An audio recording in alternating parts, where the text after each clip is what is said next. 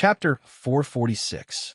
The next day, Li Zixuan had just finished practicing Tai Chi with the three beauties when he heard that Yin lied and Yin Xiaoning had come to visit him. Huh, looks like old Yin and Xiao Yin are also very anxious. Li Zixuan laughed in his heart. Wasn't this nonsense? This bastard always gave people a huge surprise every time he went into seclusion. This time, Yinhuang College made such a big fuss that even Li Zixuan personally came out to support him. Yin lied, and Yin Xiaoning did not believe that Li Zixuan would make a small fuss. He would definitely give everyone a surprise again. You brat, stop talking nonsense. Quickly bring us to see the blueprint you designed. This old man wants to know how much talent you have in architecture. Xiao Xian. Yin lied waved his hand and said as soon as he saw Li Zixuan in the front yard. Yes. I'm also here to broaden my horizons. Yin Xiaoning, a technical geek, rarely went out. These days, he was busy researching Li Zixuan's telegraph machine. Previously, when Han Yushi married into the Li residence, she also brought her telegraph machine over. This way, the Li residence had 2 telegraph machines. After Yin Xiaoning found out, he shamelessly insisted on taking one back for research. Li Zixuan thought about it. Yin Xiaoning was upright and had no reason to betray the country, so he gave him one. In the end, Yin Xiaoning had a hard time. This guy had never learned about electricity and magnetic fields. How could he understand this knowledge that was beyond the times? He disassembled and reassembled the telegraph machine. After fiddling with it for so many days, he still could not figure out anything. Today, he came over to see how Li Zixuan's Yinhuang College looked like, and also to ask about the principle of the telegraph machine. If that's the case, Uncle Yin and Brother Xiaoning, please come with me. Li Zixuan laughed and did not talk nonsense. He brought the 2 of them to the side hall of the west courtyard. What is this? Is this your Yinhuang College, Xiaoxian? Pushing the door open and entering, Yin Xiaoning saw the enormous sandbox where all kinds of magnificent buildings, artificial mountains, ponds, and trees were placed. He opened his mouth wide in shock and exclaimed, Oh. Yin Lied was also shocked. In this era, no one used a sand table model to show the distribution of gardens. Compared to drawings, the advantages of a sand table model were obvious. It was more intuitive and more impressive.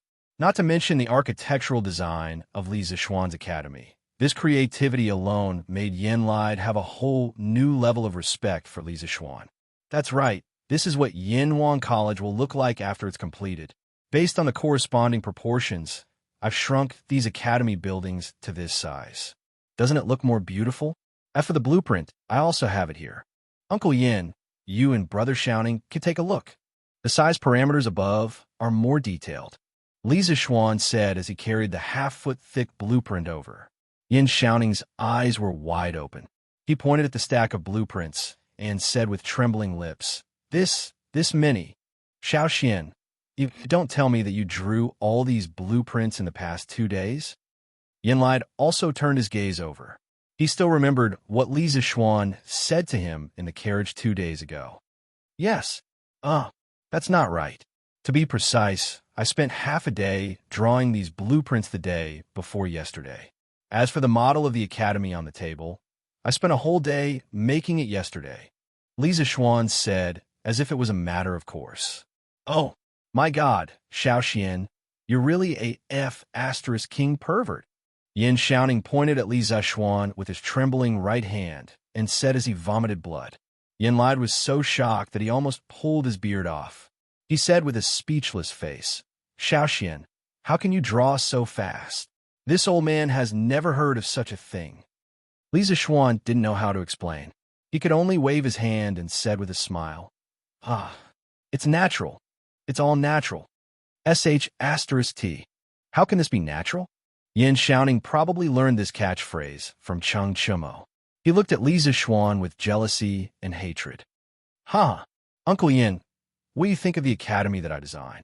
Can it be built with the current construction techniques? Li Zixuan ignored Yin Xiaoning's antics and looked at Yin Lied seriously. Yin Lied immediately narrowed his eyes. After all, landscape architecture was his specialty. He was also a recognized master architect in the entire Tang dynasty. After looking at it carefully for a while, Yin Lide stroked his beard, shook his head, and sighed. To be honest, this old man doesn't quite understand. Let's talk about the layout of your building. It's in accordance with the Taoist yin and yang and the 5 elements. Xiaoxian, you've done a good job. But the design style of your building is completely different from the current mainstream style of Tang dynasty. This old man has never seen anything like it. May I know where this architectural style is from? Where is this architectural style? This is the style of my hometown. It's a pity that I can't go back. Lisa Xuan let out a deep sigh and said, Uncle Yin, you might not believe me, but I've been having the same dream all these years. The world in the dream is very real. It's so real that I can't even tell which is the dream and which is reality. In that world, there are tall buildings everywhere. The ground there is flat and hard. There are iron carriages that run faster than warhorses. There are huge vehicles that can carry hundreds of people and soar in the sky. There are also huge iron ships that can dive hundreds of feet into the sea. The people there can hear each other's voices from thousands of miles away. They can even see each other's faces. There is no curfew in the city, and it's still brightly lit at night. The people there travel in a long iron carriage. It can travel thousands of miles in a day. One carriage can carry thousands of people. Yin Lide and Yin Xiaoning both stared with their eyes wide open. They were shocked speechless by Li Zishuan's description for a long time. These things that could allow people to soar in the sky, dive into the deep sea, and travel thousands of miles in a day were completely beyond their imagination. The most amazing thing was that they could actually transmit their voices and even look at each other from thousands of miles away. Didn't this kind of scene only exist in supernatural novels? Are you talking about the immortal realm? At this time, Li Er walked in silently with Empress Xianxia. It was clear that this couple had once again trespassed on private property and had eavesdropped from the corner for quite a while. Yin Lide and his son were greatly alarmed and hurriedly bowed. Li Er, however, turned a blind eye to them. His eyes were fixed on Li Zishuan as he enunciated each word. Li Zishuan, is the world you just mentioned the immortal realm above the 9 heavens? Have you and your master been to the immortal realm before? He originally wanted to come and see the progress of Yinhuang College. After all, he had high hopes for this college. He didn't expect to hear such shocking news. Humans had always been yearning for the immortal realm above the 9 heavens, and he, Li Er, was no exception. Chapter 447. F***CK. What an evil title. Is this considered clickbait? Looking at the sudden appearance of Li Er and his wife, Li Zishuan was speechless. Old Li's family had a hobby of sneaking into other people's homes. Last time at the workshop, Li Chengxian was also like this. Li Zishuan had seen many ancient dramas in his previous life. In them, many emperors liked to go out in plain clothes. He didn't expect Li Er to also like to play such a vulgar trick. Looking at his and Empress Zhangxuan's casual clothes, people who didn't know would think that they were just a normal couple. All the land under the heavens belongs to the king, and all the people on the shores of the land are the king's subjects. Perhaps this kind of thinking was deeply ingrained in Li Er's mind. He felt that the whole Tang Empire was his, and it was nothing to go out of the palace and be a guest of subject home. As for eavesdropping, he definitely didn't do it on purpose. It was just a coincidence. Li Zishuan was too engrossed in his memories just now. Otherwise, he would definitely have sensed that there was someone outside the house. Your humble subject pays his respects to your majesty. Li Zishuan cupped his hands and bowed to Li Er, who was eyeing covetously. Don't talk nonsense. Quickly answer me. Is the place you were talking about the celestial world? Li Er was unmoved and continued to ask. Empress Zhangxun pulled Li Er's arm worriedly. She was always smart, but at this moment, she was very worried that her husband would be possessed. Since ancient times, many wise divine emperors have become muddle-headed and incompetent because of pursuing the illusory celestial path. In serious cases, their families were separated and their countries were destroyed. As an important official of the empire, how could Yin Lide not have such worries? He opened his mouth, but due to the power that Lier was emitting at this moment, he could only swallow the words that were at the tip of his tongue. At the same time, he secretly prayed that Li Zishuan would not say anything that would seduce the emperor. "Your Majesty, this is just a humble subject's dream, not a celestial realm." Feeling Li Zishuan's urgent and bloodthirsty gaze, Li Zishuan secretly regretted acting tough just now. He didn't expect to attract the wolf. Never doubt the ancient emperor's pursuit of immortality. These people had reached the pinnacle of power in the mortal world. They no longer had any desire for wealth in the mortal world. The only thing they wanted was eternal life. For this, they did not hesitate to become tyrants. "Is it really just a dream?"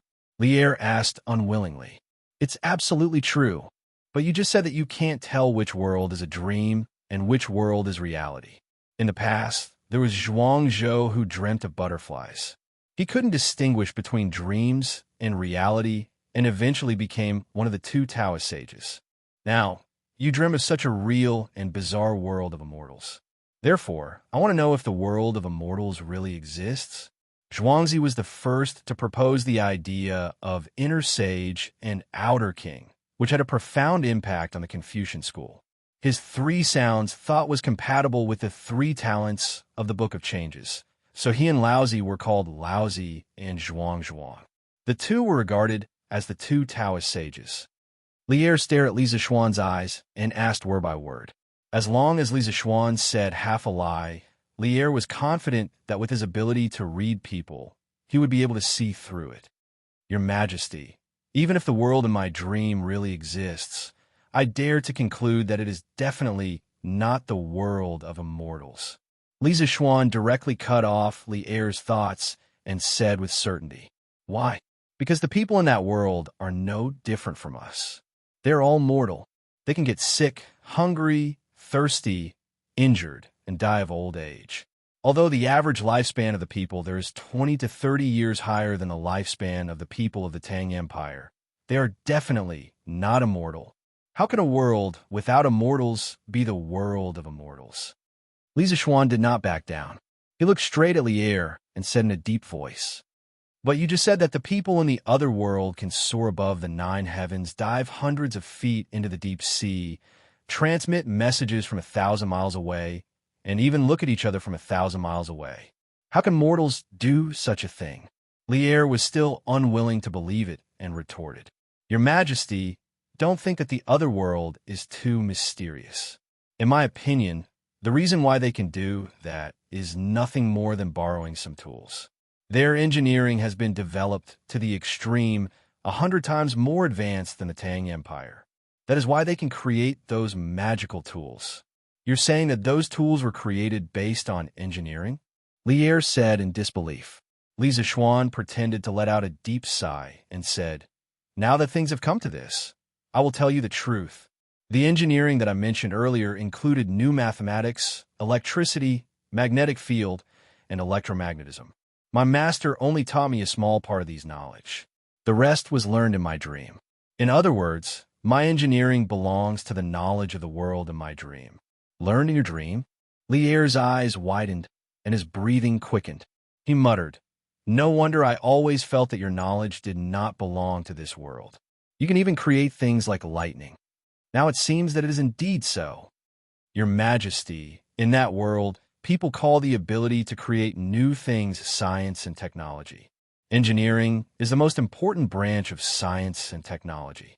The telegraph that I previously built can, in theory, transmit messages from 1,000 miles away. If it is slightly modified on this basis, transmitting messages from 1,000 miles away will definitely not be a problem. This is the ironclad proof that that world is not the immortal world. If my engineering can be developed to the extreme, my Tang Empire will be able to create tools similar to that world one day. At that time, flying into the sky and flying into the sea will definitely not be an unattainable dream for ordinary people." Li Zishuan felt that his impromptu explanation today was perfect. In this way, if he invented something awesome in the future, he would no longer have to tell others that it was taught by his master. If he always bragged about his master, sooner or later, something would happen because some things were too much beyond this era. In the Celestial Master sect of Longhu Mountain, there were a few elders who had more contact with spiritual Master Lingxiu. If Li Er felt that something was wrong and sent someone to investigate seriously, he would definitely be exposed. Moreover, by saying this, Li Er would definitely place more importance on Gong Shui and him. This could be considered as a protective umbrella for himself and Gong Shui. I see. In this way, all the doubts can be explained. Engineering, what a good engineering! Li Er's expression was inexplicably complicated. He, who had always been wise and decisive, didn't know how to treat Li Zishuan at this moment. Now, things were out of his control.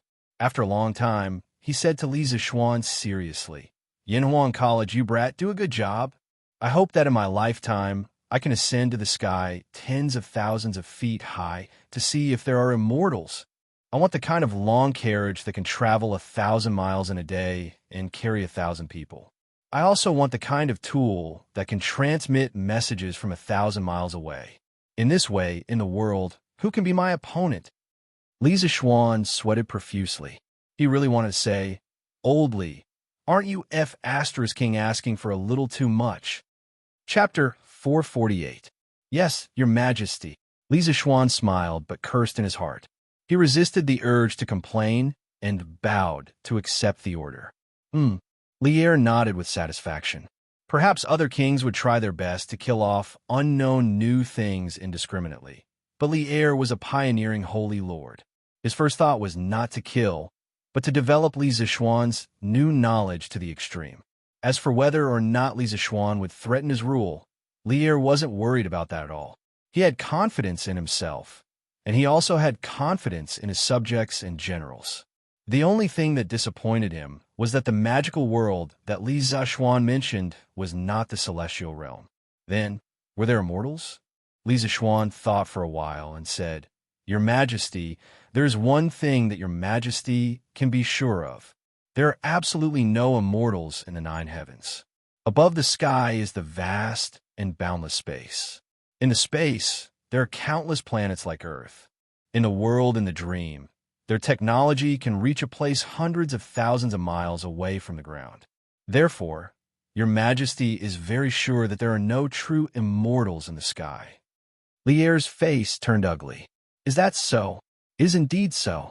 Li Zishuan saw that Li Er seemed to be unwilling to give up on seeking immortality and Tao, so he continued, "My master spent his entire life pursuing the Tao of immortality. In the end, he achieved nothing and still died of old age. Before he died, he once said to Your Majesty, 'Everyone wants to live forever. From kings to ordinary people, they all regard the prolongation of life as their deepest dream. But they don't know that longevity itself is the biggest joke. Buddhism seeks nirvana, Taoism seeks inaction, and Confucianism seeks neutrality. Different roads lead to the same destination. In the end, it is to turn people into stone. Turtles live long because they are slow, trees live long because they do not move, and only stone has existed since ancient times. Extinguishing human desires, severing human relations, severing the 5 senses, and blocking listening. Is this still human? You don't know the difference between cold and heat, smell and smell, right and wrong. You don't have any thoughts of home or country. You don't have any concept of family. You don't have any concept of family. You don't have any joy. You don't have any sorrow or joy. You're no different from rotten wood. The reason why humans are different from beasts is that we have the ability to think, understand etiquette, know familial love, know how to work, know how to create, know how to change the world, and also know how to create the world, making everything in the world work for us. This is the duty of humans. They surpass their own abilities in vain in pursuit of the illusory immortality, but they don't know that the heavens have already arranged for them. If they want immortality, they have to turn into stone. It's laughable that the people of this world are ignorant like moths to a flame. Yin lied, and Empress Xianxia heaved a sigh of relief, secretly praising Li Zishuan for being sensible and understanding. They felt that since the words had reached this point, and there was so much sufficient evidence, Li Er shouldn't have any improper thoughts about immortality, right? The facts proved that this was indeed the case. After listening to Li Zishuan's long speech, Li Er's heart was half cold. He was silent for a long time, then faintly sighed and said, "The gods, Buddhas, ghosts, and monsters recorded in your book Journey to the West were all fabricated." Li Zishuan was shocked. It was said that Li Er suppressed Buddhism and valued Taoism, but he didn't expect that he would actually read this kind of deviant novel. Previously, he didn't publish Journey to the West and sell it mainly because he was considering Li Er's attitude towards Buddhism. For a while, he was worried that Li Er would settle accounts with him after reading this novel, but he didn't expect that Li Er not only secretly finished reading it, but also didn't find trouble with him. In fact, he thought too much about it. Later generations said that Li Er suppressed Buddhism and valued Taoism mainly because the Li family respected Laozi Li Er as their ancestor and advocated Taoism, which was beneficial to the orthodoxy and holiness of the imperial power of the Tang dynasty. But in fact, Li Er didn't have much bad feelings toward Buddhism. On the contrary, the entire Li family had a lot of relations with Buddhism. Li Er's youth was the period when Buddhism was popular throughout the country. At that time, the father and son Emperor Wen of Sui and Emperor Yang of Sui believed in Buddhism. The people of the world were swept away by the wind, competing to admire Buddhism. The Buddhist scriptures among the people were dozens of times more than the 6 scriptures. The influence of Buddhism had already widely seeped into all levels of society and all aspects of social life. At that time, worshipping Buddhism had already become a common trend inside and outside the imperial court. Of course, the noble family of the Li family was no exception. In the second year of Day, when Li Er was 9 years old, he suffered from eye disease. Li Yuan once personally went to the Chang and cottage temple to worship Buddha and ask for blessings. After Li Er recovered, Li Yuan created a stone Buddha and sent it to the temple for worship. These couldn't help but leave a mark in Li Er's young heart. Later, he never forgot this childhood experience. He once personally wrote a poem to praise the founder of the cottage temple, Kumarajiva, to express his reverence and remembrance for the previous generation of eminent monks. In the early days, the Li family respected Buddhism. This could be seen from the childhood names of Li Yuan's sons. Li Jianxing's childhood name was Sanhu, and Li Yuanji's childhood name was Sanhu. These were all names related to Buddhism. Although Li Er's childhood name wasn't recorded in history books, it was certain that it was related to Buddhism. In the 3rd year of Wuda, Li Er, who was still the Qin king, was ordered to conquer Wang Shichong. The next year, he fought between Song and Luo. Zhao, Hui Yi, Tanzong, and the other 13 monks guarding the Shaolin temples by Gu Zhuang captured General Wang Renzi and presented him to the Tang army. Li Er took advantage of the situation to defeat Wang Shichong. This was the famous incident of the 13 staff monks saving the Tang king. Because of this, Li Er had a good impression of Shaolin Temple and Buddhism. However, during the Black Tortoise Gate incident, Buddhism had secretly helped Li Jianxing. This made Li Er very angry after the incident, and he also had a trace of disgust towards Buddhism. At the beginning of the Li Tang dynasty, they had once respected Laozi as their ancestor, so Li Er simply proposed the policy of Taoism before Buddhism. But so far, he hadn't introduced any obvious policies against Buddhism. In the Tang dynasty, the Li family pursued the policy of coexistence of Confucianism, Buddhism, and Taoism. Li Er was the founder of this policy. Your Majesty, the plot in Journey to the West was indeed fabricated by me. I hope your Majesty doesn't take it to heart. Seeking immortality and longevity is just an illusory delusion after all. Li Zishuan wiped the sweat on his forehead and cupped one hand in the other before his chest. Forget it. I'm here today to see how the preparation of your academy is going, not to discuss with you about seeking immortality and Taoism. Li Zishuan waved his hand and said. At this time, he noticed the huge sand table in the room. He roughly glanced at it and suddenly said in surprise, "Li Zishuan, what is this?" Previously, he and Empress Zhangsun only heard Li Zishuan's description of the dream outside the door. They didn't hear Li Zixuan and Yin Li's discussion of the academy's blueprint. Li Zixuan was secretly scolding Li Er for being shameless. No one could force an explanation like him. At this time, when he heard Li Er's question, he replied, "Your Majesty, this is the Yinhuang College designed by me. Next, I'll have to trouble Minister Yin to send some skilled craftsmen to Mei Village and Yinshan to build it." Chapter 449. Oh, so this is Yinhuang College. You're really creative. You actually shrunk the layout of the college to such a size. It's clear at a glance. Not bad, not bad. Li Er wasn't stupid. He could see the function of the sand table model at a glance. He walked to the front of the platform and looked carefully while praising. "Your Majesty, the scale of this college is so huge. I'm afraid it's almost as big as the Imperial College. There are mountains, rivers, flowers, grass, pavilions, terraces, and pavilions. The disorder is picturesque. It's very beautiful, but why haven't I seen the style of the buildings before?" Empress Xianxia also walked over with Li Er. She looked at the exquisite and beautiful Yinhuang College in front of her and sighed. "Oh, this style is indeed not like the architectural style of my Tang Empire. Li Zixuan, come and tell me and the Empress." Li Er nodded and waved his hand. Your Majesty, I call this big platform a sand table. It's a model of the future Yinhuang College that has been shrunk to a certain scale for people to see. The tall buildings inside are all designed by me with reference to the style of the college in the other world of my dream. As for the layout of the buildings, trees, mountains, and rivers, they are all in accordance with the true meaning of Taoism's yin-yang and 5 elements. It can not only ensure that the students have enough space to study, but also allow the students to relax after studying. Li Zixuan cupped his hands and said. Li Er heard him and asked curiously, "Oh, the world you're talking about also has a college?" Li Zixuan smiled and said, "Of course. The reason why the technology in that world is so advanced is inseparable from their perfect education system. The college there is called a school.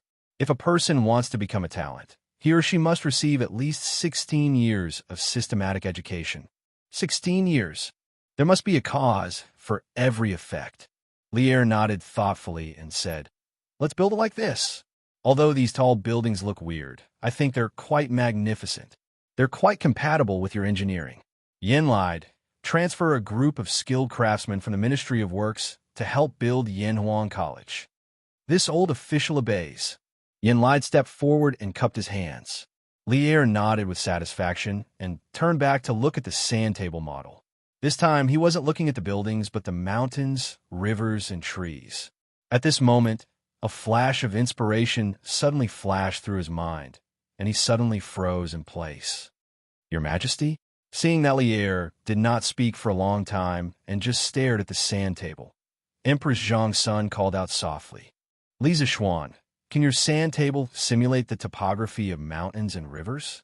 Li Er turned his head and looked at Li Zixuan with bright eyes. Li Zixuan stared blankly for a moment before he understood what was going on. He guessed that Li Er had coincidentally discovered the miraculous use of the sand table model in a military formation and thus asked this question. In fact, when he decided to make the sand table, he had already guessed that Li Er should be able to discover the mystery, but he didn't expect Li Er to be so amazing that he could discover it with just a few glances. It could only be said that a person's success might be due to chance, but it was certainly not entirely due to chance. To forge iron, one had to be strong. Li Er's knowledge in the field of military formations was still very impressive. Replying to Your Majesty, this sand table can indeed simulate the topography. Whether it's hills, plains, or prairies, they can all be made on the sand table. With it, it is equivalent to having a 3-dimensional map, which may be of great use for marching and setting up formations. Of great use, it is indeed of great use. I will record your merit. I will ask the supervisor to send a master craftsman to learn the method of making this sand table from you later. You're not allowed to hide anything. I need a terrain sand table of the Liangzhou area." Li Er laughed loudly. "Yes." Li Zixuan breathed a sigh of relief and cupped his hands in obeisance. Of course, he would not hide anything. Of course, he was willing to teach others the physical work of making a military topography sand table for Lier, because he still had a lot of things to do. Let's go back to the palace. Lier was satisfied with the results of this trip out of the palace. Not only did he hear some of Li Zishuan's secrets, but he also obtained a military tool like the sand table. Seeing that there was nothing new in the room, Lier waved his hand disinterestedly and prepared to return to the palace. Empress Xianxia deliberately fell 2 steps behind. She walked in front of Li Zishuan and said with a smile, "You and Xianxia are good friends. I will call you Xianxia for the time being. It is my honor that your majesty is willing to call me this." This was the first time Li Zishuan had spoken to Empress Xianxia at such a close distance. The woman in front of him exuded grace, love, and kindness. It was as if there was a kind of magical power on her body that made people unable to raise their guard against her at all. Instead, they would involuntarily feel a sense of intimacy. Empress Xianxia smiled and said, "Among the younger generation of the Tang Empire, I have never seen His Majesty value a person so much. Don't be complacent. The right way is to concentrate on learning and not disappoint His Majesty's high expectations. I know that you intend to carry forward engineering. As the disciple of spiritual master Ling Xiu, this is also a responsibility that you should take up. It just so happens that I have been entrusted by someone to send you a few students. Is that okay?" Li Zishuan sighed in his heart. The students that Xianxia wanted to send might be the children of the royal family, and none of those princes were easy to get along with. Wasn't Li Tai a super troublemaker in the past? Crazy troublemaker. If Li Zishuan didn't have some skills, he would definitely have been messed up by that little fatty. But he had to give face to Xianxia. Li Zishuan could only cup his hands and say, "Since your majesty is ordered, I dare not to disobey. So be it the second generation of the royal family." Logically speaking, Lier had already given his academy a lot of support. He should also return the favor. At worst, the academy would implement militarized management in the future. He didn't believe that he couldn't kill the prestige of this group of playboys. Empress Xianxia nodded with satisfaction. Then she glanced at Yin Xiaoning, who was quietly acting like an obedient child, and said, "Yin Xiaoning, I heard that you haven't paid attention to worldly affairs recently and have been indulging in the way of machinery. Although your spirit is good, you have to understand the painstaking efforts of your father, Minister Yin.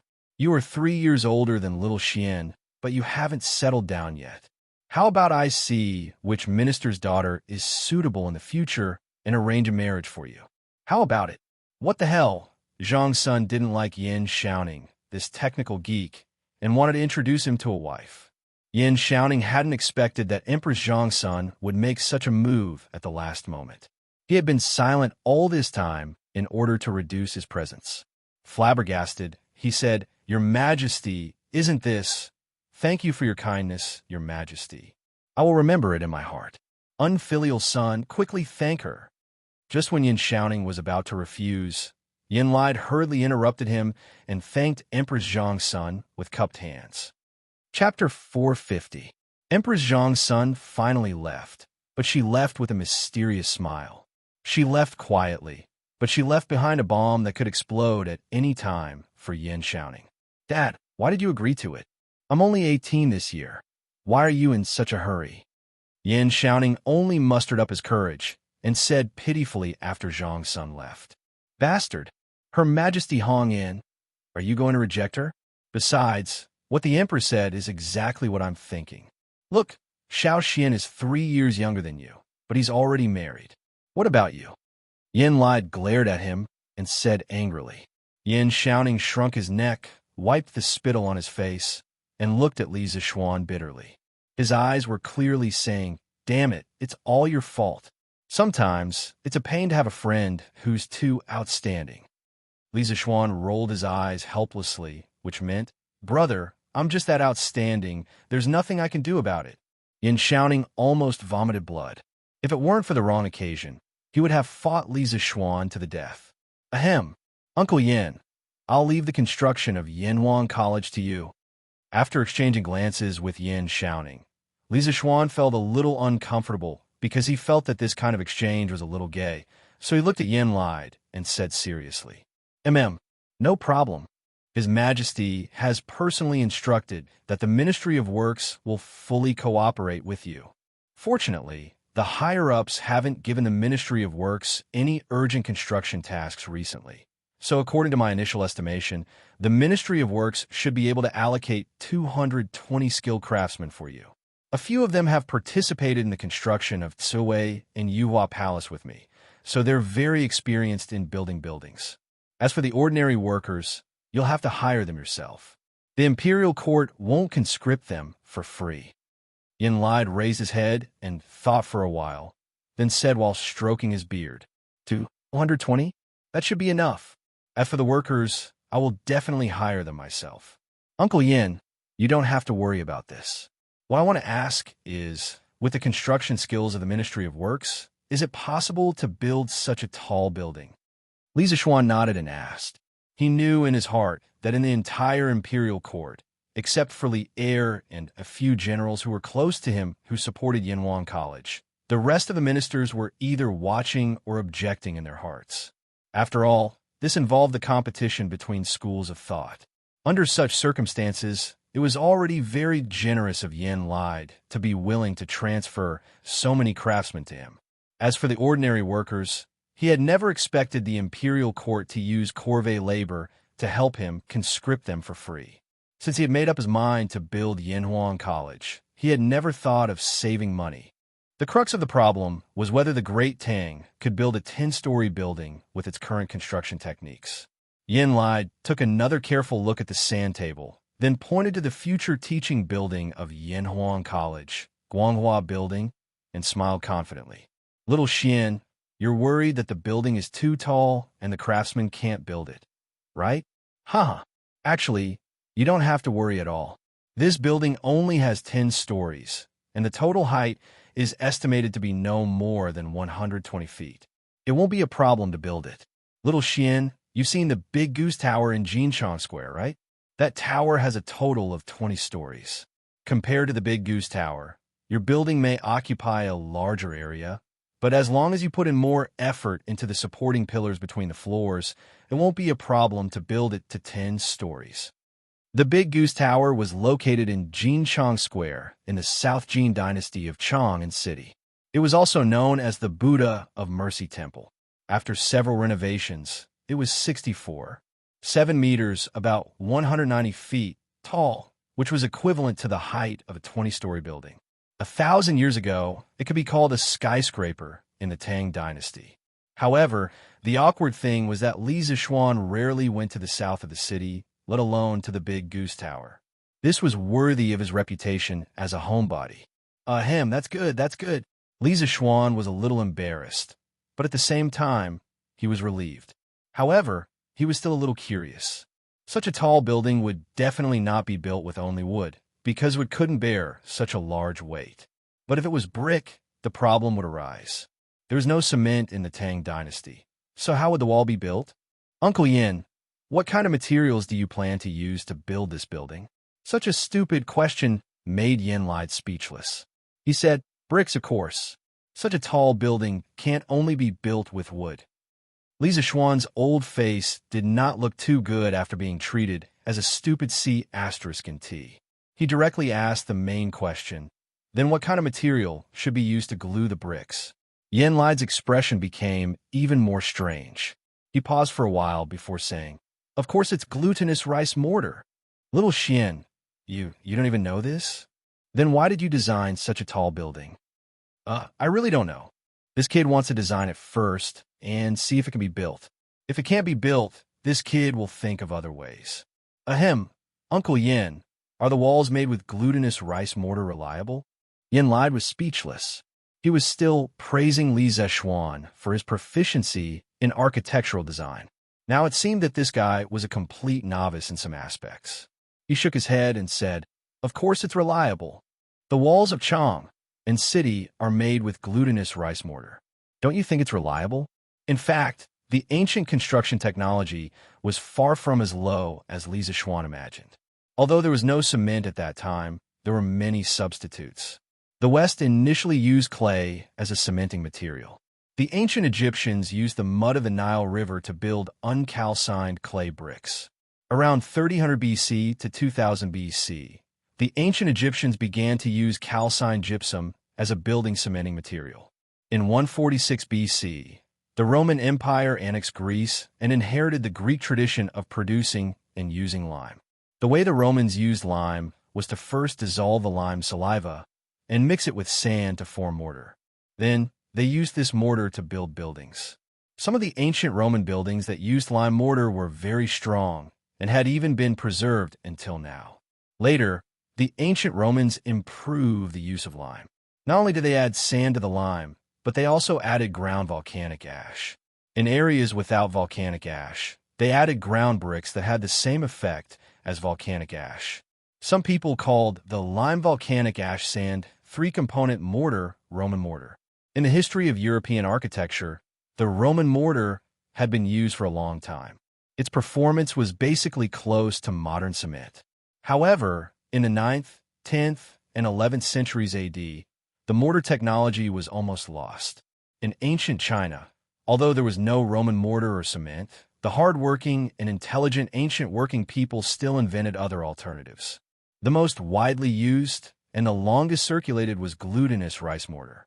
According to records, at least not later than the Northern and Southern dynasties, 386 to 589 AD, glutinous rice mortar had become a relatively mature technology. Mixing glutinous rice mortar with aged lime paste could increase the cement's strength, surface hardness, toughness, and impermeability of the mortar. It significantly improved the firmness and durability of the masonry. Today, many ancient buildings that used glutinous rice mortar, such as the ancient city walls of Nanjing, Xin, Jingzhou, Kaifeng, and other places, as well as the Ming and Qing fish-scale stone pond in Xianxia River, were still very strong despite hundreds and thousands of years of wind and rain.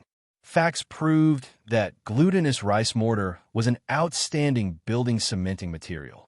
The engineering quality of the ancient buildings built with glutinous rice mortar was not inferior to some of the modern reinforced concrete buildings.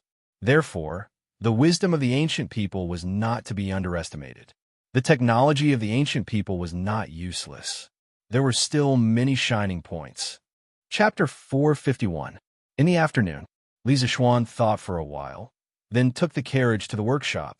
He wanted to ask Faubert to help and see if he could make cement.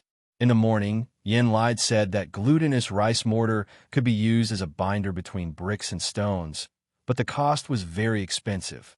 In this era, although prices were low, glutinous rice was a grain that was 3 to 4 times more expensive than rice. It would be a very extravagant thing to use it to build a wall. Therefore, the houses of the Tang dynasty were basically made of wood. Only the imperial palace, Zhao Ling Mausoleum, and the city walls could afford to use bricks and glutinous rice mortar.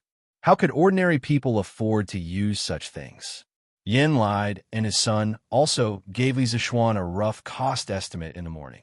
If Yinhuang College followed Li Zishuan's original intention and used bricks and stones, the cost of building materials alone would be more than 400,000 strings of coins, not including labor and decoration costs.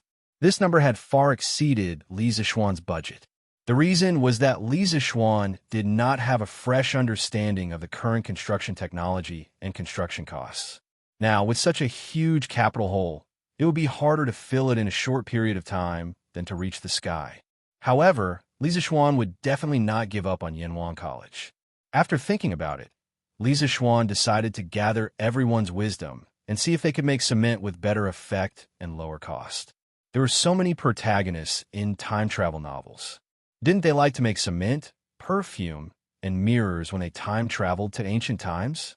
If they could make it, why couldn't he? Ahem. Although he was not a professional, he knew the general formula. He could tell Faubert and let the professional craftsmen study it. The glutinous rice mortar of this era was actually very close to modern cement. Some modern scholars often called the glutinous rice mortar of ancient times organic cement. He believed that if he could give them some inspiration, it would not be a big problem if he was lucky. Faubert, I thought of something. I need you to take some people to study it. However, I only know the general composition. As for the ratio of each component, you'll have to test it yourself. After arriving at the workshop, Lisa Xuan went straight to Faubert's private office and got straight to the point. "Young master, what is it?" Faubert asked curiously. Lisa Xuan said with a solemn expression, "I call it cement. It's a building adhesive that can be used to replace glutinous rice mortar. It's very important, and I hope that Faubert can bring a group of skilled craftsmen to research it." "Cement? Replace glutinous rice mortar? Young master, are you going to build an academy?" Faubert came to his senses and asked. I have already designed the building and layout of the academy. The main material is bricks, so we must use glutinous rice mortar. This morning, Minister Yin helped us estimate the cost. It will cost at least 400,000 strings of cash, so I plan to make a cheap substitute similar to glutinous rice mortar. 400,000 strings of cash? Faubert almost jumped up.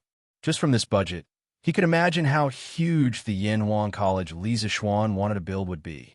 He thought for a while, then clasped his fist and said, "Since young master is so confident in this so-called cement, you can tell me the composition. The workshop is full of talents now. I believe that as long as we know the general composition, we could try to make it." This scene reminded Faubert of the last time when Lisa Xuan asked them to study the glass production formula. Although he didn't know why his young master had so many novel and strange things in his mind, they could definitely make everything Lisa Xuan said, as long as they followed Lisa Xuan's ideas. Cement is a mixture of limestone, clay, and iron, or in proportion. I call this mixture raw material. Then put it in the furnace for calcination. Generally, its calcination temperature is slightly lower than the temperature of smelting iron, but a little higher than the temperature of the glass you burned last time. It should be fine to use the kiln used to burn glass. The calcined product is called clinker. Finally, the clinker and gypsum are ground together and mixed according to the proportion. This is cement. After adding an appropriate amount of water into the fired cement, it will become a paste that can harden in the air and water. After hardening, it can be comparable to a hard stone. It can be used to firmly bond sand, stone, and other materials together to form a solid stone body of a hydraulic cementing material. In order to let Faubert and the others develop cement as soon as possible, Lisa Xuan was also giving it his all. On the way here, he kept using his abnormal spiritual power to recall the firing temperature of cement that he read in the books in his previous life. It was about 1,450 degrees. The melting point of iron was 1,538 degrees, and the firing temperature of glass was 1,300 degrees. With this important information, he believed that the development of cement would be much smoother. As for why Lisa Xuan didn't simply recall the proportion of the cement's composition and tell Faubert, you think he didn't want to? The key point was that the books he read weren't books that specialized in making cement. Why would they be bored enough to write the proportion of each composition in the book? So even if he wanted to recall it, he couldn't recall it. And this old man will remember it. Young master, don't worry. In a while, this old man will organize the workshop's most elite craftsmen to start developing this cement. I think there should be news in the next few days. Faubert nodded, stood up, and said confidently. He was somewhat glad in his heart. Compared to the last time when they were developing glass, Lisa Xuan gave them more detailed information this time. It will be much easier for them to really research it. Then I'll leave it to Faubert. Remember, the people who enter the mud kiln must wear a mask. Lisa Xuan reminded him worriedly. He didn't want those craftsmen to get lung disease after a few years of work. Yes, young master, don't worry. This old man will arrange it. Also, the workshop's relocation plan will still be carried out, but you can delay the specific date for a while. Wait until I'm done with the Academy's matters in the near future. Faubert, you can go to Plum Village to claim the land. Lisa Xuan rubbed his temples with a headache. If he said too much, he would cry. He didn't have enough money. At this time, if he wanted to move to the new factory area, he really didn't have the strength to do so. If the cement couldn't be developed, he would have to grit his teeth and fork out 400,000 to 500,000 strings of cash. His family didn't have that much liquid capital. Moreover, a while ago, his wedding was so grand and extravagant. It was all real gold and silver. However, he didn't regret it. This baby wife deserved that grand wedding. Yes, young master. Faubert cupped his hands in understanding and said. Chapter 452. All right, Faubert, how many glazed ware have you made? Just as Faubert was about to go out and organize the manpower, Lisa Schwann suddenly asked. Previously, the workshop developed glass mainly to use it on the front cover of the compass. Later, as the fleet went south, the demand for the compass also declined. However, the glass kiln could not be idle. Lisa Schwann ordered the workers to continue to produce glass cups and other glassware. Although the output was not very high, it must have accumulated a lot after so long. This thing can make a huge profit. If the cement could not be produced, selling this batch of glassware might be able to alleviate the urgent need. Young master, you finally remembered. Faubert was stunned and then said with a bitter face, previously, according to your instructions, the workshop's glass kiln continued to produce glassware. Now, those glassware have piled up in a room. There are at least more than 1,000 pieces. Speaking of this, Faubert's expression flashed with a hint of complexity. Before this, to all of them, glassware was a high and mighty luxury. If any family had a glass cup, wouldn't they treat it like a treasure? But now, the glassware in the workshop was overflowing. All of them were piled up in the warehouse like garbage. The world was changing too fast. That's just right. Faubert, arrange a group of people to package this batch of glassware in a while. The more exquisite the packaging, the better. I want to sell them at a good price. Lisa Schwann said excitedly.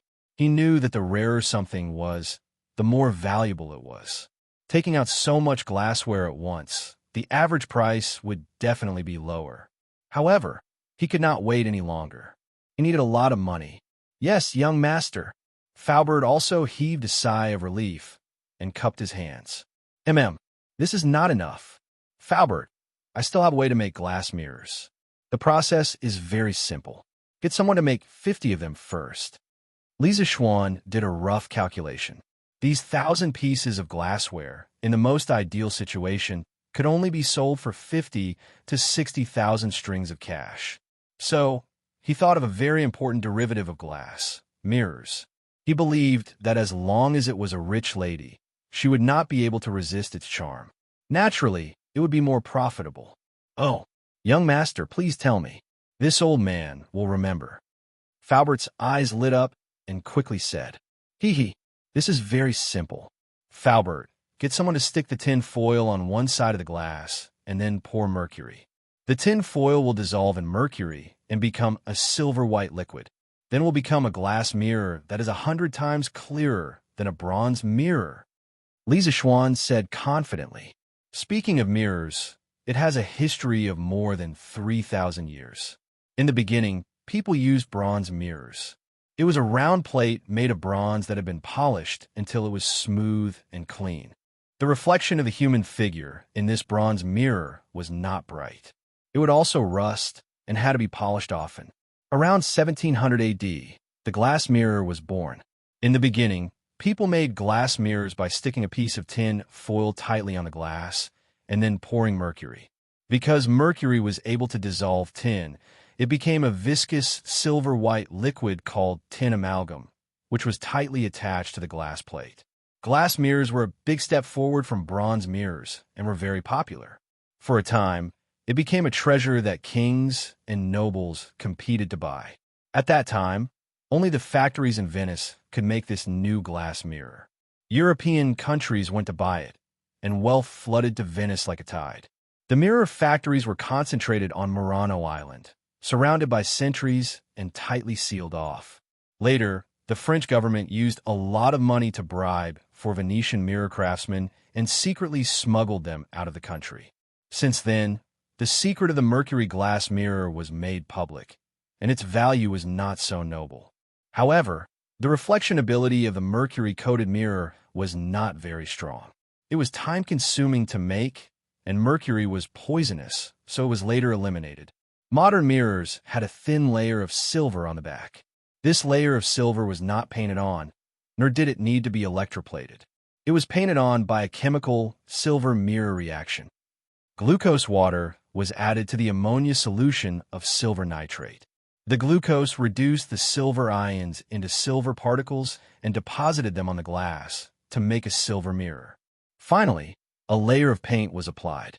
Li Zixuan also wanted to make this kind of silver mirror, but it would take a lot of effort to make nitric acid. He wanted to leave this difficult task to his future students. As for the key material of glass mirrors, tin foil, it was already available in the Tang dynasty. Tin foil was a handicraft product unique to Xianxia in the early years. In ancient times, its main use was to make underworld money to worship ghosts and gods. It first appeared in the Han dynasty. It can be done like this? Can it really be done, young master?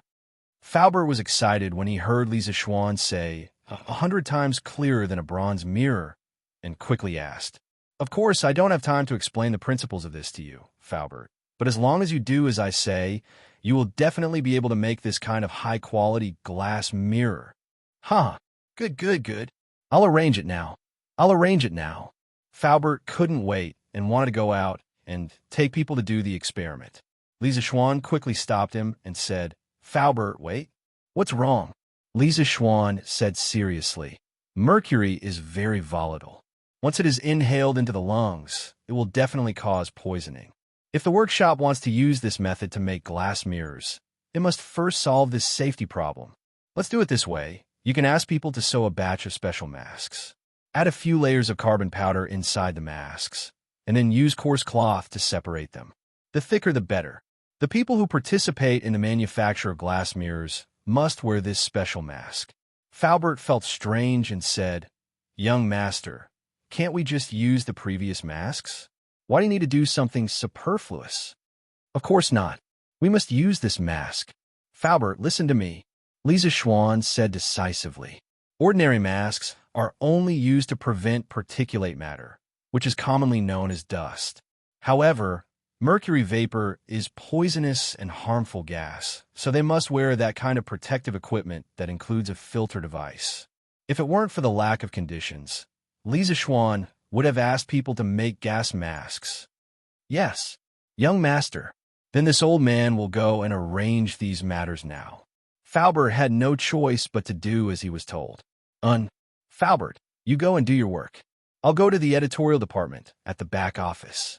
Li Zixuan thought about it, and also went out with Faubert. In order to sell this batch of glass at a good price, the necessary publicity was indispensable. So he had to ask Majot to design the advertisement in advance. At this time, the superiority of Detong Daily was completely reflected. They could advertise themselves at any time. Chapter 453. Hubby, did something happen to you recently? At night, Li Zixuan's bedroom in the west courtyard of the Li residence. Han Yushi hugged Li Zixuan's arm and looked up at him. "Oh, it's nothing. Wife, why do you ask?" Li Zixuan turned sideways and pulled his wife into his arms as he asked with a smile. Han Yushi, who had just finished bathing, was wearing smooth and white silk pajamas, which showed off her exquisite figure. The faint fragrance of flower petals from her body went straight into Li Zixuan's nostrils. It was really comfortable and smelled good to hold such a lovely person in his arms. It really made a certain someone a little restless. "Oomph. Hubby, don't try to hide it from me." Han Yushi twisted her body and pouted unhappily. "I heard that Minister Yin came to our house this morning to make a budget for hubby's Yanwang College. It should be because we don't have enough money, right? Otherwise, you wouldn't have run to the workshop on such a hot day." With his lie exposed, Li Zixuan put down the wolf claws on her back embarrassedly and wondered, "Wife, who did you hear this from?" "Oomph. I'm not telling you." Han Yushi shook her head and didn't answer. Then she asked seriously, "Hubby, tell me the truth. How much money do you need?" "It's just a small amount." "Wife, don't worry about money. I already have a way. Let's sleep." Li Zixuan felt that it was a waste of time to talk about money on such a beautiful day. It was better to use it to improve their relationship. "Hubby, stop fooling around. Why don't you make things clear first? If your college is short of money, I can take out the dowry first." "Hubby, your Yanwang College is a task that His Majesty personally handed to you. We can't slack off. Han Yushi broke free from certain someone's bear hug and said seriously, Don't, don't, don't. Li Zishuan quickly waved his hand and said, I, your husband, have not fallen to the point of using my wife's dowry. To tell you the truth, I have countless ways to make money in my head. I can get as much wealth as I want in this world. Wife, don't worry. In 2 days, you will see a lot more money in our family. When the time comes, I'll give you another gift. When Han Yushi saw Li Zishuan's confidence, her heart was relieved. When she heard the last sentence, her curiosity was really aroused. She quickly asked, What gift? Hee, it's a secret. Wife, tell me, how is your study with my mother coming along? I can't even see you during the day. Still far from it. The more this concubine learns, the more this concubine feels that mother really knows a lot. If this concubine can be like mother and manage the household in an orderly manner, that would be great. Oh, by the way, this concubine has also been learning from Iron Egg, my husband's new arithmetic. Mother said that it will be faster to use this to keep accounts. Looks like this mother-in-law and daughter-in-law relationship is quite good. This way, I won't be stuck in the middle in the future, right? Li Zishuan listened to Han Yushi's explanation and thought happily in his heart. If my wife wants to learn arithmetic, why do you have to look for Iron Egg? Can't you just look for your husband? How about this? Every night in the future, your husband will teach you arithmetic? No way. Husband, I'm afraid that you will teach me on the bed. Han Yushi smiled slyly and rejected. You know me best, my wife. You have to do it even if you can't. Let's practice it tonight. The next morning, many people bought a copy of the newspaper out of habit after breakfast. Those who were observant could easily notice that there was an unusual piece of news in the newspaper. It was unusual because the content was an advertisement and its position was on the news page. The Tong Daily had developed to this stage, and the functions of each section were very clear. For advertisements, Ma Zhou had specially opened up a small space in the middle column of the newspaper to advertise the various restaurants and guest houses in Chang and City. There had never been an advertisement in the news like today. Speaking of which, Li Zishuan was also forced. He went to the editorial department yesterday to look for Ma Zhou and asked Ma Zhou to arrange an advertisement for him tomorrow to promote the batch of glassware from the workshop. Who knew that Ma Zhou would tell him that the advertisement slots in Datong Daily were recently full. If Li Zishuan wanted to cut the queue, then he would have to cancel an advertisement at the last minute. Li Zishuan had been busy with the academy recently and did not have time to read the newspaper. He did not expect Datong Daily to be so popular now that so many businesses wanted to advertise in it. He found yesterday's Datong Daily and opened it. The middle column was crowded with small advertisements, and it made his scalp tingle. This would not do. If his advertisement was placed in there, wouldn't it be drowned in an instant? Therefore, this guy started to play with his privileges and asked Ma Zhou to write an advertisement to advertise in the official section. Hey, there's something new in Xianxia Pavilion again. Top quality colored glass cups and colored glass cups. Other than these, there's an even bigger surprise. We'll see it tomorrow. After reading the newspaper, other than complaining about Li Zishuan's advertisement in the main article, people began to discuss the contents of the advertisement with their friends around them. Colored glass cups? Colored glass cups? Xianxia Pavilion actually has something like this? Didn't they say that only barbarians have these things? Someone questioned. Hey, what's this? Li Xianxia was able to create so many strange things before. It's not strange that he can create colored glass now. You're saying that this batch of colored glass is produced by Xianxia Pavilion's own workshop? Someone thought of the high price of colored glass and could not help but gasp. Then what else? Didn't you see what the newspaper said? This batch of colored glass cups and cups is of a higher quality than the ones sold by barbarians.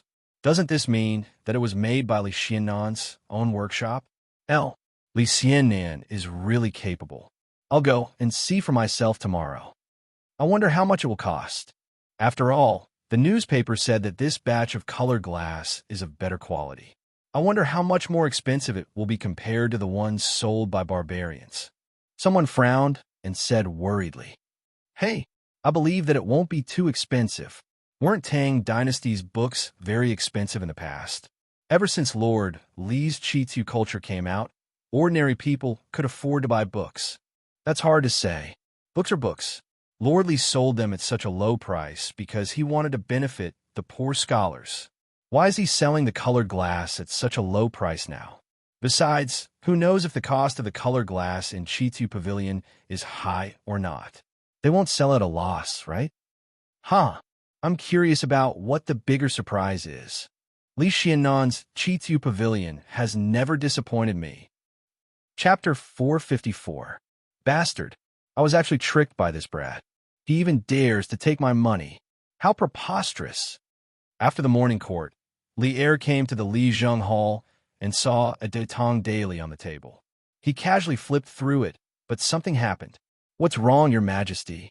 Who made you angry? Empress Zhang's son brought a glass of water to Li Er and asked curiously, "Who else could it be?" "It's Lisa Xuan, that brat."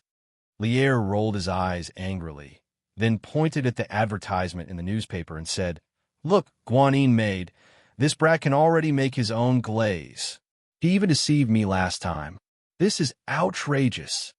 Deceived? Where did this come from, Your Majesty? Empress Zhang's son glanced at the newspaper and then asked doubtfully, "Have you forgotten, Guanyin maid? Last month, I asked that brat to make compasses for the fleet going south. That brat complained to me that the glaze on the compass was expensive and that he would lose money if he sold it cheaply. In the end, that brat sold 200 compasses to the imperial court at the price of 4 strings of coins each. At that time, his workshop would be able to make colored glaze on its own. That brat deliberately hid it from me because he wanted to make a fortune from me." Li Er slammed the table and said hatefully, "Uft." Empress Zhang's son couldn't help but laugh when she saw Li Er's angry look. "Your Majesty, even if Xiao Xian's workshop can produce glaze by itself, that's also his own good fortune. Besides, the quality of their glaze is not inferior to that of the Hum merchants. It's understandable that they sell it at such a price." Li Er glared and said, "Although that's the case, I'm still more or less uncomfortable after being tricked by this brat." "Huh, Your Majesty is magnanimous. Why lower yourself to the same level as a child? You just finished the morning court. Drink some water." Empress Zhang's son smiled sweetly and handed the cup to Li Er.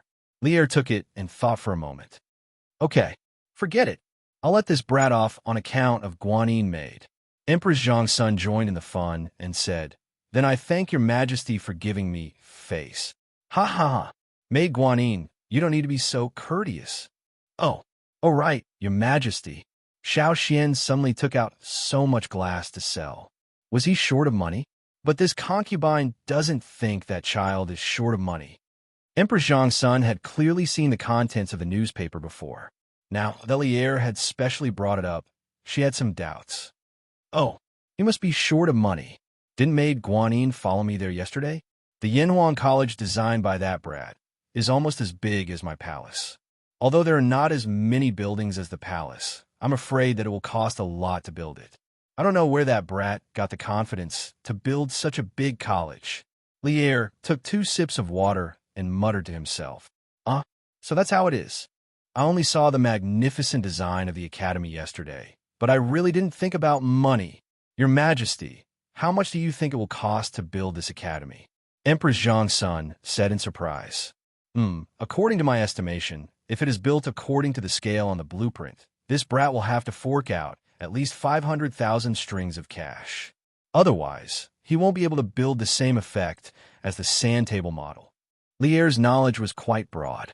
After some calculations, he was actually pretty close to the mark. The budget of 400,000 strings of cash that Yin lied made before didn't include labor and decoration costs. It seemed that Li Er's budget of 500,000 strings of cash was reasonable. 500,000 strings of cash? Such a huge number made Empress Zhang's son, the mother of the country, couldn't help but cover her mouth in shock. Then she said worriedly, "Although the Li family is rich, I'm afraid they can't fork out so much money. And now that the treasury is empty, the imperial court can't support him with money. This child, in my opinion, it would be better for him to build a smaller academy. It's all about teaching and educating people. What's the difference if the environment is better? Even if the treasury of Chong and city is full, the officials in the imperial court won't let me spend the money on Yanhuang College. Lier sighed, patted Empress Xianxia's back, and said, Guanyin maid, you're still thinking too simply. Although this brat has just entered the imperial court not long ago, I have a clear understanding of his nature. No matter what he does, this brat is never someone who is content with his lot. Everything he does, he wants to be different from the rest and do it the best. Let him do as he pleases. Your Majesty, that's 500,000 strings of cash. Where can this child get so much money? Emperor Zhang's son was still a little worried. Guanyin maid, your worries are groundless. In terms of the ability to make money, no one in the entire Tang Empire can make more money than that brat. He must have a way to solve it. Lier pulled Zhang's son into his embrace and laughed loudly. While advertising Chitu Pavilion's Lioli, Li Zishuan also asked Faubert and Wang Zhong to start recruiting workers and craftsmen. Now that the Imperial College's field vacation had begun, there were only 2 months left for the construction of Yanhuang College. It would take more than 2 months to build at least 3 buildings: the teaching building, the dormitory building, and the cafeteria. As for the bathhouse, although it had to be built first, in terms of scale, it shouldn't be considered a building. Logically speaking, it was very difficult to complete. In modern times, it was simply a fantasy. However, Li Zishuan didn't believe it, because he had a lot of manpower and money. Yin lied, transferred 220 craftsmen who were proficient in construction from the Ministry of Works. In the workshop, there were also more than 100 craftsmen who knew how to build. In total, there were more than 300 construction elites, and each of them could command at least 30 to 40 workers to participate in the construction. There were also many experienced craftsmen among the people. Li Zishuan was rich, and he planned to recruit all of them. He wanted to use numbers to compete with speed. His plan was to recruit more than 400 experienced craftsmen and no less than 15,000 common laborers. With such a large construction team, he didn't believe that he couldn't complete the construction on time. Of course, it would be very troublesome to manage so many people. Li Zishuan definitely wouldn't do it personally. He wanted to leave this glorious and difficult task to Yin, Xiaoning, and Faubert. Even so, time was tight and the task was important. The earlier the construction started, the faster the progress. Thus, Li Zishuan was fighting on 3 fronts at the moment. On one hand, he let the elites in the workshop study the cement. On the other hand, he used the batch of glass to raise money. On the other hand, he was still recruiting craftsmen and workers. For the sake of Yanhuang College, he was really worried sick. Chapter 455. Hey, we're hiring. We're hiring. Chitu Pavilion Workshop is hiring. As long as you have the strength and can work, we're hiring all of you. 30 copper coins per person per day. If you do well, you'll be rewarded. If you have experience in building houses, 80 copper coins per person per day. If you want to sign up to earn some money, come and take a look. In the streets and alleys of Chong and City, as well as the villages outside of Chong and City, one could see 2 or 3 servants in green clothes and hats shouting at the top of their lungs. 30 copper coins per day? That high?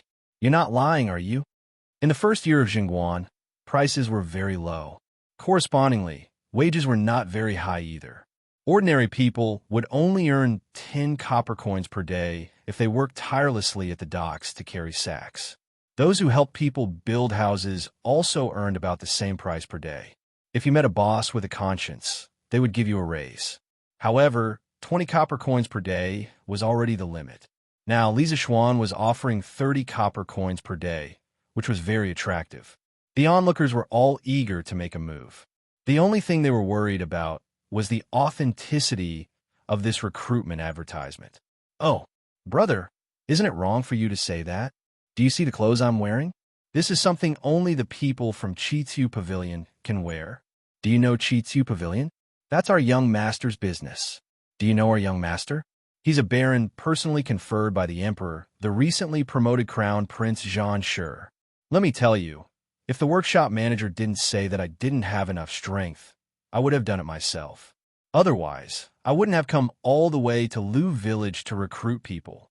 When a servant heard that someone doubted him, he was immediately unhappy. This fellow was also a chatterbox. He put his hands on his hips and talked endlessly. He looked like a shrew scolding the streets. "Oh, you're really from Qitu Pavilion. I've seen you in the city before. I say, Lu Buju, you didn't look carefully before you spoke. The men from Li County are extremely wealthy. Why would they care about your little wage? Hey, brother, don't you think I'm right?" A tall and thin young man first reprimanded the villager who questioned him. Then he turned around and said to the servant from Qitu Pavilion, Yes. Why would my Lord Ju care about such a small amount of money? Those who have come into contact with my Lord Ju know that he is kind-hearted and can't bear to see others suffer. Why would he do such a deceitful thing?"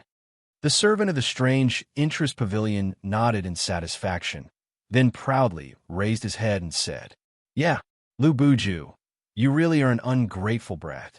Previously, when Li Xianxia made the curved plow, he helped everyone in the manor. How can you say that? Lu Buju, you heartless rascal. You dare to doubt such a good person like Lord Li? I hope you don't get it up for the rest of your life. Brother, I Lu Biji, sign up. Don't even mention 30 copper coins a day. If Li Xianxia needs my help, I'm willing to do it for 10 copper coins a day. Damn, since when did I suspect Li Xianxia? I didn't know that he was sent by Li Xianxia. Brother, I didn't recognize Mount Tai just now. Please be magnanimous. My name is Lu Fuji, not Lu Buju. I also want to sign up."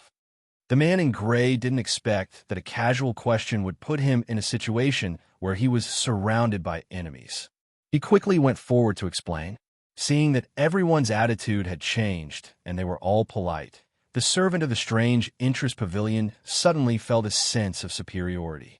Working in the strange interest pavilion was still the best. That's not right. If I can be transferred to work for Lord Ju, I'll have a better future, the servant of the strange interest pavilion said happily. Don't fight or fight. As long as you have enough strength, you can be chosen. Yes. Do you see this rock in front of me? If you can lift it above your head, our workshop wants it. Everyone, line up and take your time. The servant pointed at the 1-foot-wide rock in front of him and said loudly. Although Li Zishuan was short of people, he didn't hire just anyone. Those who didn't have enough strength would only cause trouble. The rock used to test people's physical strength was only 40 to 50 pounds. It shouldn't be difficult for most hard-working farmers. Hey, such a big rock? Easy. I'll go first. The one who spoke earlier was called Lu Biji. He stepped forward and said loudly, Bullsh *T. I'm the one who came first. He had finished his work and assigned the work to his subordinates. Li Zishuan had a rare moment of leisure in the afternoon. He sat under the pavilion in the courtyard, enjoying the breeze and eating ice grapes. He continued to write The Legend of a Mortal's Journey to Immortality. Recently, he was so busy that he didn't have time to write novels.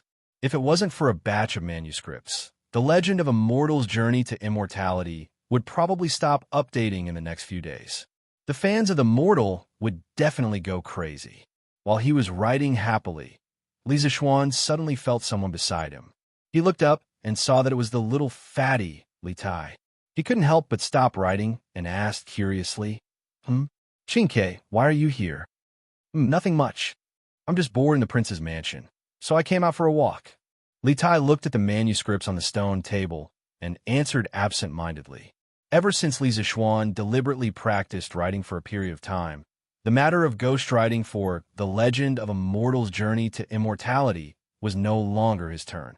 This was because Li Zishuan's writing speed was much faster than his. This directly led to him not being able to enjoy the privilege of not being able to read the later chapters of The Legend of a Mortal's Journey to Immortality in advance. You can just walk around in my house? Brat, you're too good at walking around? Li Zishuan rolled his eyes and said, Didn't I hear from Imperial Father that Xianxia, you've already finished designing our Yanhuang College? This prince specially came to take a look. Li Tai laughed dryly and said the truth. Hey, wait, That's my Yinhuang College. When did it become ours? Li Zishuan didn't expect that this little fatty not only had so much fat, but also had such a thick skin. He couldn't help but be angry. Hey, Xiaoxian, you're not interesting. Back then, I was the first, I was the first to support Yinhuang College. Even if you're not grateful, you can't bite the hand that feeds you. Scram, I see that you haven't attended classes for a few days, so you've forgotten the dignity of a teacher. Li Zishuan lifted the big sword beside him, slammed the table, and said fiercely, Fine. Yours, it's all yours, all right?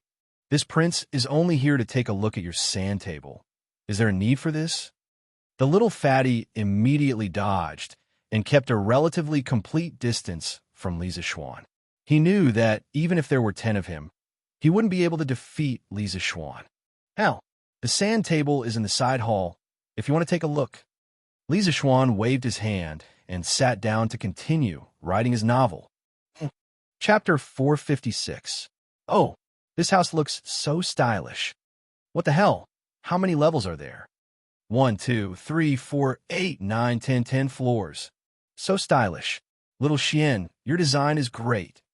Damn, this house is also beautifully designed. TSK. I didn't expect that little Xian not only knows mathematics, but also landscaping. Damn, what is this? Why are there 2 nets on the grass? Awesome. Pavilions, terraces, rockeries, lakes. This is almost comparable to a palace. Little Xian, your design of Yinhuang College is too awesome. This prince's choice of going to Yinhuang College was indeed correct. Damn. I say, are you done yet, kid? Look at the sand table. Can't you shut your mouth?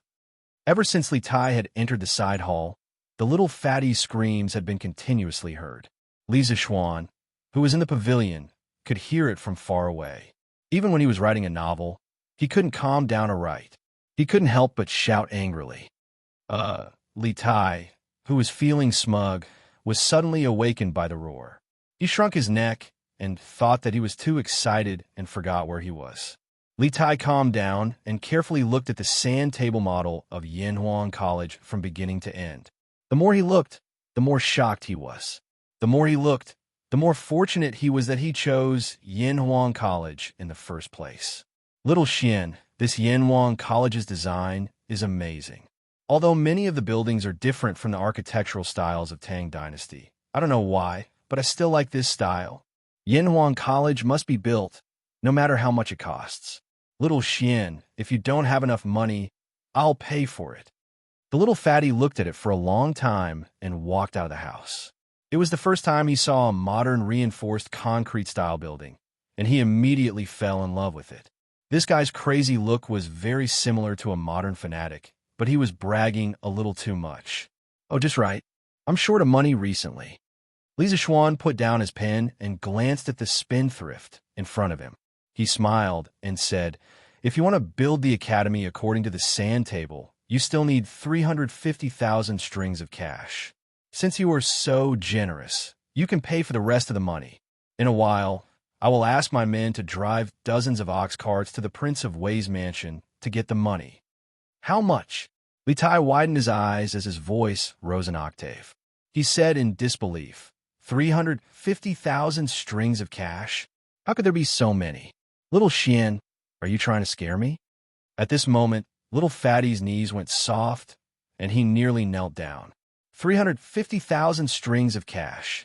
Although he was a prince, it was impossible for him to take out so much money. Even if he tore down his mansion, it wouldn't be worth 350,000 strings of coins. Who has the time to scare you? If I want to build Yinhuang College, I'll need at least 500,000 strings of cash. I've only been able to scrape together 150,000 strings of cash these days. There's still a hole of 350,000 strings of cash. Xianxia, you were shouting so loudly just now. I heard it all. A real man must keep his word, Li Zishuan said to the righteous Li Tai with a smile. Li Tai was immediately dumbfounded. He really wanted to slap himself. How could he be so smug and blabber without thinking? Now he was done for, wasn't he? Cough, cough. This. 350,000 strings of cash is something that I don't have. If it's 20,000 strings of cash, I can still take it out. Little Xian, do you think that's enough? Li Tai immediately lost his arrogance and complacency as he weakly said, Hee, why don't you take out the books in your mansion and sell them? Xianxia, you can probably get a few tens of thousands of strings of cash. Li Zishuan said maliciously, No, no, absolutely not. Li Tai jumped up as if his tail had been stepped on. He shouted, I'm taking care of those books on behalf of my father. If I sell them, my father will skin me alive. Hee, forget it then. You brat, you can't help here, and you can't help there either. Go away. Li Zishuan waved his hand as if he was shooing away a fly and said disdainfully. After that, he ignored the little fatty, lowered his head, picked up his pen, and continued to write his novel. It was worth mentioning that he had received more than 10,000 strings of cash as a reward for a record of a mortal's journey to immortality, which made him very surprised. When he wrote this novel, Li Zishuan didn't want to make money. He wanted to bring the style of web novels to Tang Dynasty and attract more people to write novels. That way, when he was bored, he could write novels to relieve his boredom. But who knew that this playful act would bring him such a huge income of more than 10,000 strings of cash? Although the Li family was rich, they wouldn't ignore 10,000 strings of cash. That's not right. Li Tai suddenly thought of something and shouted, If Yanhuan College is really that short of money, why aren't you worried, Xiaoxian? Why are you still in the mood to write novels? There are only two possibilities. Either you have a lot of money in secret, or you have thought of other ways to raise money. How is it? Am I right? Looks like this little fatty's brain is pretty good. But what's wrong with writing novels? I write novels to raise money too. Don't underestimate novel writers. Xianxia. So far, I've only finished 1/8 of the legend of a mortal's journey to immortality. But according to the statistics of the editorial department of Tang Daily, this book has earned me more than 10,000 strings of cash. Think about it. If I finish it all, it might earn me 100,000 strings of cash. 100,000 strings of cash? Li Tai was stunned. He never thought that writing novels could earn so much money. After being stunned for a while, he shook his head and said, It's no wonder.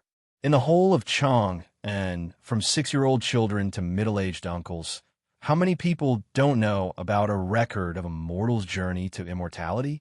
I even heard that this novel has become popular in other states and counties. It seems like it's understandable that it can earn you so much money. Back then, someone even wanted to use a salary of 20 strings of cash to hire me to write novels for him. TSK. It seems like that person really knows how to do business. Amazing. Li Zishuan recalled the situation when he first met the little fatty and couldn't help but make fun of him. What the F***CK? Don't expose people's shortcomings when you're scolding them. How long ago was that? Why are you still bringing it up, Xiaoxian? Li Tai's face turned red as he said angrily. Fine. I won't talk about it anymore. It's time to get down to business. You little brat, go play by yourself. Chapter 457. All right, Xiaoxian. I heard that Curious Pavilion is going to sell a batch of glassware tomorrow. Li Residence, West Courtyard. Li Tai, the little fatty, didn't know what politeness was. He sat on the other side of the stone table with his legs crossed leisurely. He was eating iced grapes and watching Li Zishuan write his novel. After a while, he suddenly remembered the news in today's newspaper. It should be an advertisement, so he asked. Yes, that's right. Didn't you already know about the matter of the workshop manufacturing colored glaze? What's so strange about it? Li Zishuan said without looking up. Last month, he gave Li Tai, Meng Wenhao, Li Yu, and Iron Egg a lesson in the workshop. Not only did he talk about the principle of geomagnetism, but he also touched on the knowledge of glassware manufacturing. I don't find this strange. When you use the glassware on the compass, I knew that you would use it to make money one day. What I find strange is, what is the bigger surprise you mentioned in the newspaper? Li Tai rubbed his hands and laughed. He looked a little wretched. Li Zishuan looked up at little fatty.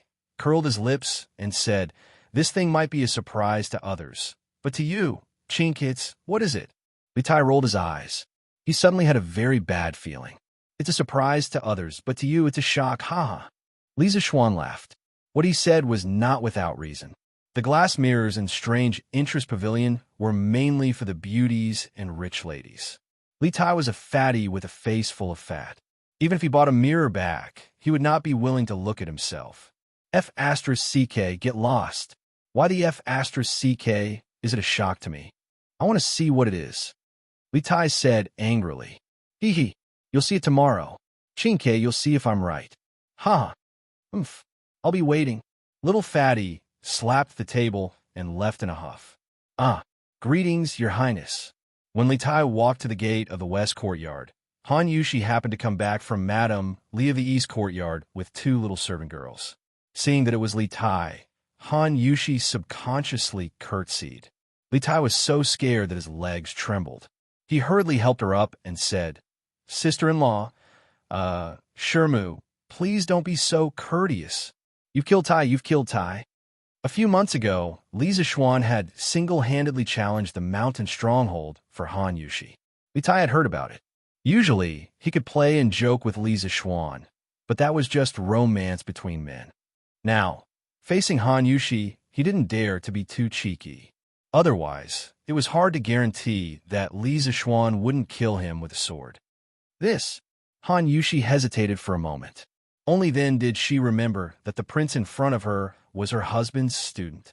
With such a complicated relationship, she didn't know how to address him anymore. Shermu, just call me Xianxia. Sir is writing a book in the pavilion. He has something to do at the Tai residence, so he'll take his leave first. Shermu, please help yourself. I won't send you off.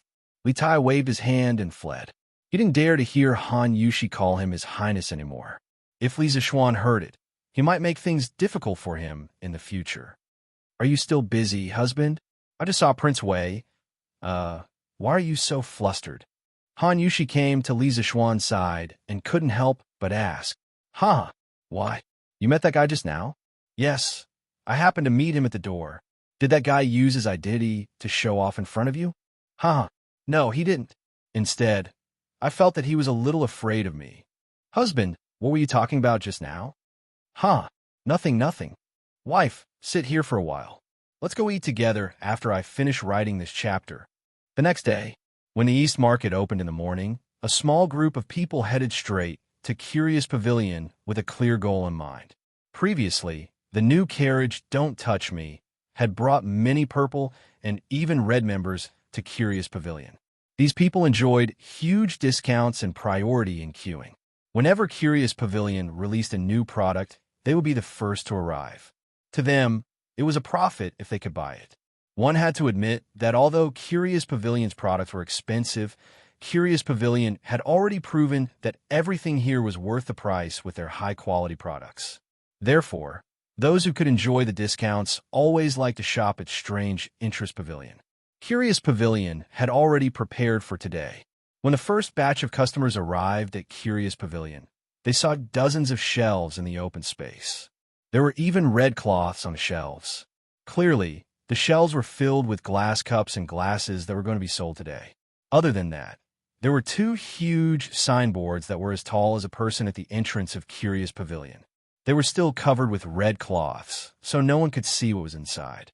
There was a lot of discussion below. Oh, Brother Chow, you're also here? I had nothing to do, so I came here to take a look. Chow Wendong chuckled as he fanned himself. Brother Chow probably isn't just here to take a look, right?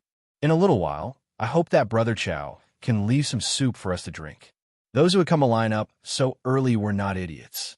Many of them were merchants with a keen sense of smell. In this era, the glass of the Central Plains was completely supplied by Hum merchants. It could be said that the Hum merchants had a monopoly in this area, and the merchants of the Central Plains had no right to a share of the profits. They could only follow behind and eat the leftover rice and soup, earning a fee for running errands. The fact that the Odd Interest Pavilion was able to provide such a large amount of glassware made the peddlers move immediately. Most of them had membership cards for the Odd Interest Pavilion. In their opinion, being a peddler for the odd interest pavilion would definitely earn them more than buying from the merchants. These people had never considered the problem of not being able to sell their goods. Although merchants came to the Great Tang to sell glass, they usually sold in very small quantities. Glass was a rare commodity in the Great Tang, so there was naturally no need to worry about not being able to sell it. Haha, what are you saying, Brother Mengyang? This chow comes from a small family, so I don't have such a big appetite. Let's make money together. Let's make money together. Ha ha ha. Brother Chow is indeed a straightforward person. Ha ha. Brother Chow, what do you think those two things at the entrance are? This must be the surprise that the newspapers were talking about, right? As for what it is, this Chow doesn't know. Brother Chow, you're really modest. There are only a few merchants in Chang'an who can talk to Li Xianan. A few days ago, Li Xianan just got married. This one remembers that you went to Li Xianan's residence for a visit. Chapter 458. Sigh, why isn't shopkeeper's son here yet? Did he oversleep? How is that possible? You're in too much of a hurry. According to the usual practice, he should be here soon. Sigh, I wonder how the glazed cups they make compare to those sold by the barbarian merchants. Speaking of which, I still want to buy their horse carriage. I've been queuing for days, and I still haven't bought it. The new horse carriage, Don't Touch Me, was still in short supply. The workshop's production capacity had reached its limit, and it was impossible to produce more than 100 horse carriages in one go. Yo, Brother Zhang, where did you strike it rich? You can even afford a horse carriage from Curious Pavilion? Sigh, strike it rich? I can't not buy this horse carriage. My son has fallen in love with the youngest daughter of County Deputy Wu of Bailing County. County Deputy Wu didn't object to the marriage, but his daughter said that she doesn't want the wedding to be as grand as Lord Li's wedding. But when we pick her up, there must be a Don't Touch Me carriage from Strange Interest Pavilion. Otherwise, she will lose face, and she won't get on the bridal sedan chair. It was obvious that she was a love-struck girl who had been poisoned by Li Zishuan. In the future, all the weddings in the Great Tang would probably use Li Zishuan's grand wedding as a reference before holding it. Puffed. Haha, Brother Zhang, you didn't lose out at all. You can marry County Deputy Wu's daughter with a horse carriage. Your Lin Lin is really lucky. The person beside him wiped the cold sweat off his forehead and said resentfully, He's here. Boss son is here. Sigh, don't push. I'm the one who came first. Bullsh *T. I've been here for a long time. I just went to the outhouse. At 8:45 in the morning, the door of the Strange Interest Pavilion opened. Sun Huayuan walked out of the room with a flushed face. Everyone, please be quiet. Listen to this old man. Sun Huayuan smiled and cupped his hands towards the crowd, shouting loudly. The crowd gave him face and instantly quieted down. I know that all of you are here today to see the glazed cups and glazed lamps produced by my Strange Taste Pavilion. I won't keep you in suspense. Let's cut to the chase and show you the newest products of our workshop. Sun Huayuan said a few simple words and walked directly to one of the shelves. He reached out and lifted the red cloth. A row of glasses of different sizes and colors suddenly appeared in front of everyone. This is a glass cup? Oh my God, why is the color of this glass so clear? This is the real azure glass cup. The color is clear and bright, and it's as pure as ice. It's many times better than the glass cups sold by the merchants. Because of the craftsmanship, the glass of this era was never clear and transparent. Basically, all the glass was turbid, with some having a greenish hue and some having a yellow hue. In short, the high-quality glass cups that the Oddity Pavilion was producing were unique in all of the Great Tang. Sigh, do you see the style? The style of this glass cup is also different from the ones sold by the merchants. Look, the patterns on it are really beautiful, and the shape of the cup is also very unique. In the Tang Dynasty, the glass cups that the wealthy families bought from the merchants were mostly bowl-shaped cups with a small foot at the bottom. They looked a little short and poor. The cups in the Strange Taste Pavilion were all carefully designed by Li Zishuan.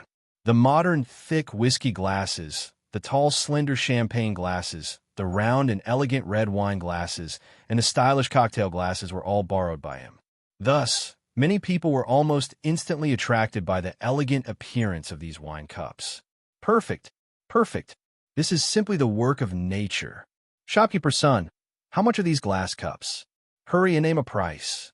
Chao Wendong had traveled extensively for many years and had seen all kinds of rare treasures, but he had never seen such perfect glass cups before. He had completely forgotten that he had just mentioned to the merchant called Meng Yang that they were going to make money together. He didn't want to share such a perfect treasure with others right now. He wanted to buy all of these glass cups.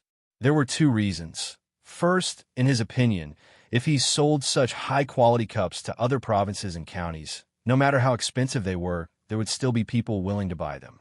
Second, even if no one bought them, such beautiful cups could be kept at home to decorate his store. His only concern now was the price of these cups. With his wealth, would he be able to buy all of them? That's right. That's right. Shopkeeper's son, name a price. We'll buy. There was more than one person who had the same idea as Chao Wendong. Many people began to clamor. Everyone, please calm down. Once everyone has finished looking at them with this old man, this son will name the price together. Sun Huayuan smiled and clasped his hands together. Then, he continued to flip open the red silk cups on another shelf. The cups here look even better. That's right. Strange Taste Pavilion's products really don't disappoint me. There are so many patterns carved on this glass plate. TSK. Using this thing to serve dishes will definitely increase one's appetite. Sun Huayuan flipped open the red cloth on the 10 shelves of Strange Taste Pavilion one by one. At this time, the sun had just risen above the roof. The dazzling sunlight shone on the glass cups and cups. Some of the patterns on the glass reflected the sunlight and dazzled the customers who came to buy them. More and more people gathered around to watch the show. Strange Taste Pavilion suddenly became the focus of the entire East City, and the road became congested in an instant. All right, these are the glass cups and cups that our workshop has recently produced. Today's supply is very sufficient. There are a total of 1,500 pieces. As for the price, at this point, Sun Huayuan paused for a moment. He looked around and said, "This son has been doing business for many years, but I've never seen such high-quality glazed cups. If those barbarian merchants had such perfect glazed cups, this son believes that there would be people willing to buy them, even if they sold them for 100 strings of coins or 1,000 strings of coins. However, my Lord Zhu is not an insatiable person.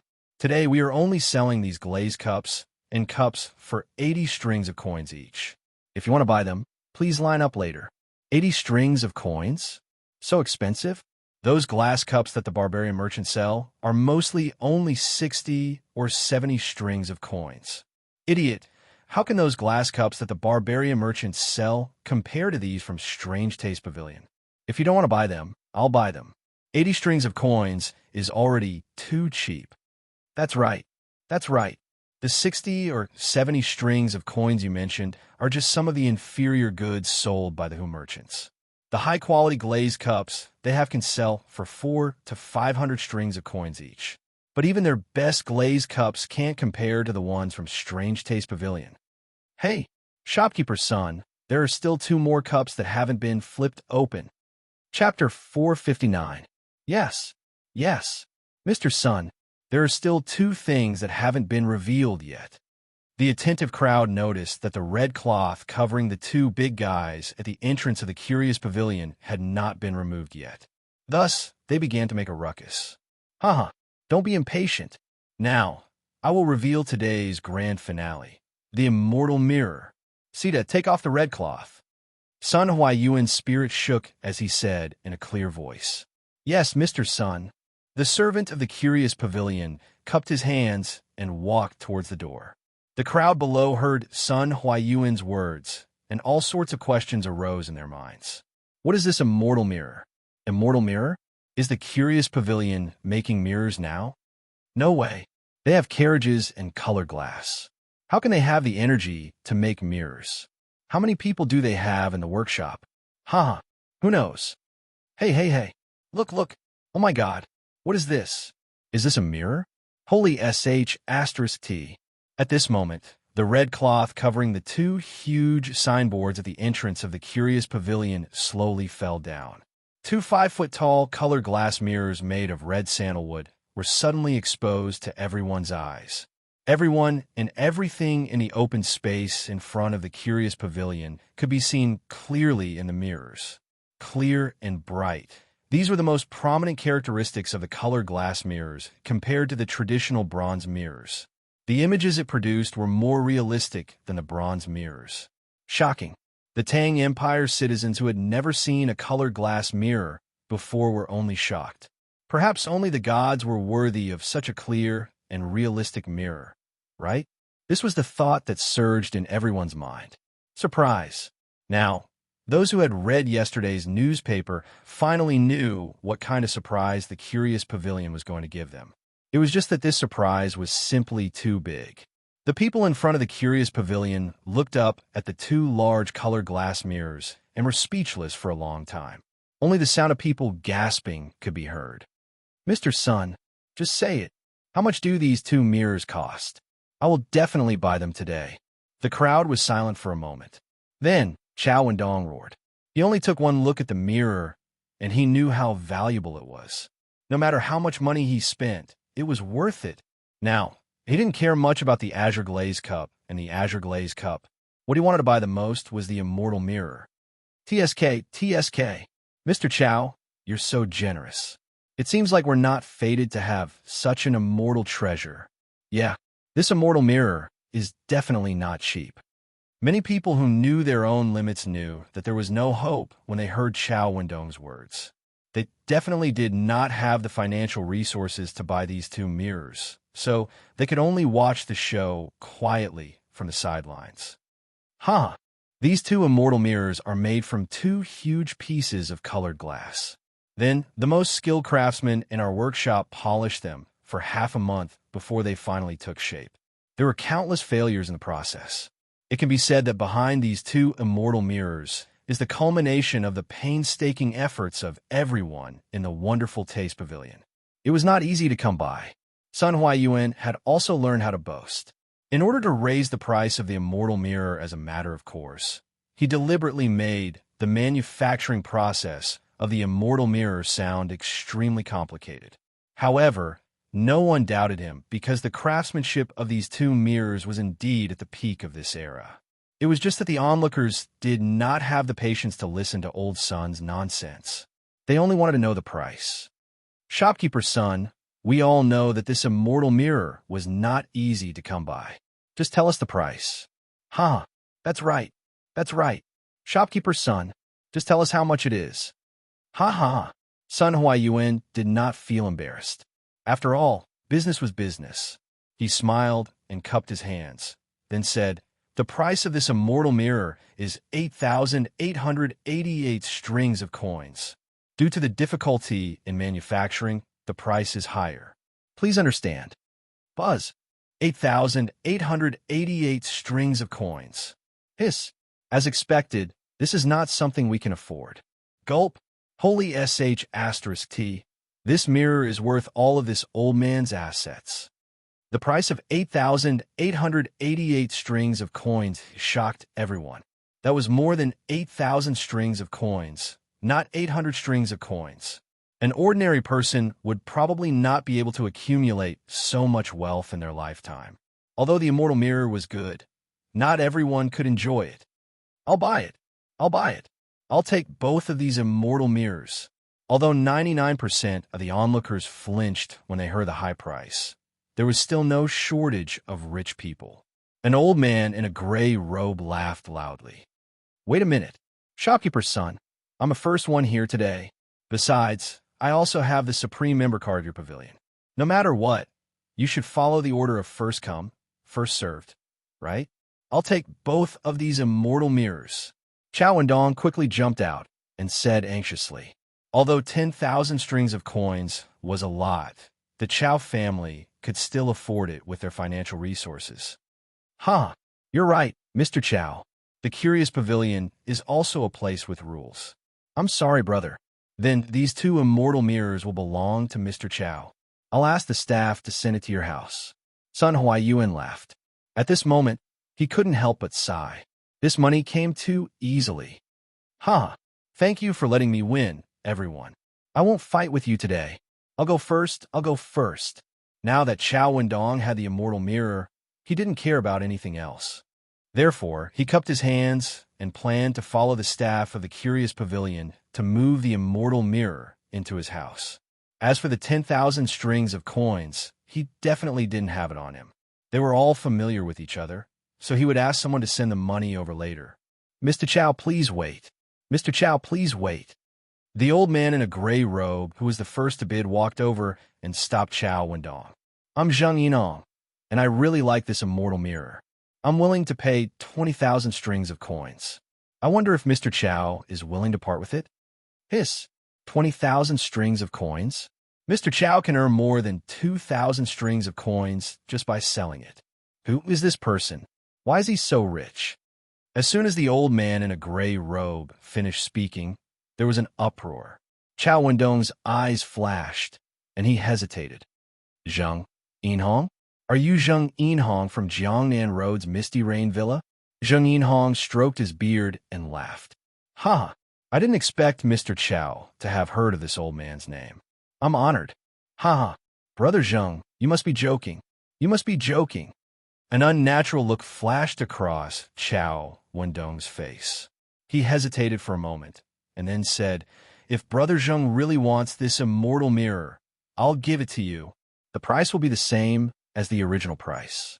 You can give the money directly to Manager's son. Ha! Brother Chow, you're so generous. I'll remember this favor. Chapter 460. Ladies and gentlemen, due to the size of the celestial mirror, the price will be more expensive.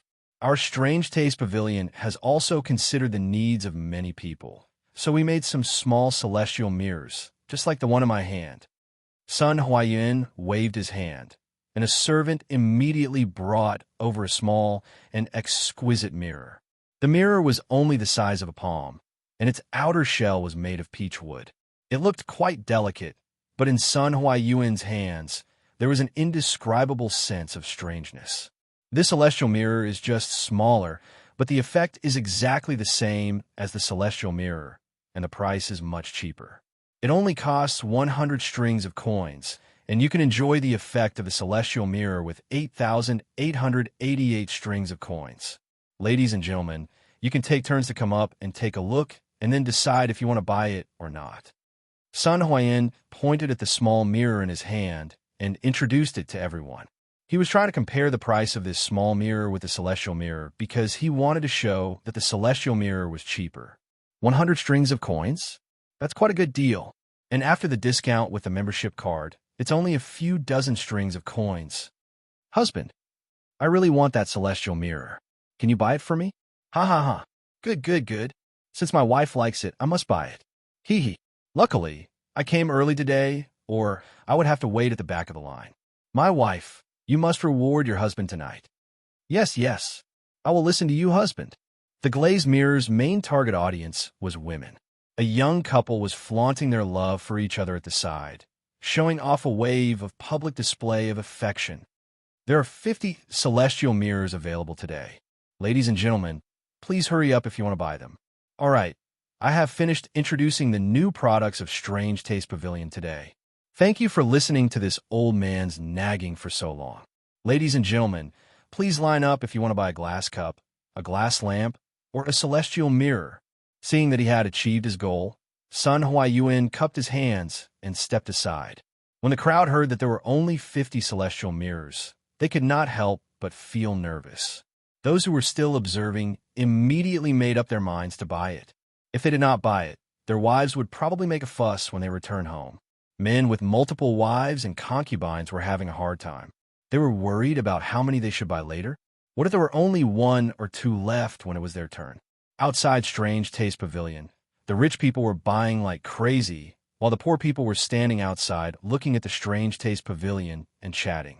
It was very lively, except for one person. I was still wondering what surprise Xiao Xian was talking about. So, it was a mirror. F***CK. Why is this thing a surprise to others, but a shock to me? Could it be that this prince's appearance is unsightly? Old Wu, you tell me. How do I look? Am I as handsome as Li Li? It was Li Tai, the little fatty. Today, he rode a new carriage to see what kind of surprise the Strange Taste Pavilion was going to release today. After seeing that it was the immortal mirror, he immediately thought of the hidden meaning behind Li Zixuan's words yesterday. He angrily grabbed his personal guard Wu Chundao and said angrily, "Ugh, your highness is very talented, very knowledgeable, handsome, elegant, and elegant. In terms of talent and appearance, none of the men in Li County can compare to your highness." Ugh. Wu Chundao wiped the cold sweat off his forehead and hurriedly went against his will to flatter Li Tai. Li Tai was very pleased with himself as he listened, his little tail almost sticking up to the sky. Just as he was about to praise Wu Chundao's foresight, he suddenly heard the untimely sound of retching. The situation instantly became very stiff, and Li Tai's face also became as black as the bottom of a pot. What the hell is the meaning of this, Wu Chundao? Do you think that this prince's appearance disgusts you? Li Tai's cold voice pierced Wu Chundao's ears. The other guards could feel the cold, killing intent in his words, and they were so scared that they didn't even dare to breathe loudly. Wu Chundao was the closest, so he was the first to bear the brunt. He felt like he was cold from head to toe. Your Highness, this subordinate definitely didn't mean that. This subordinate just ate some meat last night and caught a cold. Yes, I caught a cold. Wu Chundao was quick-witted, and in the moment of life and death, he finally came up with an excuse. Caught a cold? Li Tai stared at Wu Chundao as if he was looking at an idiot. He grinned coldly and said, "Since you've caught a cold, why don't you run 30 laps around the mansion? You'll get better faster if you sweat. Also, you're only allowed to eat vegetables for 7 days. You're not allowed to eat meat. This prince is being considerate to his subordinates." To actually catch a cold on such a hot day, Li Tai really believed in Wu Chundao's evil. If it was in the past, with Li Tai's temperament, Wu Chundao would have at least received a beating. But he had been with Li Zixuan for a long time, so his hostility was much less than before. Thank you, Your Highness, for your consideration, Your Highness." Wu Chundao was stunned for a moment. Then, as if he had been pardoned, he quickly thanked him. Running 30 laps around the way Wang Fu, for a normal person, would probably kill him. But for a martial artist in the refinement realm like him, it would only make him pan a little. Li Tai's punishment really made him feel relieved. Go and buy a small divine mirror for this prince right now. Why the hell can't this prince look at himself in the mirror? First, he was teased by Li Zixuan, and now he was mocked by his own subordinates. Li Tai's heart was extremely sullen. He pointed at the Strange Taste Pavilion and refused to believe it. "Yes, Your Highness, but that shopkeeper's son said that there are only 50 small divine mirrors. This subordinate is afraid that I won't be able to line up." Wu Chundao held back his laughter and said awkwardly, "Fuck, do you have a fucking pig brain? Can't you just go straight to shopkeeper's son? Why do you have to line up like an idiot? Cutting the line, do you know how to cut the line? As their boss's proud eldest disciple, do I still need to line up?" Li Tai angrily knocked on Wu Chundao's head and said angrily, Yes, Your Highness is wise. This subordinate will do it right away." Wu Chundao's face was sprayed with spittle, but he didn't dare to wipe it off. He could only hurriedly salute. "Wait, does Your Highness have any other orders? Buy 2, 1 is not enough." "Yes." Wu Chundao lowered his head and retreated, but his eyes were indescribably strange, as if he had seen a pervert. It's such a good thing. I should also buy 1 for Changle, lest that girl say that I'm biased. As for my mother, it's not appropriate to give this small immortal mirror. I'll ask Xianxia to send a big one to her. Hee. Who told you to call this prince ugly? I'm going to cheat you of a divine mirror. In the carriage, the little fatty was alone there and proudly fantasizing. Chapter 461. Your Majesty, His Highness the Crown Prince is here. Li Zhenghao. Empress Zhang's son was reading on the couch when a little palace maid rushed in and reported. "Oh, didn't Xianxia just come to pay his respects? Why did he come back?" Empress Xianxia muttered to herself. Of course, no one would give her an answer. She shook her head and said, "Let the crown prince in." "Yes, your majesty." A moment later, Li Chengxian walked in excitedly. "Your son greets mother." Is Chengxian looking for mother for something?" Empress Xianxia pointed to the bench next to her and motioned for Li Chengxian to sit down. At the same time, she asked with a smile, "Ha, your son is here to deliver a treasure to mother." Li Chengxian didn't sit down. Instead, he said mysteriously, "Oh, what treasure actually made Chengxian personally deliver it? It's really rare for my son to be so filial." Empress Zhangxuan's curiosity was indeed aroused. She blinked and asked, "Ha, mother will know when she sees it." Li Chengxian bowed and said with a smile. Then he shouted outside the hall, "Bring it in." Two eunuchs carried a huge signboard covered with a red cloth and walked in carefully. Under Li Chengxian's command, the two placed the big guy on the lower left of Empress Zhangxuan and then retreated. The doubt in Empress Zhangxuan's eyes grew stronger. She got up and walked down, asking, "Chengxian, what is this?" "Ha, mother, please take a look." After Li Chengxian said that, he personally tore open the red cloth. A huge glass mirror suddenly appeared in front of Empress Zhangxuan. Looking at the extremely clear and real other self in the mirror, Zhangxuan was stunned and speechless for a long time. This is a mirror?" After a long time, Empress Zhangxuan murmured in disbelief. "Mother, this is indeed a mirror, but it has another name, the Immortal Mirror. What Li Chengxian sent over today was the Immortal Mirror. However, this thing wasn't his. Even if he had more than 8,000 strings of cash, he couldn't buy it outside. This Immortal Mirror was sent to the East Palace by Li Zixuan. Li Zixuan wanted to borrow his hand to give the Immortal Mirror to Empress Zhangxuan. Immortal Mirror? To be able to illuminate people so clearly, it is indeed not an object of the mortal world. This Immortal Mirror is worthy of its name." Empress Zhangxuan muttered to herself, and then smiled at Li Chengxian. "This Immortal Mirror should be from Xiaoshuan's workshop, right?" Li Chengxian was stunned. He did not expect that even this could be seen through by his eldest grandson. He said rather awkwardly, "Royal Mother is wise. This Immortal Mirror is indeed from the workshop of the strange interest pavilion. Little Xian just sent someone to deliver it to the Eastern Palace.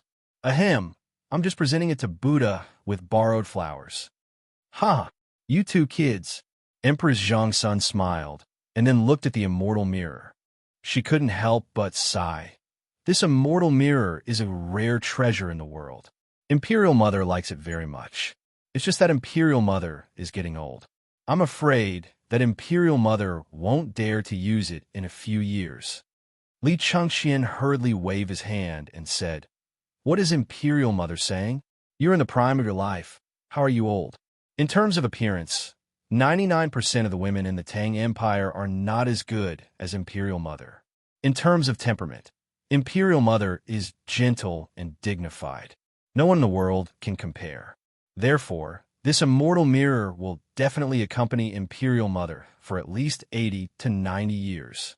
In fact, Zhangxuan was only 26 or 27 years old now. She married Lier when she was 13 years old, so although she was only in her 20s now, she was already the mother of several children. That peerless appearance, coupled with her dignified and elegant temperament, really did not show any trace of the passage of time on her. If it were not for the fact that she was the mother of a country and had too many things to worry about, she would probably look even younger. Emperor Zhangxuan could not help but laugh. "According to what you said, Chengxian, wouldn't Imperial Mother become an old witch?" "Ha! If Maid Guanyin is an old witch, then wouldn't I become an old monster?" "Ha! Interesting. Interesting." At this moment, a burly figure walked in from outside the hall. It was Lier. Old Li did not see Li Chengxian present and directly displayed a wave of affection without restraint. Li Chengxian innocently ate a bowl of dog food. "Your Majesty, greetings, Imperial Father." The mother and son in the hall quickly turned around and bowed. Lier waved his hand and asked with a smile, "Empress, what were you talking about just now?" What is this?" Why didn't I see it here before? Where did it come from? It was Lier who inadvertently glanced at the huge object, the celestial mirror, and could not help but change his words. Your Majesty, please come in and take a look. Xianxia smiled and pulled Lier in front of the celestial mirror. Lier immediately discovered the use of this thing. His eyes widened, and he pointed at the celestial mirror and said in surprise, This is a mirror? Yes, Your Majesty, this is called the celestial mirror. Xianxia just sent it over. Celestial mirror? Good. What a good celestial mirror. It's just right for a fairy-like person like Maid Guanyin. Ha ha. Lier said with a thick face as he laughed loudly. Xianxia blushed and was about to explain when the little palace maid ran in again and said, Your Majesty, Prince Wei is outside the hall and asking for an audience. Xianxia is here too. This child did not come to greet me early in the morning. Why is she here now? Xianxia muttered to herself hesitantly. Let him in. Lier waved his hand and then looked at the mirror in front of him seriously. Yes. After a while, Li Tai walked in leisurely. Seeing that there were so many people in the hall, he could not help but be stunned for a moment. Then, he went forward and bowed to Lier and Xianxia, saying, Your son greets Imperial Father and Imperial Mother. Then, he cupped his hands at Li Chengqian. Greetings, big brother. Huh, where did Xianxia go to play this morning? Chengqian and Chang'e have both come to Imperial Mother's place. You're the only one left. Xianxia waved her hand and let Li Tai get up. She smiled and joked at the same time. Ah, Li Tai scratched his head awkwardly. He could not say that he had run out early in the morning to watch the fun, right? Just as his eyes were rolling around, he suddenly saw the divine, immortal mirror beside him. He was stunned and even forgot to answer Xianxia's question. He said dumbfoundedly, This is the divine, immortal mirror? Imperial Mother, why do you have the divine, immortal mirror here? Xianxia, you actually know about the divine, immortal mirror? Xianxia was also shocked and asked, Your son passed by the East Market this morning and heard someone say, cough, cough, I heard someone say. Li Tai stammered. Oh, I see. Hey, Imperial Mother, this divine, immortal mirror has become the talk of the town today. Do you know how much this mirror is sold for at the Curious Pavilion? Lier frowned at this time and said impatiently, Stop showing off there. Tell me quickly.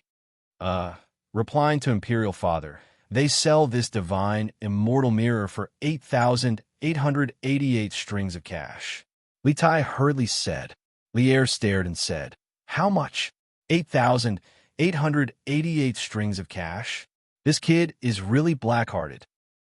Chapter 462. This kid is really black-hearted. This was Lier's subconscious evaluation of Li Zixuan after hearing the price of the immortal mirror. In his opinion, although the immortal mirror had an obvious advantage over the bronze mirror, the price of 8,888 was a bit excessive. 8,888? Xianxia, is there anyone who wants to buy it at such a high price? Empress Xianxia didn't comment and just asked with a smile. Of course, there are people who want to buy it at a higher price. I heard from shopkeeper's son of the Curious Pavilion that there are only 2 immortal mirrors of this size today. I didn't expect Xiaoxian to give one to Mother. This kid is quite generous. The quick-witted little fatty guessed the origin of the immortal mirror after thinking for a while. He couldn't help but feel gratified. Then this kid will probably earn a lot today, right? I heard that the Curious Pavilion is going to sell a batch of colored glass cups and lamps today. Based on his character, the price will definitely not be cheap. Lier pinched his chin and said softly, Isn't that just enough to alleviate that child's urgent needs? I just don't know if Xiaoxian can make up for all the money he needs to build the college. Empress Xianxia was worried about Li Zixuan. That's hard to say. No one knows how much money that kid has. Father, as far as I know, Xiaoxian's family can take out 150,000 strings of cash now, but he needs at least 500,000 strings of cash to build Yanhuang College. He's still thinking of ways to raise the remaining 350,000 strings of cash. Today's big move by the Curious Pavilion is probably one of his measures to raise money. When Li Tai heard this, he jumped out and exposed Li Zixuan's past. So much. This was the first time Li Chengxian heard that Li Zishuan was short of money. He frowned, then cupped his hands at Lier and said, "Father, I think that even if the Curious Pavilion launches so many things today, they won't be able to raise 350,000 strings of cash in a short time. Yinhuang College is beneficial to our Tang Empire, and its construction can't be delayed. I implore Father to give Xiaoxian some support." Lier raised his eyebrows and waved his hand. "Chengxian, as the heir to the throne, how can you act so emotionally? Not to mention that the Chong and local government has no extra money. Even if the national treasury is full, do you think I can use my imperial power to seek personal gains and allocate money to Li Zishuan? The way to be a ruler is to maintain balance. The emergence of Yinhuang College already has the tendency to break the current balance. If I were to openly give him money, it would inevitably cause dissatisfaction. Then I wouldn't be helping him. I would be harming him. Do you understand?" Li Chengxian suddenly understood that there were so many twists and turns in such a simple matter. He hurriedly bowed and accepted the lesson. "I understand. I will remember Imperial Father's teachings." Li Tai's eyes flashed, and he nodded imperceptibly. "Also, how do you know that this kid doesn't have any tricks up his sleeve? I think the only person in this world who won't be troubled by money is Li Zishuan." Lier smiled mysteriously and said with certainty, "As the old fox at the top of the food chain in the empire, Lier's guess was not wrong. Li Zishuan certainly had tricks up his sleeve. Using colored glass to make money was just a natural move. Even without the matter of the academy, he would have launched these colored glass products. His most important trump card was cement. The cost of cement was dozens of times cheaper than glutinous rice mortar. Therefore, even if the Curious Pavilion could not raise 35 strings of cash, he was not worried at all. He was listening to Sun Huayuan's report on the latest sales of the Curious Pavilion and was secretly delighted. 78,200 strings of cash. If that's the case, our Curious Pavilion sales today is likely to exceed 100,000 strings of cash," Li Zishuan said happily after listening to Sun Huayuan's report. It was noon, so 100,000 strings of cash was estimated to be very conservative. 100,000 strings of cash in a day. What kind of concept was that? That was 80 million copper coins. In the future, he could brag to others and say, "If you have something to say it quickly. Don't waste my time. I'm a man who can earn tens of thousands of copper coins in minutes. Can you afford to waste my time?" It was quite satisfying to think about it. It's very possible. At this rate, it's very likely that the goods we prepare today will be sold out. Young master, the colored glass cup, and the immortal mirror are really too profitable. I think that our workshop can stop all other work and focus on producing these 3 items. In this way, in less than a year, you will become the richest man in the Tang Empire. Sun Huayuan was shocked by the huge profits of the colored glass products today. At this moment, he excitedly expressed his thoughts to Li Zishuan. In his opinion, compared to the immortal mirror, the colored glass cup, and the colored glass cup, the other products of the workshop were all rubbish. It was better to abandon them and focus on producing these 3 products. Li Zishuan shook his head and said, "That won't do. Shopkeeper's son, don't think that these 3 items are expensive now. In the future, when we sell more of them, the price of the immortal mirror, the colored glass cup, and the colored glass cup will drop rapidly. After all, these items are considered luxury goods to the people of the Tang Empire. The reason why luxury goods are expensive is because they are rare. As the saying goes, the rarer something is, the more expensive it is. When we sell more of them, they won't be as rare as before. Therefore, today's grand occasion will be very rare in the future. The other projects of the workshop must not be stopped. Technology is the foundation of our strange taste pavilion." Li Zishuan was originally an engineer. He knew the importance of technological innovation to the long-term development of a company. If he lost the motivation to innovate for the sake of immediate profits, the company would not be far from death. The current industrial technology of the Strange Taste Pavilion was far ahead of this era. He could not give up at this time. Sun Huayuan heard this and thought seriously. Then he clasped his hands and said, "Young master has great foresight and great foresight. This son admires you." It seems that this old man was too focused. I'm not as calm as young master. I'm ashamed. Ha ha. Shopkeeper's son, you're too humble. Actually, you've already done very well. With the strange taste pavilion in your hands, I'm completely at ease. Speaking logically, Sun Huayuan's ability in business was not bad. Li Zixuan had always thought highly of him. Sun Huayuan was flattered and said, "Many thanks for young master's trust." Ha! Shopkeeper's son, you should go eat. I should also go back now. Li Zixuan happily waved his hand and left. With such a large sum of money coming into his account, he did not need to worry about money for a while. The next step was to see if Faubert's side would be able to support him. Wang Zhong's side had already recruited more than 5,000 craftsmen and laborers. In 2 days, they would have to start work. When the time came, they would have to use glutinous rice mortar. At worst, they would have to wait until the research on cement was done. After all, there were more than 10,000 workers. Chapter 463. The Azure Glass Cup, Azure Glass Lamp, and Immortal Mirror caused a huge sensation in Chang and City. The Odd Taste Pavilion once again refreshed people's understanding of it. Scooters, plows, compasses, don't touch me, and now this clear and pure azure glass.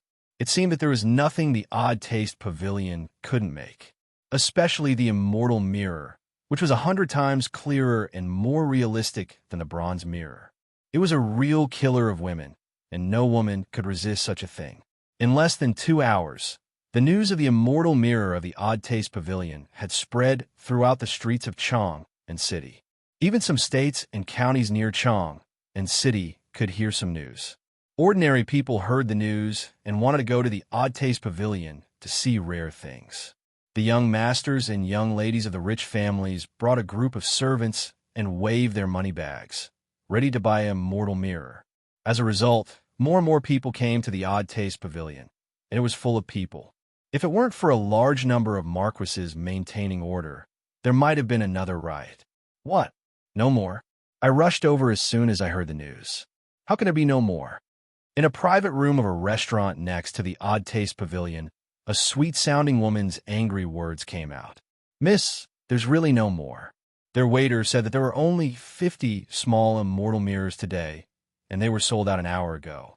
There were also 2 big Immortal Mirrors, and they were bought by Master Chow of Chongren Lane as soon as the show started. In the private room, an honest-looking servant in green explained in a low voice to the beautiful and petite girl in a pink dress. "Bang! Oomph! Trash! You can't even buy a mirror. What's the use of spending money on you?" The girl threw the vase on the table to the ground and roared at the servant. "Miss, the Odd Taste Pavilion sells too few Immortal Mirrors." The servant in green felt wronged. "Shut up. Trash will always be trash." "Ahem. Menger, if you can't buy it today, you can buy another day. It's just a mirror." At this time, a young master waved his fan and stood up to smooth things over. "Oomph. Xiao Shui, you shut up for this lady as well. If you didn't come to my house early in the morning to pester me, I wouldn't be late. Woo-woo. I heard that Sister Nanxiu and the others have bought Immortal Mirrors. Now I'm going to die from embarrassment." The girl was quite unruly and didn't give the young master any face. She was unruly for a while. She actually cried. This little girl's face was really like the weather in June, changing as and when she wanted. The young master named Xiao Shui also felt immense pressure. It was clear that he had been wary of the girl in front of him for a long time.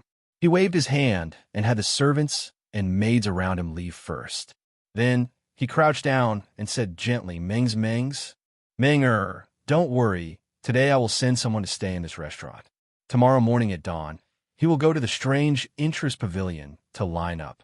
I'm sure no one will be earlier than him. At that time, he will definitely be able to help you buy the Immortal Mirror." "Woo, what if I can't buy?" "Meng's glass girl," she cried, "glass fairy. How is that possible? The East Market only opens at noon every day. If I send someone to live across the street, he will definitely be early. Moreover, I have a red membership card for Immortal Mirror. I'm not afraid of others cutting the line." Xiao Shui widened his eyes in disbelief. Woo, I don't care. Xiao Shui, if you don't help me by the immortal mirror, I will never agree to our marriage. We'll get married when you're able to buy it. Meng raised her head, wiped the tears from her face, and said to Xiao Shui, no, Meng didn't we agree to get married at the beginning of next month? Xiao Shui was dumbfounded. Why did he feel like he had heard this before? Meng had said the same thing to him when the new carriage Don't Touch Me came out. It had only been a few days. Not again. At this moment, Xiao Shui felt that he was being targeted by Immortal Mirror. Immortal Mirror had specially come up with some wedding set meals. If this continued, he felt that his marriage would be ruined by Immortal Mirror sooner or later. What's wrong? You said that you like me. You won't agree to such a small request. Then I'd better marry Lisa Xuan. Look at how good he is to his wife. The little girl put her hands on her hips and said without thinking. Xiao Shui's face turned green when he heard that. He quickly vomited blood and said, Manger, don't say such things again. I will definitely find a way to buy this immortal mirror for you. If it doesn't work, I will ask my grandpa for help. Then will Grandpa Xiao think that I'm not ladylike? The little girl was delighted, but she hesitated after thinking about it. Cough, cough. No, of course not. Manger, don't worry. I will talk to Grandpa. Grandpa will definitely not be dissatisfied with you. Xiao Shui quickly waved his hand and patted his chest as he promised. Manger smiled sweetly and said, Hee, Brother Shui is so nice. When Xiao Shui heard that, he couldn't feel happy. His heart was bitter, but he didn't say it out loud. He secretly hated Li Zixuan to death. The previous grand wedding left a deep impression in the hearts of all the girls in Chang and City. The groom who was going to get married later naturally had bad luck because the girls' requirements were increasing. As a groom, he had to find ways to satisfy the girls' requirements. Just like the new carriage that Li Zixuan used to escort the bride, it had gradually become a must-have item for marriage for many girls. Now, this glass mirror was probably going to become one of the must-have wedding packages. Xiao Shui didn't think much of these products.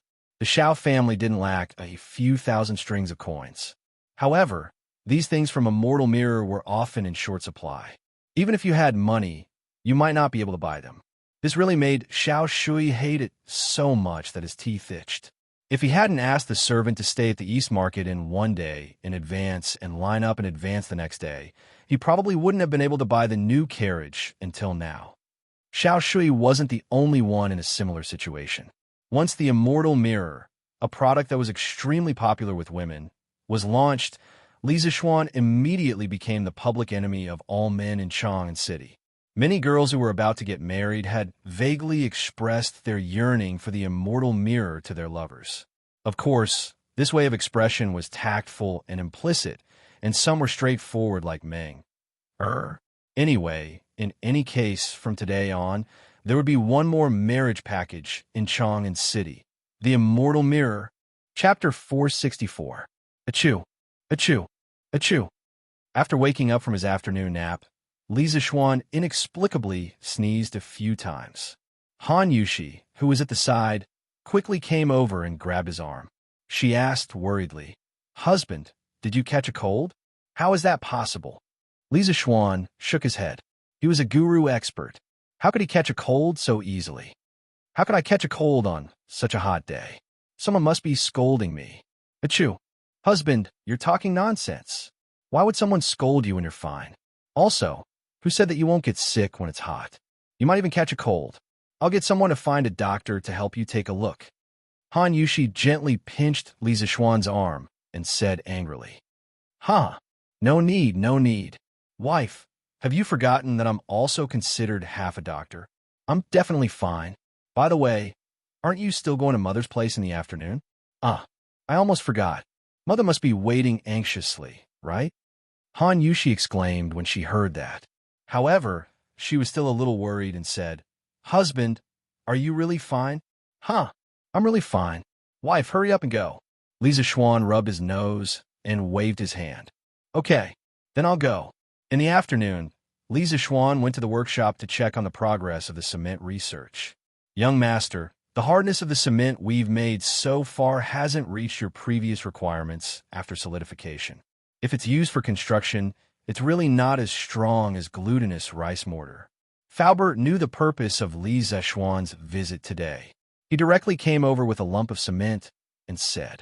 Li Zexuan took the cement and gently pinched it with his fingers. It instantly turned into powder. The quality was not good. Faubert, there must be a problem with this formula. Tell the craftsman to continue experimenting with new raw material ratios. Real cement will definitely be dozens of times better than glutinous rice mortar.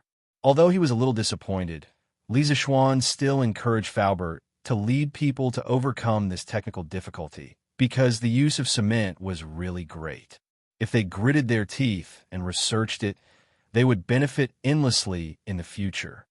Yes, young master. Faubert felt ashamed in his heart. He cupped his hands and sighed. But this old man heard that young master has recruited thousands of craftsmen and that the construction of Yanhuang College is imminent. This old man is really anxious. Li Zexuan smiled and comforted him. Faubert, don't worry. The academy can use the glutinous rice mortar first. It's not a problem.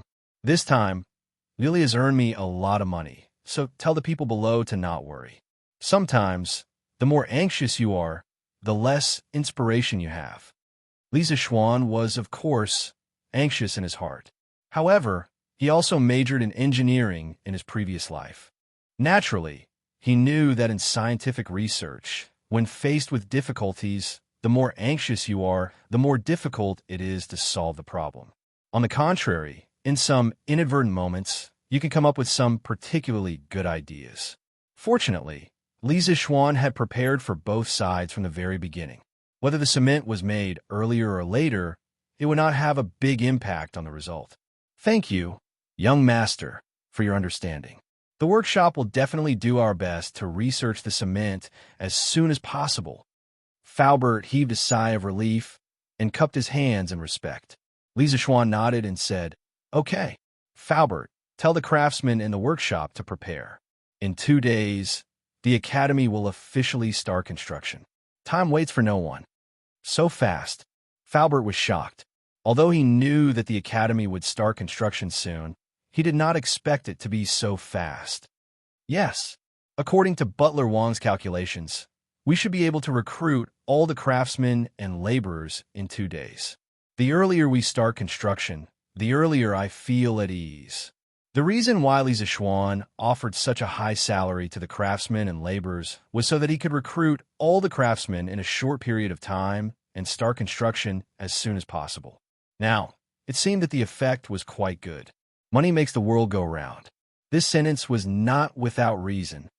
Okay, then I will help you keep an eye on things. Although my old arms and legs can't carry things, I can still be the supervisor for you. Huh, you can't do that. Faubert, you are now the treasure of our workshop. The weather outside is so hot. I don't want anything bad to happen to you. 2 days passed in the blink of an eye. In the past 2 days, the storm of the Immortal Mirror had become more and more intense in Chang and City. Those who had bought the Immortal Mirror before naturally showed off to their friends in various ways. The clarity and magic of the Immortal Mirror spread like wildfire. More and more people knew about the Immortal Mirror, and more people want to buy it. However, what drove everyone crazy was that the Immortal Mirror did not appear in the Curious Pavilion in these 2 days. It was as if this thing had never existed in the world. Sun Huayuan's explanation was that it was not easy to make the Immortal Mirror. The workshop was stocking up and would provide a batch of goods to the Curious Pavilion every 3 days. However, this was just nonsense to deceive the consumers. The real reason was that Li Zexuan had asked him to do so. At the end of the day, Li Zexuan just didn't want these glass products to depreciate so quickly. He wanted to make more money with this stuff. He would never kill the goose that lays the golden eggs and saturate the market all of a sudden, casting a long line to catch a big fish. This was a wealth robbery or wealth redistribution plan that used sand as a weapon. Li Zexuan had to look into the future and not just focus on the small profits in front of him. However, this made the pitiful people who were obsessed with buying the Immortal Mirror suffer. Xiao Shui was the most prominent one among them. The lackey he sent had already stayed in the guest house in the East Market for 2 nights, but he still did not get anything. As for that Miss Ming, she had almost driven him crazy these 2 days. Li Zixuan did not care how the others complained. He would not change the plan he had made. Those people just had to wait for one more day.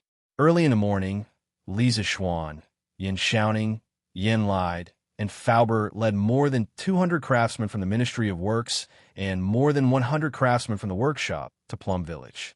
Li Tai, the little fatty, also came along today. He had been thinking about Yinhuang College ever since he saw the Yinhuang College sand table a few days ago. Today was the big day of Yinhuang College's groundbreaking. How could he not come and join in the fun? Tisk tisk. Little Xian, there's so many craftsmen. The construction team used by Yinhuang College is almost comparable to the construction team used to build the palace. Li Tai and Li Zixuan walked side by side at the front. The little fatty looked at the huge team behind them and could not help but say this. Ha! Li Zixuan did not continue the conversation and directly joked. Qingke, I heard that you bought 2 small immortal mirrors from shopkeeper's son 2 days ago. If the girls in Chang and City knew that you got in through the back door, they would hate you to death. Ha! Li Tai. Chapter 465. Ha! Young master, the 500 villagers of Plum Village have been waiting for you to come. When the group entered Plum Village, they saw second Master Lu and his brother, Lu Qingfeng, already waiting at the entrance of the village with a group of people beside them. It was Han Lijing and the young men from the Han family manor. The young master of the main family wanted to build a house. To these villagers, building a school and building a house were the same thing. Even if they had no money, they had to come over and help. Disregarding everything else, just the rent reduction policy that Li Zixuan had set up for them was worth it for them to help Li Zixuan build a house for free. Now, the surrounding villages were envious of the preferential treatment that the 2 villages received. Many of the villagers were wondering how they could move closer to the Han family manor or Plum Village. It was easier for those who had daughters. They could just marry their daughters over. Those who didn't have daughters were worried sick. Could they let their sons marry into their families? Haha.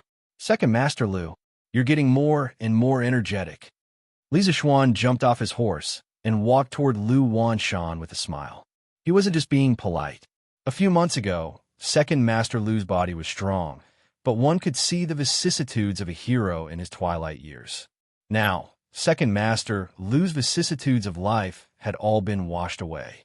In its place was a vigorous vitality, and he looked a little like an old man. Ha! This is all thanks to you, young master. In the past, when Lu Shiren was running rampant in the village, I had to fight him to the death every day. Now that the father and son are gone, I don't have to fight anyone anymore. Every day, I can wander around the village or go fishing by the river. There's nothing to worry about. Naturally, the more I live, the more energetic I get, haha. Second Master Lu laughed heartily with his shirt unbuttoned. Xiaoxian, every family in the Han and Mei villages now has ample food and clothing. This is all thanks to you, Xiaoxian. Han Lijing stroked his beard and smiled. Li Zixuan was now his son-in-law. Of course, he didn't have to call him young master anymore. Haha, Han Tianhu, you're so lucky to have found such a good home for little Han. Second Master Lu pointed at Han Lijing and joked. Ha, this is all that girl's good fortune. Li Zixuan saw that they were getting more and more excited as they chatted. More importantly, the sun was about to rise to the top of their heads. He quickly interrupted. Ahem, father-in-law, Second Master Lu Lijing. Are all the craftsmen and commoners here? As the village chief of Plum Village, Lu Qingfeng had to bear the responsibility of supervising this matter. Hearing this, he hurriedly stepped forward and said, replying to young master, Housekeeper Wang has already brought over 13,000 people from other places to Cloud Mountain. The youths from the Han family manor and Plum Village have also arrived. Young Master's Academy is related to the long-term development of our 2 villages. Everyone has volunteered to help young Master build the academy for free. What a group of down-to-earth working people. Although Li Zixuan was touched, he wouldn't let his villagers suffer for no reason. He smiled and said, don't worry. He smiled and said, working for free won't do. I appreciate the villagers' good intentions, but don't mention this kind of problem again in the future. I, Lisa Schwan, won't shortchange everyone's wages. Besides, why should outsiders get paid while our own people have to work for free? No matter where you go, there's no such logic, right? Yin lied, who was behind him, stroked his beard in relief when he heard this. He was even more impressed with Lisa Schwan in his heart. When the farmers of the two villages heard this, their faces revealed touched and regretful expressions. Ha! Young master is so kind to us. If the men of Plum Village dare to cheat or not work properly in the future, don't blame me, Lu Wanshan, for being rude to them if I catch them. Second Master Lu knew that Lisa Schwan wasn't just being polite, so he pulled Lu Lijing's arm to stop his elder brother from persuading him. He then turned his head and shouted at the villagers of Plum Village behind him. Second Master Lu is right. I, Mei Zhangkong, support you. Young master is so good to us. Who dares to not work hard? I like to see where his conscience is. Do your best. Do your best. The young men of Plum Village immediately let out loud roars. Ha! Men of the Han Village, did you hear that? If you can't win against the brothers of Plum Village, then let's see if you still have the face to return to the Han Village. Han Lijing didn't want to be outdone and shouted at the young men of the Han Village. He didn't have the right to care about the attitude of the other villagers, but he had to care about the people of the Han Village. Putting aside the fact that Lisa Schwan was his son-in-law, the villagers of the Han Village were also the ones who had received the most kindness from the Li family. If they didn't repay the kindness, this wasn't something that the villagers should do. Ha! Han Lijing, there's nothing to say. The men of the Han Village won't be worse than those of Plum Village. We will also do our best.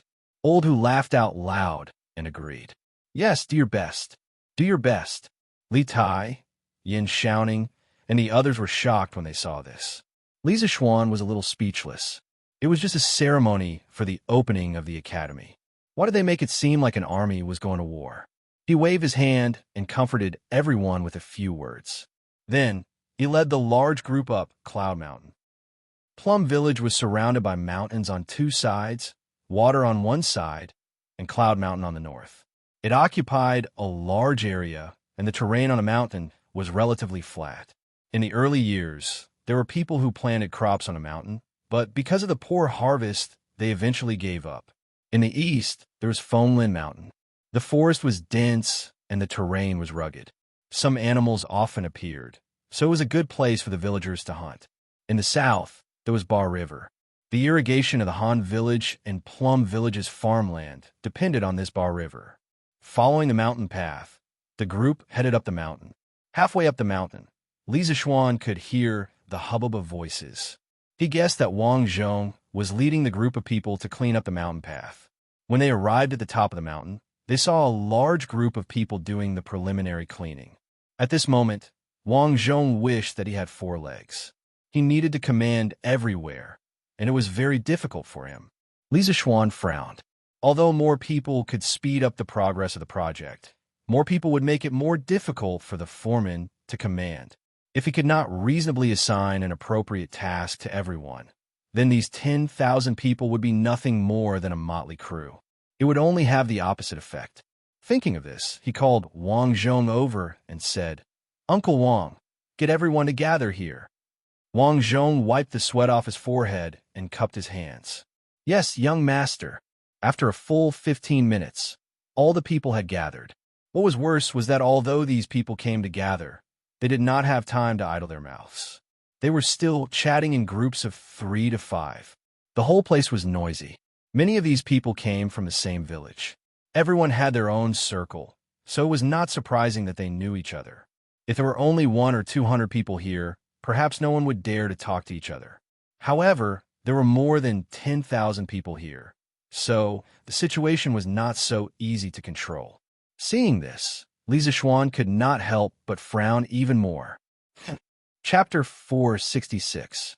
On the Cloud Mountain, Yin lied, stroked his beard, and looked at Lisa Schwan thoughtfully. He was curious as to how Lisa Schwan would handle the situation. As the Minister of Works, he had presided over the construction of the Zhao Mausoleum and several other palaces. He had encountered situations even bigger than this. If he were to take charge, he would definitely be able to solve the problem at hand. However, Li Zishuan was different. This lad had no experience in leading an army in a battle, nor did he have experience in leading tens of thousands of people to participate in a major project. Therefore, Yanlai was very curious as to whether Li Zishuan would give him a surprise. Wang Zhong was so anxious that he was sweating profusely. He had also seen Li Zishuan's face, which was as dark as the bottom of a pot.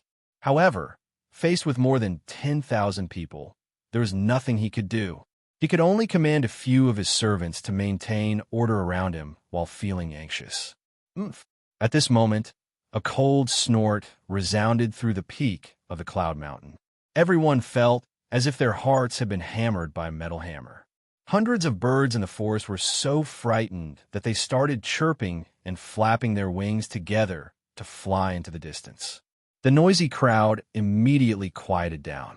The cloud mountain was so quiet that one could hear a pin drop. The power of a grandmaster was terrifying. Faced with this disorderly mob, Li Zishuan didn't rack his brains to think of other ways. When a person's strength reached a certain level, they didn't like to think of ingenious schemes. Using brute force to defeat 10 was the best way for them to deal with things. Is there anyone among you who is dissatisfied with the salary I'm offering? Li Zishuan looked at the commoners and craftsmen below and asked loudly. In this era, there were no loudspeakers, but Li Zishuan's voice could still be heard very far. More than 10,000 people in the field could hear him. Hearing this, the crowd looked at each other, but no one dared to make sound. First, it was because Li Zishuan's cold snort had frightened them. They were just commoners, and grandmasters were very far away from them. However, they could feel that this young man in his teens was very powerful and very powerful. As for the other reason, it was that Li Zishuan's salary was indeed impeccable. All right, since no one said anything, I'll take it that all of you are satisfied with this salary. Li Zishuan waited for a few breaths of time. Seeing that no one answered, he continued in a clear voice. Next, it's my turn to make some requests of you. First, let me introduce myself. I am Li Zishuan, the person who hired you this time. I don't care which village you're from. Since you're here and want to earn money, you have to listen to me. If anyone wants to fish in troubled waters or try to cheat money by eating and drinking, then I'll ask you to leave. At this moment, everyone below felt a chill in their hearts. Only now did they realize that coming here did not mean that they had 2 months of high-salary iron rice bowls. If they did not do a good job, they would still be chased out at any time. This is the current Minister of Works. The academy that you will help me build in the next 2 months was approved by the current emperor. From now on, all of you will have to obey the arrangements of Minister Yin, the eldest son of Minister Yin Xianxia. Whatever he asks you to do, you must do it. If you don't want to obey the arrangements, please leave now, lest you be chased out by me in the future and be laughed at by others. Li Zishuan mentioned Yin lied and Li Er in order to give these people another deterrent. Since ancient times, people were afraid of officials, not to mention that the Yanwang College was a task personally assigned by the current emperor. These people would definitely not dare to be sloppy when they were building in the future. He was right. As soon as these words came out, everyone's eyes were instantly filled with awe. There was no longer any laziness like before. After a few breaths, no one took the initiative to leave. Li Zishuan continued, in the next 2 months, I will randomly divide you into 50 construction teams. On average, each team will consist of 300 people, 10 craftsmen, and 1 captain and 1 deputy captain. There will be groups of 10 people in each team and 1 leader. There will be groups of 10 people in each team and 1 deputy captain. Outside the group, there will be groups of 10. Outside the group, there will be groups of 10. Outside the group, there will be groups of 10. Each group will have 1 captain and 1 deputy captain. Everyone must obey the command of Yin Shouting. Yin Shouting will distribute the tasks of each construction team to the corresponding team leader. As the team leader, you must distribute the tasks well and ensure that the tasks are completed in time. When each squad leader receives a mission, you have to divide the mission into smaller groups. You have to cooperate well with each other because you're not alone. You are a group. Don't let your sloppiness affect the entire group or even the entire squad's failure to complete the mission in time. In addition, Xianxia will form an additional law enforcement team. They will evaluate the work progress of each construction team every day. The team with the best performance that day will have the best meal the next day. You will eat the fattest meat, and there will be enough of it. Of course, the team with the worst performance will also have the worst meal the next day. You will only be left with carrots and vegetables. Every 5 days, the law enforcement team will make a small summary. The team leader and deputy captain will be rewarded with 2 strings of coins. The captain and deputy captain will be rewarded with 1 string of coins. The team leader will be rewarded with 500 coins. The rest will be rewarded with 100 coins. Every month, the law enforcement team will make a big summary. The team with the best performance will have their monthly salary doubled. The team leader and deputy captain will have their monthly salary reduced by half. The captain and deputy captain will have their monthly salary reduced by 40%. The team leader will have his monthly salary reduced by 30%. The rest will have their monthly salary reduced by 20%. Moreover, the law enforcement team will also evaluate the 5 teams with the best performance that month. The members of these 5 teams will be rewarded with an additional 5 strings of coins. Of course, once the law enforcement team finds a worker with a negative attitude, he must be kicked out immediately. So, you are not alone. What you do will affect your team. If you want to make a lot of money from me, you have to put in the effort. Do you all understand? Huff, huff, huff. After Li Zixuan finished speaking, the sound of heavy breathing could be heard in the audience. Everyone was excited by the generous rewards. 5 strings of coins. This was a huge sum of money that a civilian family might not be able to earn even if they worked hard for 5 years. But now it was within their reach. How could they not be excited and excited? Although they would be punished if they did not do well, none of these farmers would feel that their work was not as good as others. Therefore, they selectively ignored Li Zixuan's punishment measures. At this time, when they heard Li Zixuan's question, they quickly shouted, "Understood." Although their voices were not in sync, they were very loud and imposing. Li Zixuan nodded in satisfaction and then said, "These 2 months, you will be staying in Union residence. For the next 2 months, all of you will be living and eating in Cloud Mountain. Later on, Xianxia will specially organize a group to build temporary houses for everyone. Please think about your wives, children, and elders. If you want them to live a good life, you must work hard to complete the mission. Those who don't meet the requirements will be kicked out at any time. 2 months later, I want tall buildings to be built from the ground on Cloud Mountain." Chapter 467. Shocking. Yanlai's heart was truly shaken at this moment. Li Zixuan was a greenhorn, but he was able to settle the matter in an instant. His actions were clear about rewards and punishments, and he was both firm and soft. His methods were extremely shrewd and ruthless. Even Yanlai, who had lived half his life as an old loach in the officialdom, had to admit that he was impressed. What surprised Yanlai the most was that from Li Zixuan's arrangements, he saw a trace of a soldier's swift and decisive style. Although Yanlai was a civil official, he had experienced 3 dynasties and had also encountered chaotic times. He was very clear about the nature of the generals in the army. When Li Zixuan spoke just now, his temperament was like a general lecturing his soldiers. This was hard for Yanlai to accept. How could a 14 to 15-year-old young man have the ability to lead an army into battle? Yanlai shook his head and hypnotized himself in his heart. Illusion. This must be an illusion. In fact, this wasn't an illusion. Li Zixuan wanted to use military means to manage the construction team of more than 10,000 people. The punishment he mentioned wasn't to deliberately make things difficult for these farmers. He also didn't have any intention of discriminating against them. In his previous life, his father would go to the city to work when he wasn't working. The people in the city called them migrant workers. Now, this group of people was in a similar situation to his father in his previous life. Of course, he wouldn't deliberately make things difficult for these men who used their hands, labor, and even life's potential to support family.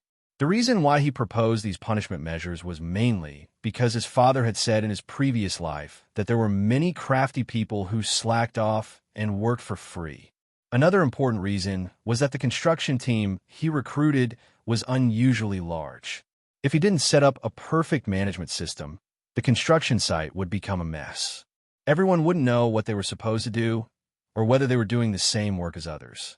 In this way, the construction speed of Yanwang College would be at a snail's pace. Only by properly organizing the division of labor could everyone be used to their fullest potential. Only by having a reasonable reward and punishment system could everyone be motivated to work. Xianxia looked at Li Zixuan with a trace of resentment and a trace of complexity. He was resentful because Li Zixuan had thrown the difficult task of being the head of the construction site to him. One must know that being a qualified general was far more difficult than being a low-level soldier. This was because a general often had to consider all aspects of the situation and make the best use of people. God knows how much brain power he would have to use in order to assign tasks to these 10,000 people. Xianxia was terrified just thinking about it. He was just a technical geek. The reason why there was still a trace of complexity in his eyes was entirely because Li Zixuan's well-organized arrangements just now had dealt him a blow. Li Zixuan was better than him in terms of martial arts and machinery, but his ability to dispatch and command was actually so strong as well. Damn it, he was not giving others a way out. As for Li Tai, the little fatty's eyes were filled with admiration. He felt that Li Zixuan's way of giving orders was very domineering. In just a few months, a hater had turned into a bootlicker or a hardcore fan. This was unbelievable. Li Zixuan probably didn't expect it himself. Shouting, I'll leave these people to you. I know it's hard work, but you have to bear with it. It's a good opportunity for you to train yourself. After all, you'll inherit Uncle Yan's legacy sooner or later. Li Zixuan put on a smile and turned around to speak to Xianxia. At this moment, Xianxia really wanted to curse Li Zixuan, but he didn't know if he should. He looked at Li Zixuan with hidden bitterness. He wanted to refuse, but as soon as he said that, his father's scolding would probably come from his side. As for whether the slap would follow, it was really hard to say. It all depended on his father's mood. Okay, I'll try my best. After holding it in for a long time, Xianxia only spat out 6 words. Just as he had expected, his father beside him was stroking his beard and nodding in satisfaction when he heard this. Li Zixuan saw his friend's depression. He went forward and patted Xianxia's shoulder. He laughed. Haha, don't worry, Xiaoning. Uncle Yan and I will come over to help you often. You're not the only one fighting. My father-in-law, Second Master Lu Lijing, and the rest are all on your side. With their help, what are you afraid of? Han Tianhu, Second Master Lu, and the rest quickly agreed and expressed that they would fully support Xiaoning's work. As for Yin lied. He felt that he was tricked by Li Zixuan. What did he mean by, Uncle Yin, and I will come over to help you often? As the boss of the Ministry of Works, he was so busy every day. How could he have time to come over often? He told Li Zixuan that he would come over occasionally, but he didn't say that he would come over often. In fact, this was where Li Zixuan was treacherous. He kidnapped someone's son to a high position. He didn't believe that his father wouldn't come over to help him. Logically speaking, Li Zixuan really needed the help of a master architect like Yin lied. If he could use money to invite this big shot over, Li Zixuan would be willing to pay 10,000 strings of cash. However, old Yin held an important position. How could he be invited over with money? Therefore, Li Zixuan could only settle for the second best and take the crooked path. After listening to Li Zixuan's words, Xianxia felt a little better. Although there were a lot of people and craftsmen in front of him, as the saying goes, a strong dragon cannot defeat a snake in its old haunts. This was Plum Village. He had the support of Second Master Lu and the rest. Why would he be afraid of these people rebelling? Therefore, he nodded and said, Okay, I'll try my best. If there's anything I don't understand, I'll ask you. Haha, you're a good brother. When Yanwang College is completed, I'll treat Brother Xiaoning to a good drink. Li Zixuan laughed. Then, he pulled Xiaoning over and whispered, Xiaoning, try to use the young men from Plum Village and Han Village for the captains and team leaders in the construction team. They're all trustworthy and will be on your side. Of course, we can't rule out the possibility that there are outstanding leaders among the others. You can promote them as you see fit. As for the team leader and deputy team leader, you'd better use some experienced craftsmen. Other than being able to lead the team well, they can also give you some useful advice. It's best not to put people from the same village into a team because they're likely to group up. There are only two results of grouping up. One is that the group becomes more diligent, and the other is that the group becomes lazier. However, the latter is more likely. As for the law enforcement team, you can do as you see fit. You can also go out and recruit other people. Yes, little Xian's advice is very pertinent. Ning, you must remember it. Yin lied, stroked his beard, and looked at his son as he reminded him. Yes, I know, Dad. Yin Xiaoning nodded. Hey, Xiaoning, you have to leave a team leader position for me. I must participate in the construction of Yanhuang College. I want to be the team leader. After Li Tai eavesdropped on the three people's whispering, he suddenly pulled Yin Xiaoning and said, Chapter 468. I want to be a regiment commander. Li Tai's words really scared Yin Lied, Yin Xiaoning, and the others. As for Li Zishuan, he was thunderstruck. Your Highness, this is not appropriate. As a prince, how can you do such a lowly thing? His Majesty will definitely not agree. Yin Lied frowned and tried to persuade him. If his son dared to be so mischievous, he would have beaten him up long ago. However, this person was Li Tai, so he could only use his mouth to persuade him patiently. A lowly thing? May I ask Minister Yin, when did hard work become a lowly thing? Li Tai seemed to be prepared for this. He cupped his hands at Yin Lied and said seriously, Qingke has been studying engineering with you for several months. Engineering is the study of engineering.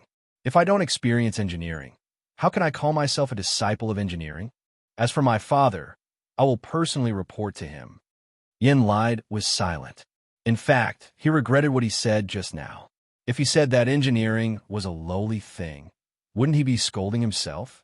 However, to let a prince personally participate in the construction of a project, this was somewhat unreasonable no matter what. Since your Highness has made up your mind, I have nothing to say. It's better to leave the trouble to Li Heir.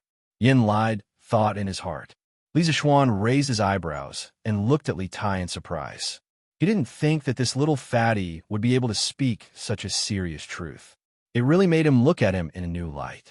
He had a bright future ahead of him. Li Tai was delighted, but Li Zishuan interrupted at an inappropriate time. Qingke, if you want to experience engineering, that's fine. However, you don't have any experience. I'm afraid you won't be able to take on the position of a regiment commander. I'll give you the position of a captain first to train yourself. This kind of practical training will also be of great benefit to you. Li Tai was suddenly very depressed. He just helped Li Zishuan, but Li Zishuan exposed him without mercy. He really didn't give him any face at all. However, Li Zishuan's last two lines made his eyes light up. Putting everything else aside, Li Tai's cultural attainment was still very high. Knowledge on paper is ultimately shallow. I'll have to do it personally. Good, good, good. Every word you said is a gem. I've learned a lot. After seriously savoring it for a long time, Li Tai cupped his hands at Li Zishuan and said solemnly. Yin Lied also glanced at Li Zishuan in surprise. He never expected Li Zishuan to be so proficient in the Tao of poetry, to be able to recite such a beautiful line. That's fine. Xiaoning, you can lead them and start working. Uncle Wang has the name list of all of them. You can see if you can divide them into groups. Uncle Yin and I will help you draw up an overall progress plan for the construction of the academy. You can use it as a reference in the future. Li Zishuan went forward and patted Yin Xiaoning's shoulder, urging him to hurry up and work. Oh, okay, father, I'll go first. Yin Xiaoning nodded his head and greeted his father. Go. Do well. Don't embarrass the Yin family.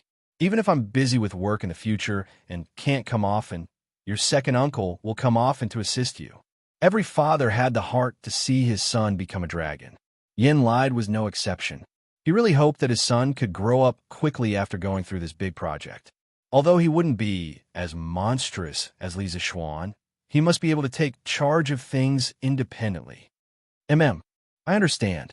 Yin Xiaoning cupped his hands and brought Wang Zhong, Second Master Lu, Lu Lijing, and Han Lijing to divide the construction corps into groups. Li Zishuan, on the other hand, took the floor plan of the Yin Huang Academy and followed Yin Lide to a temporary pergola.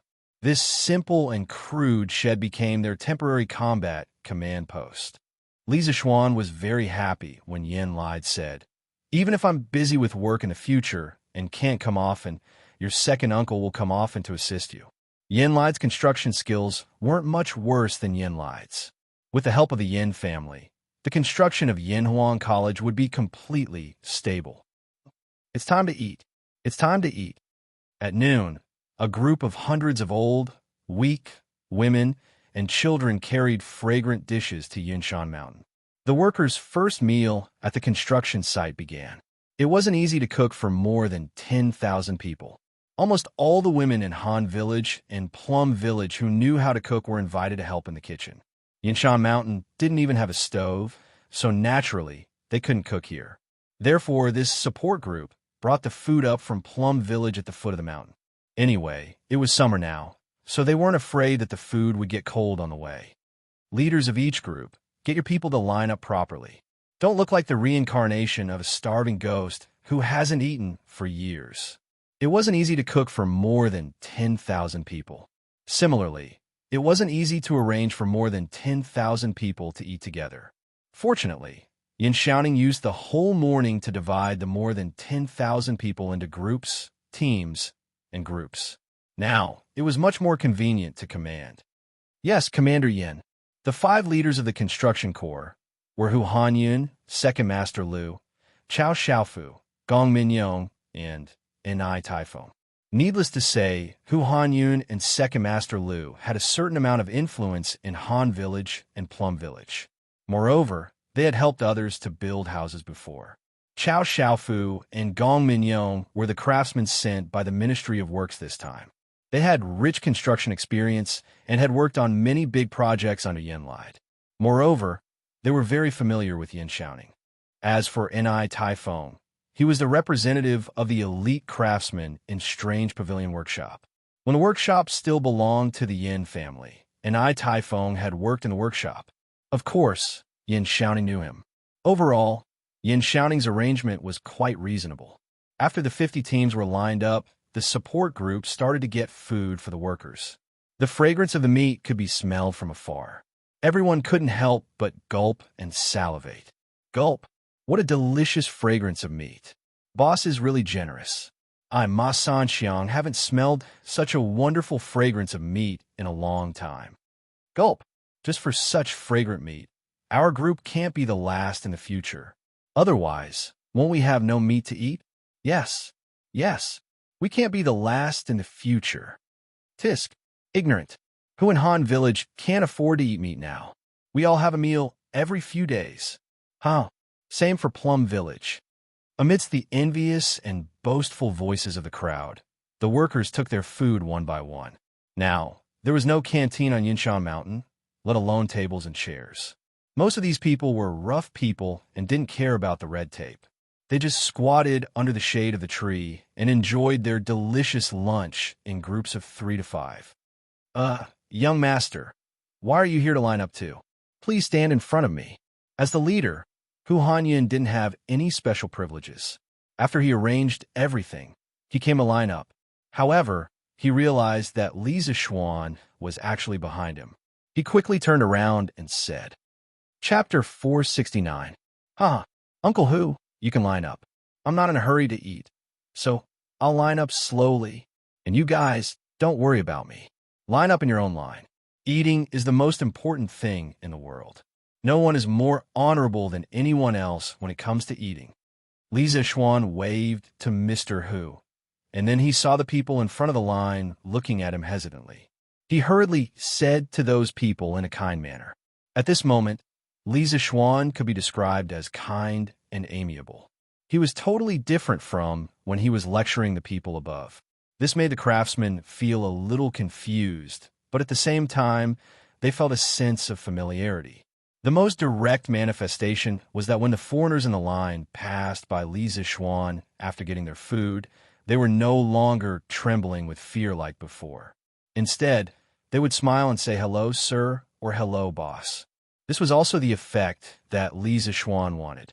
As the saying goes, relax to a certain extent. Blindly making others afraid of you would not work. That would also affect the efficiency of work. Li Zishuan did not deliberately eat at the construction site to put on a show. He did not need to put on a show. The reason why he stayed for lunch was that, firstly, he wanted to see how the food at the construction site was and whether it needed to be adjusted.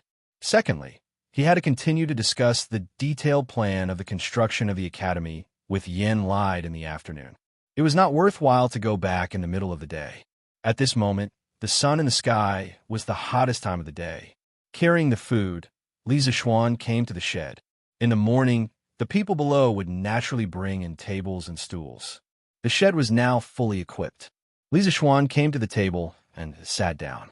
Opposite him, Li Tai, the little fatty, was staring at the big fat meat in the bowl. If it was said that Li Zishuan stayed for lunch because of the situation, then Li Tai stayed for the sake of putting on a show. The little fatty had just become the captain of the 8th team of the construction corps in the morning and could be considered as Old Hu's subordinate. He wanted to set an example and raise the recognition of the people below him. Li Tai's royal education taught him that if a superior wanted to capture the hearts of the people, he had to share weal and woe with his subordinates.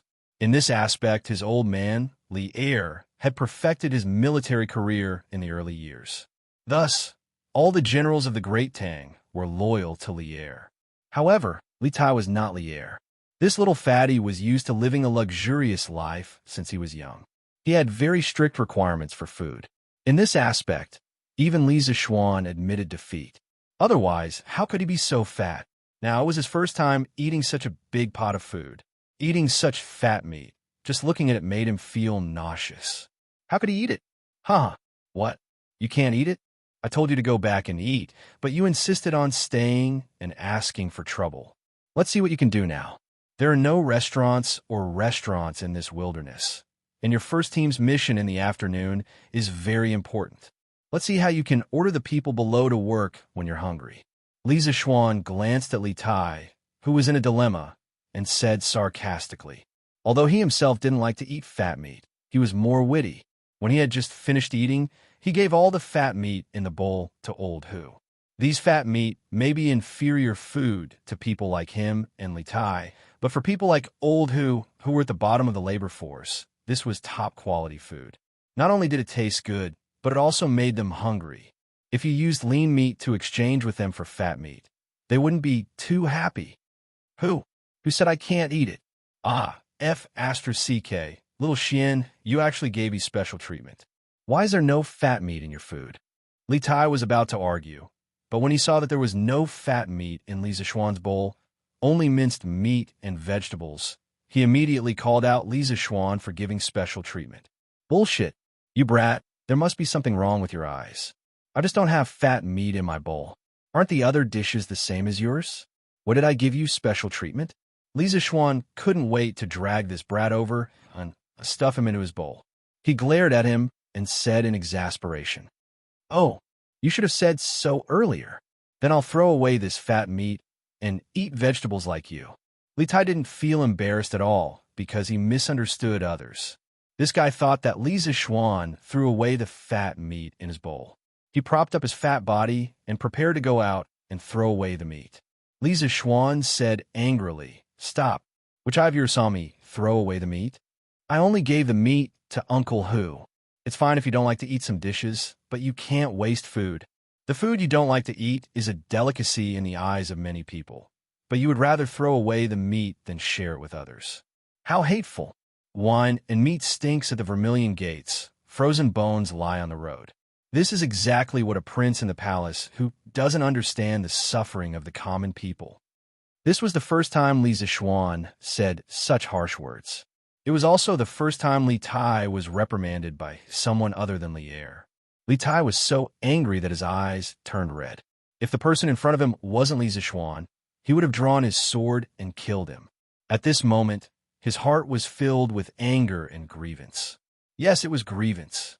His nature wasn't bad. He just didn't think of this method of giving away the fat meat. Wine and meat stinks at the vermilion gates, frozen bones lie on the road. These two lines of the poem also gave Li Tai a great shock. He clenched his teeth and didn't say a word. His face was green and white. He wanted to fly into a rage, slam the table, and fight it out with Li Zixuan. But subconsciously, he felt that Li Zixuan was telling him this for his own good. Moreover, he didn't want to be the main character of Wine and Meat Stinks at the Vermilion Gates, Frozen Bones Lie on the Road. He didn't want future generations to think of him, Li Tai, as a prince. If that happened, wouldn't his reputation go down in history? What? You don't agree? You think what I said is wrong? Good. Then go out and take a look. See if the fat meat you threw away is the supreme delicacy in the eyes of those craftsmen. Li Tai's face changed between green and white. Li Zixuan didn't care and continued to reprimand him. He had made up his mind to be a strict teacher today. After interacting with Li Tai for so long, Li Zixuan's attitude towards the little fatty changed from being cautious at the beginning to keeping a distance. Later on, Li Tai pretended to be his disciple, and he only taught him in the name of a teacher. In the end, Li Tai accepted him wholeheartedly and wholeheartedly taught him. During this time, Li Zixuan naturally had a very deep understanding of Li Tai's personality. This little fatty's nature wasn't bad. He was just a little arrogant.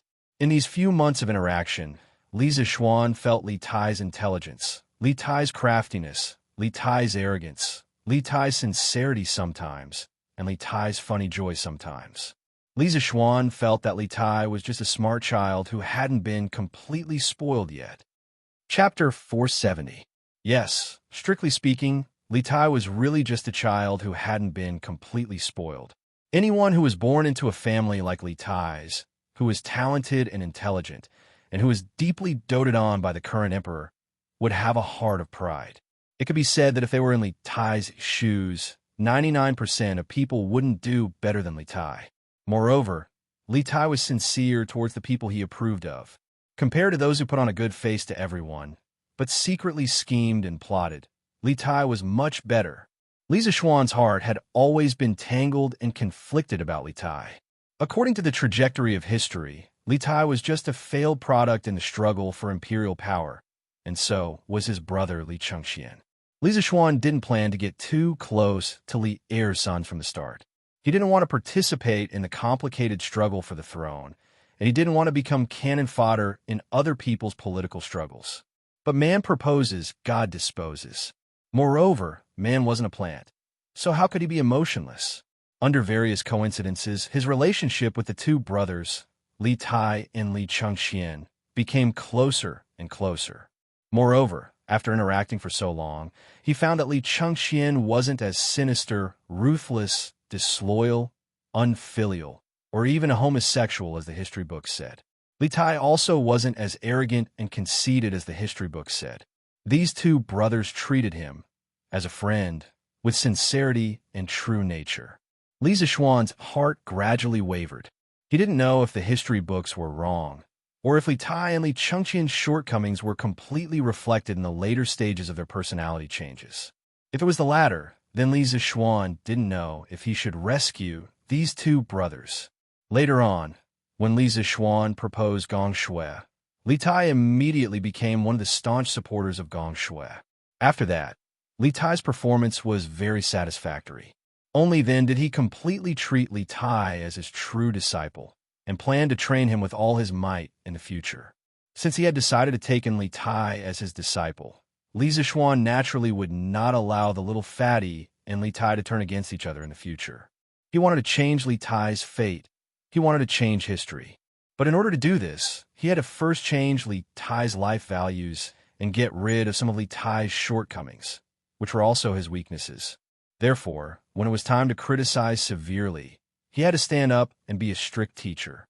If Li Tai fell out with him because of this, then Li Zixuan could only say that they were not destined to be master and disciple. Bang! After struggling for a while, Li Tai slammed his chopsticks heavily on the table, and then he left without saying a word. Not sure if he really wanted to look at the workers outside, or if he was angered by Li Zixuan's words and decided to quit. Li Zixuan did not chase after him. He didn't even look outside the door. Taoists practiced following one's heart, governing by doing nothing and letting nature take its course. If Li Tai really quit because of this, or even quit Gong Shui, Li Zishuan could only express regret. He definitely would not kneel down and beg Li Tai to change his mind. He spread Gong Shui out of interest, not for his own benefit. Without Gong Shui, he could still live a simple life. But logically speaking, Li Zishuan felt that with his understanding of Li Tai would most likely not give up his initial ideals and pursuit. He believed in his own judgment. Smells good. I didn't expect to come here to work. Not only is the salary high, but the food is also so good. It's almost the same as our family's New Year's meal. Oh, who said it wasn't? TSK, such delicious meat. If it weren't for the boss's rule that we have to stay at the construction site at night, I would want to bring these back home for my wife and children to eat. Sigh. Yes, my eldest child hasn't eaten meat for half a year. We can't eat such delicious meat even during the New Year. Sigh. I don't know if the boss is recruiting children.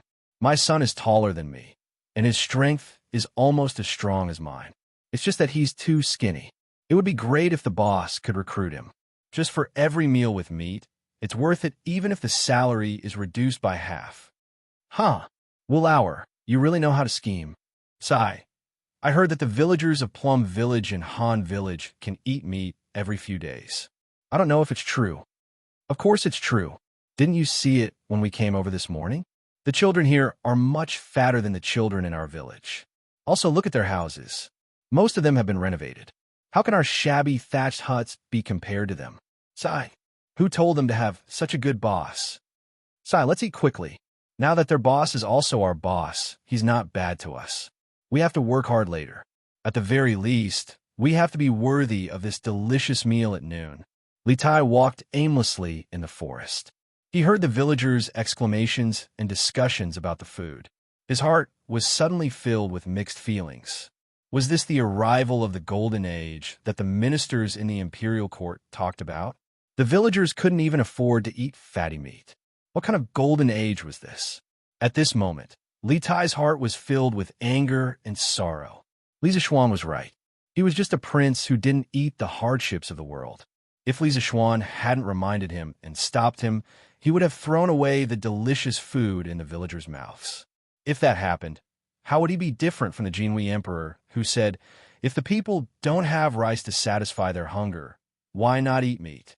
Li Tai never thought of himself as a saint. He also never felt that he had the responsibility or obligation to let the people in the world live a good life. That was what an emperor should do. Although he had fought openly and secretly with Li Xianxia in the past, it wasn't for the position of crown prince. It was just two children fighting for their father's love. That was all. At this age, Li Tai didn't have the heart to fight for the position of crown prince. He didn't want to be a saint, nor did he want to be an emperor. Therefore, Li Tai naturally believed that the lives of the people in the world had nothing to do with him as the king of Wei. However, only by truly experiencing things would he understand his true nature. Surrounded by a group of poor commoners who couldn't even eat meat, Li Tai felt that he couldn't be happy being the king of Wei. All he could feel was sorrow and bitterness. Brothers of Regiment 1, although the construction site is full, don't ***king eat it. If you're too full to walk, how are you going to quarry in the afternoon? If your performance is poor, you will only be able to eat radishes and vegetables tomorrow. Hu Hanyun's roar came from the forest. Got it, regiment commander Hu. The villagers immediately roared with laughter. Although this king has no obligation to save the people of the world, this king has an obligation to live a happy life. Only when the people around me live a good life can this king live a happy life. Meat and wine stink behind the door of the Vermilion, but there are frozen bones on the road. This will be a lifelong warning for me, Li Tai. Li Tai, will definitely not be a king whose name will go down in infamy for 10,000 years.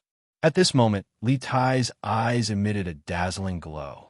He looked up at the sky above Cloud Mountain and muttered to himself. Chapter 471. Inside the shed. It didn't take long for Li Zishuan to finish the food in his bowl. Putting aside the ingredients, The taste of the food was similar to the school cafeteria in his previous life. In this life, although he was more particular about what he ate at home, he wasn't someone who hadn't suffered before. Naturally, he wouldn't find it hard to swallow just because the quality of the food wasn't as good as at home.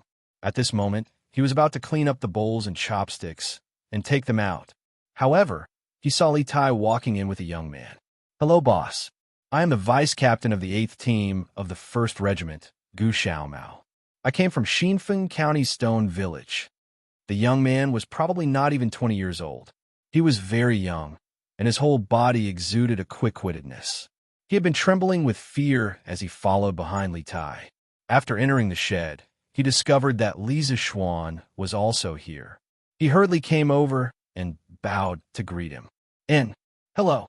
Li Zishuan nodded lightly and looked at Li Tai. It would be a lie if Li Zishuan said that he was not surprised that Gu Xiaomao had become a vice captain at such a young age. However, a hero's background was not important. Li Zishuan did not question or look down on Gu Xiaomao because of this. Li Zishuan believed that Yin Xiaoning had his reasons for promoting a young man like this. His main target was still Li Tai. The little fatty's face was expressionless.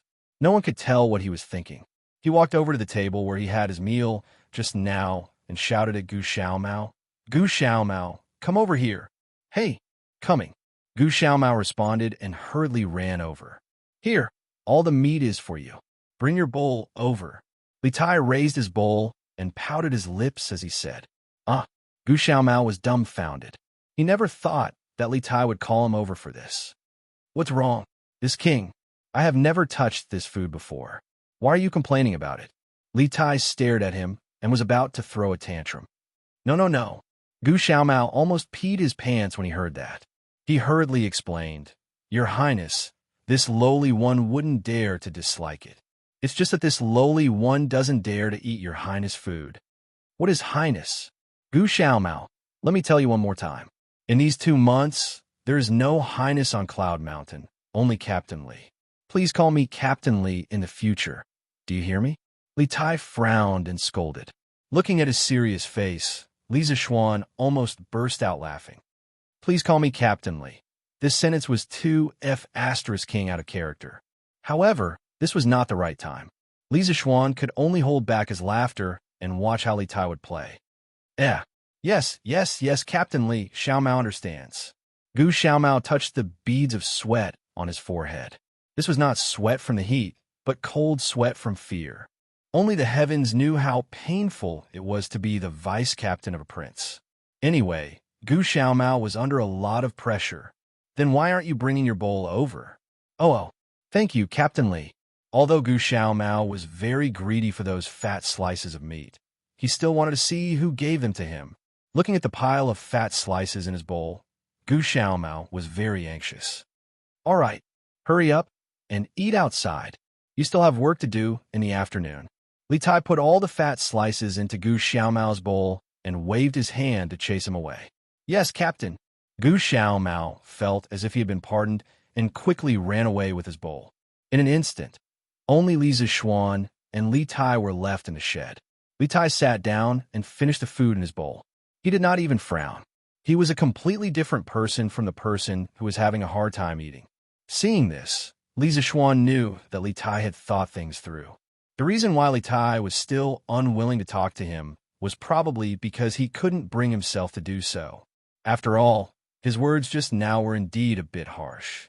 It was already good enough that Li Tai, who had always lived like a prince, didn't use a sword to cut him down. Thinking of this, Li Zishuan smiled. He did not say anything to provoke the little fatty. He took his cutlery and prepared to leave. "Sir." At this moment, Li Zishuan, who had not spoken to Li Tai since he came in, suddenly spoke. Li Zishuan was startled. In private situations, Li Tai rarely called him Mr. Usually, he would use the name between friends. Now he was calling him that. What was the little fatty trying to say? "Sir, can engineering allow the people of the world to wear new clothes and eat meat?" Seeing that Li Zishuan paused, Li Tai continued to ask. Li Zishuan was silent for a moment before saying, "Of course not." When Li Tai heard this, his brows furrowed into a ball. His eyes stared fixedly at Li Zixuan's back, wanting an explanation. Engineering is just a kind of knowledge, just like Confucianism. It's just a dead thing.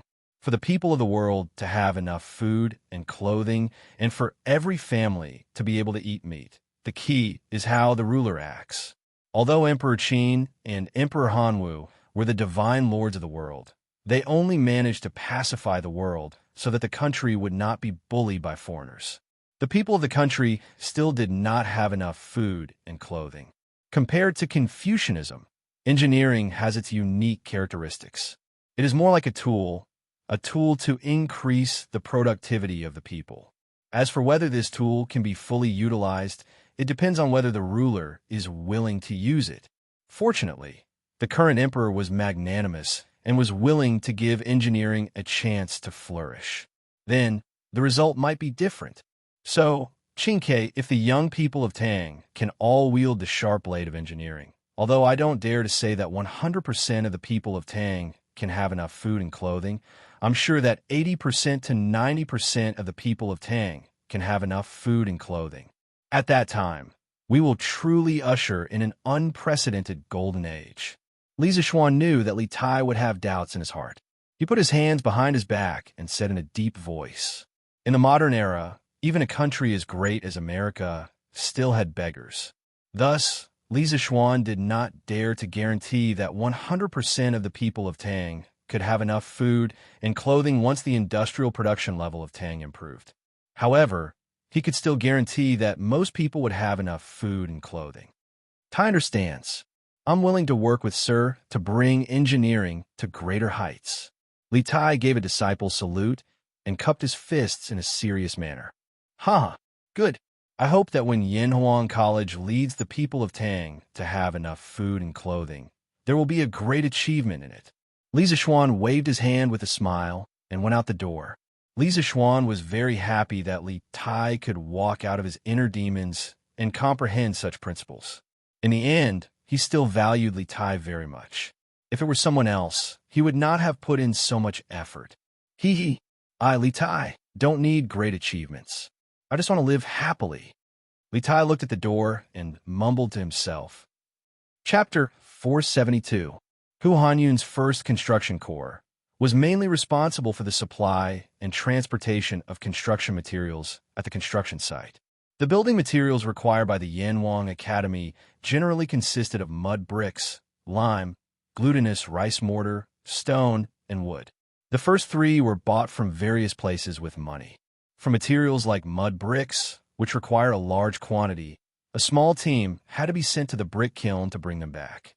In the Tang dynasty, there were many brick kilns among the people, but most of them were small in scale.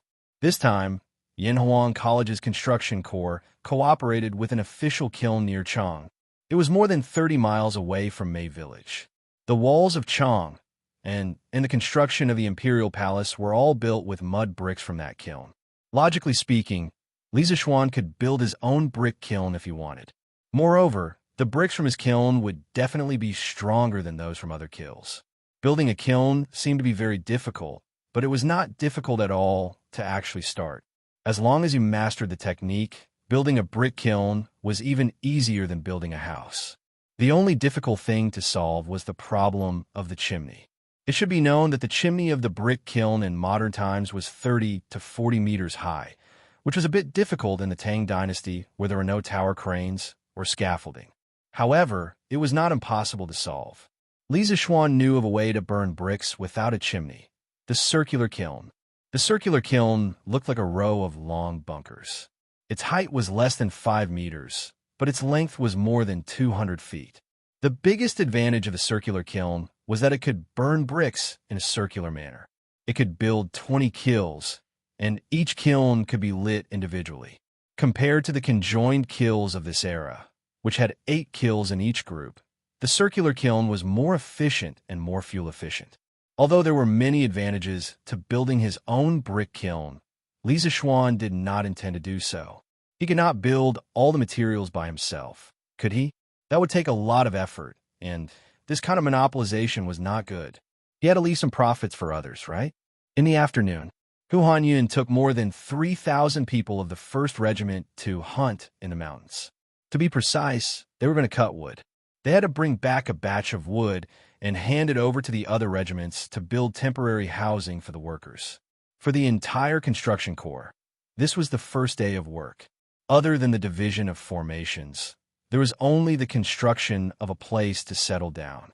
The official building of the academy would have to wait until the next day. Fortunately, it was summer now, and the workers' residences only needed to be able to block the sun and rain. There was no need to think about keeping warm, so it was very simple to build. The sun was setting. Cloud Mountain was still very lively. Rows of small sheds were arranged in the forest, and there was a number hanging in front of each shed. 99% of the workers did not know how to read, let alone Arabic numerals. However, there were so many sheds that Li Zishuan could only order each of them to remember the number on the sign of their shed in order to prevent the workers from going to the wrong place at night. Seeing that the city gate of Chang was about to close and the workers' residences at the construction site were about to be completed, he asked someone to find Li Tai and prepare to return to the city. As the chief commander of more than 10,000 people, Xianxia felt that he was shouldering a heavy responsibility. The workers' residences had not been completed yet, so he would not go back with them at night. As for Yanlide and Faubert, they had already gone back 2 hours ago. Xiaoxian, why don't you go back alone? There are still 2 people in the 8th Squad of the 1st Regiment who haven't finished building their residences yet. Li Tai seemed to be intoxicated. This was the first sentence he said when he was called to Li Zishuan. Li Zishuan heard this, stared at him, and scolded. Go away. If you stay outside the city, His Majesty and Her Majesty will skin me alive if they know about it. If the residences are not ready, just leave it to Gu Xiaomao. What are you doing here? Li Tai came back to reality and remembered that he was a child with parents. He also understood that Li Zishuan was telling the truth.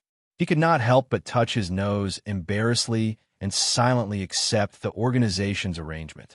Li Zishuan glanced at him unhappily, then said to Gu Xiaomao, Xiaomao, I'll leave the remaining tasks of the 8th Squad of the 1st Regiment to you. Is there a problem? Gu Xiaomao was very perceptive. He knew that this was an opportunity for him to perform. He quickly said loudly, Boss, no problem, absolutely no problem. You and the captain can go back to the city without worry. Did you hear that? They're fine here. Chinke, why don't you get on the horse? It'll be bad if the city gate closes later. Li Zishuan urged. Oh, okay. Gu Xiaomao, I'll leave the 8th Squad to you. I'll come back tomorrow morning. Li Tai nodded his head and mounted his horse. However, he was still a little worried as he warned. Yes, Captain. Don't worry. The 2 of them rode at full speed and finally returned to Chang and city before sunset. Li Zishuan naturally returned to Yongla Lane. As for the little fatty, he had to go to the palace before returning to Prince Wei's residence. After all, he had decided to participate in the construction of Yanhuang College today, and he had not gotten Li Er's permission yet. Chinke, where did you go and sweat so much? And I haven't seen you all day. At the Li Zheng Palace, Li Tai saw Li Er and Empress Zhang's son. They had just finished their meal because Li Tai could still smell the leftover aroma of the food in the air. He did not eat well at noon and did not eat well at night. The little fatty was now so hungry that his chest was sticking to his back. Of course, he would be more sensitive to the aroma of the food. Father, Yanhuang College started construction today. I went to Yanshan with the teacher and was busy the whole day. I just returned to the city and did not have time to take a bath. That's why I lost my composure. Please forgive me, Father. Li Tai answered Li Er's question, but he was thinking about how much food he should ask the chef to prepare when he returned to the prince's residence later. Oh, Chinke, you actually went to Yanhuang College to help? How could Li Er not know Li Tai's nature? That was why he was so surprised when he heard Li Tai's words. Empress Zhang's son also interrupted. Chinke, you left the city for the whole day without a word. I didn't expect you to go to the wilderness. It's a hot summer day. You must have suffered a lot, right?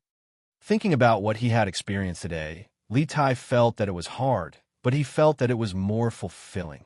This day was equivalent to a month before. Mother, I didn't suffer. Instead, I learned a lot.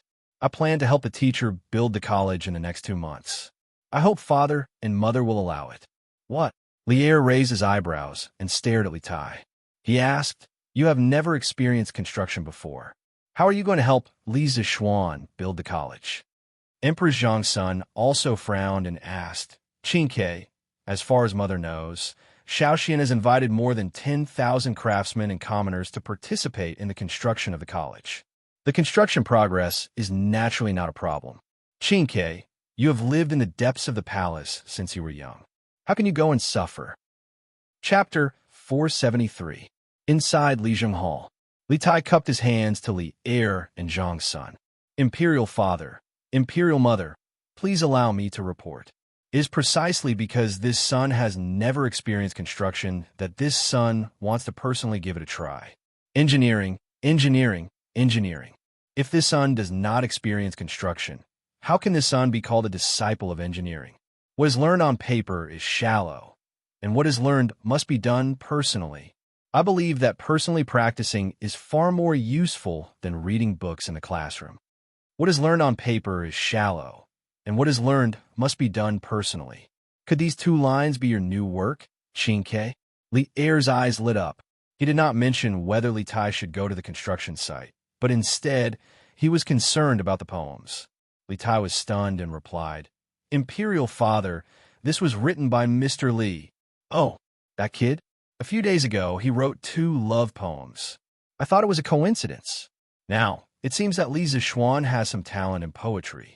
Were the other 2 lines of the poem? Li Er rubbed his chin and asked with interest. Li Tai was instantly speechless. His original intention was to share his insights at the construction site with Li Er and Zhang Sun, but before he could finish, Li Er was concerned about the 2 lines of the poem. Wasn't he going too far off the topic? Imperial Father, Mr. Li only said 2 lines of the poem. I know nothing about the rest. Li Tai said gloomily. Li Er nodded, then frowned and did not speak. Empress Zhangsun was not as unreliable as Li Er. After all, as a mother, she doted on her son more. At this moment, she frowned and said worriedly, Ke although what you said makes sense, it will be even hotter on Yunshan in this scorching summer. Ke you have never suffered since you were young. How will you be able to stand it? Li Er also snapped out of his daze and nodded. Yes, Qingke, your imperial mother is right. It is easy to get heat stroke in the summer. Don't get involved. If you want to experience engineering practice, there will be plenty of opportunities in the future. As an emperor, Li Er had always been strict with his sons. However, Li Tai was fat. Fat people were naturally afraid of the heat. Therefore, Li Er was also very worried that Li Tai would get a heat stroke on this hot day. However, Li Tai's mind was now filled with the thought of leading his team to cause trouble. Why would he care about this little bit of difficulty? When he heard that Li Er didn't agree, he quickly said, Imperial Father, Imperial Mother, this son is not afraid of the mere heat. This son only arranged for others to do the work and did not personally do the work, so it is not that tiring.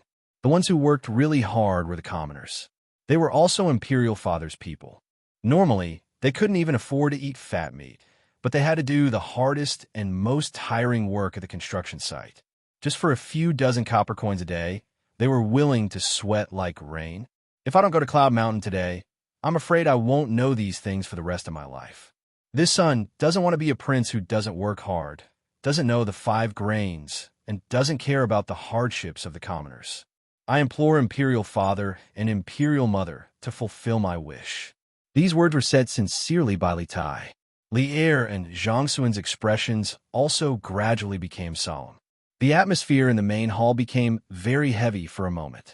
After a long time, Li Er stood up and came to Li Tai. He patted his shoulder and sighed. Qingke, you have really grown up. I didn't expect you to be able to understand so much in just a short day. I'm very gratified. Li Zishuan is a qualified teacher. Not bad, not bad. Qingke, since you've already thought it through, then go ahead and do it. Imperial Father supports you. Empress Zhangsun opened her mouth, but she wasn't completely a loving mother. She hesitated for a moment, then came to her son's side and said softly, Okay, Imperial Mother is also very gratified that you can say such words. Go. Just take good care of yourself. Li Tai was both happy and touched. He hurriedly said, "Thank you, Imperial Father and Imperial Mother, for your support. By the way, I am very curious about what happened in Yinshan today. It actually made you feel so much all of a sudden. Come, tell me and your Imperial Mother." At the second watch period, the moon hung above the treetops. Li Tai had just come out of the Lijiang Palace.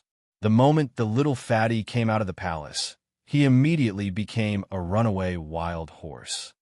Wu Chundao hurried back to the prince's residence and asked the kitchen to prepare food for this prince. Hurry, hurry, hurry. Li Tai sat in the carriage and hurriedly ordered the guards outside. He only wanted to eat meat now. Yes, Your Highness. Wu Chundao was stunned. This was the first time he had received such a strange order. He responded, then urged the war horse under him to gallop out. In the carriage, Li Tai rubbed his stomach and sank into the sofa. He let out a long breath and said, now I can finally fight side by side with my brothers of the 1st Regiment and the 8th Squad in peace. In the future, the name of Yanhuang College will spread through the ages, and it will also be thanks to me, Li Tai. F*CK. My stomach is really F*King hungry. Lijiang Palace. Zhongsun Palace. After the Emperor and Empress did it, Li Er held Emperor Zhongsun and looked at the bed curtain above his head in a daze. Your Majesty, are you still thinking about what Kair said just now? Emperor Zhongsun leaned on Li Er's chest and asked softly. She had been husband and wife with Li Er for many years. Of course, they still had this bit of tacit understanding. In fact, what Li Tai said just now also touched Zhongsun's heart. That's right. Wine and meat go to waste at the door of the Vermilion, and there are frozen bones on the road. Li Zishuan, that brat really dared to say that. Since the establishment of the Tang dynasty, which of the emperors and ministers hasn't worked hard for the people and the country? In the end, they ended up with such an evaluation. What a great irony. Li Er came back to his senses, stroked Empress Zhongsun's back, and said with a long sigh, Your Majesty, that child probably said those words just to give Qing Ke a warning. He didn't mean anything else, but his words were indeed a little too harsh. I was thinking that with Qing Ke's temperament, she actually didn't break off with Xianxia after hearing those words. I have to say, ever since Ke followed Li Zishuan to study, his temperament has changed a lot. Emperor Zhongsun first helped Li Zishuan a little by saying a few words. After all, those 2 lines of the poem that satirized current politics still had some treason in it, and then sighed with emotion at Li Tai's recent changes. Li Er nodded and said, I understand what Guanyin made means. Qing Ke has indeed changed a lot recently. Li Zishuan's knowledge is outstanding. He paused, then continued. It's a good thing for young people to have dreams. I also hope that he and Qing Ke can build Yanhuang College well and carry forward the study of engineering. I give him a chance, and I only hope that in my lifetime, I can see the eternal prosperity that they speak of. Erlang, you definitely will. Chapter 474. The next morning, the sun had just risen, and Li Zishuan was practicing Tai Chi with the 3 beauties in the west courtyard. It had to be said that in terms of work and rest, he could be called a healthy bro. The reason why he was so healthy was because he was enjoying the wonderful time in the morning. If he was asked to practice Tai Chi with a group of men in the morning, this guy would definitely stay in bed and not get up. Before he finished 1 round of Tai Chi, he heard from his servants that Li Tai was here. The servants were very sensible. Everyone knew that Li Zishuan had a reserved program in the west courtyard in the morning, so it was not convenient for outsiders to come in. So this time, Li Tai wanted to barge in like before, but he was stopped by the servants at the door. Li Zishuan was very satisfied with the comprehension of the servants. Because it was summer now, when the beauties practiced Tai Chi with him in the morning, they all wore very soft and close-fitting training clothes. In this era, there was no underwear. Wearing such clothes, one could still see some spots on the outside. Li Zishuan was not willing to let this little fatty take advantage of him. In this aspect, Li Zishuan had always been very stingy. Qing Ke, why are you here so early? Have you eaten? Li Zishuan asked his wife to continue practicing with Xiao He and Xiao Shi. He walked out of the west courtyard alone and saw Li Tai drinking tea in the front hall. He asked the servants to serve breakfast and asked, "It's almost morning. How is it early?" Li Tai rolled his eyes and said sarcastically, "I heard from your servants that you haven't woken up yet, so I didn't go in." "Sir, you are so lazy. You are not setting a good example for the students." "Get lost. It's you who woke up too early today. You must have been too excited for being a team leader last night, right? Don't you know what time you used to wake up every day?" Li Zishuan scolded with a smile. Logically speaking, he was already very diligent, okay? He was a proper model worker. "Nonsense. I am worried about the progress of the construction of the academy," Li Tai said stubbornly. "Hee hee." Li Zishuan chuckled. Just then, the servants served breakfast. His breakfast was also very simple. There was a plate of pickled vegetables and a bowl of very thick rice porridge. There were no steamed buns or buns. There was no baking powder in this era, so the steamed buns and steamed buns were not very tasty. Therefore, Li Zishuan only ate steamed buns and porridge in the morning. No one would believe that he, a nouveau riche, who earned hundreds of thousands of dollars every minute, had such a shabby breakfast. "Xianxia, did you eat it or not? If you haven't eaten, I'll get someone to bring you a bowl." In his own home, Li Zishuan didn't have to be polite. He sat down at the table and prepared to eat. He asked Li Tai, "I've eaten. Xiao Xian, quickly finish your meal and follow me to the construction site." Li Tai looked at the shabby breakfast and shook his head as he urged. As a foodie, the little fatty must have eaten before he came over. If Li Zishuan had something new for breakfast, he might have sat down and tried a few bites out of respect. But now forget it. Li Zishuan ignored him and started eating. As for his speed, it was neither too fast nor too slow. He was not in a hurry. Slurp, slurp. It had to be said that the porridge and pickled vegetables were a match made in heaven. Li Zishuan ate with gusto. After a while, he finished the bowl of porridge. Li Tai looked at him suspiciously and thought, "Isn't it just a bowl of porridge? Is there a need to eat so happily?" Suddenly, the little fatty noticed the black strip of vegetables on the plate. He asked curiously, "Xiao Xian, what is this? Why is it so black?" "This is my family's homemade pickled vegetables. It goes with rice. It's crispy." "Why? Xianxia, do you want to try it?" There was no accurate statement about the origin of pickled vegetables. According to the relevant evidence, pickled vegetables originated from the Bronze Age. But pickled vegetables made from radish, at least in this era, did not exist. Don't doubt that there were no radish in the Tang dynasty. China was the country with the richest radish germplasm resources in the world. There were about 2,000 local varieties of radish. In the Book of Songs, there was a sentence, "Kai Feng Kai Fei." Generally, people thought that fei was radish. In the Han Dynasty literature, radish had 8 of the top 10 characteristics, such as luo, fu, etc. The main ingredients were nothing more than refined salt and soy sauce. There's a lot of refined salt at home, but it was very expensive. As for soy sauce, this thing was also available in the Tang Dynasty. Soy sauce evolved from soy sauce. As early as 3,000 years ago, there were records of soy sauce being made in China's Zhou Dynasty. The invention of soy sauce brewing by the ancient Chinese Han working people was purely an accidental discovery. China's ancient emperors used condiments. The earliest soy sauce was made from fresh meat. It was similar to the process of making fish sauce today. Because of its excellent taste, it gradually spread among the people. People who read a little bit of ancient Chinese probably knew the story of Fan Zhongyan's cutting rice porridge.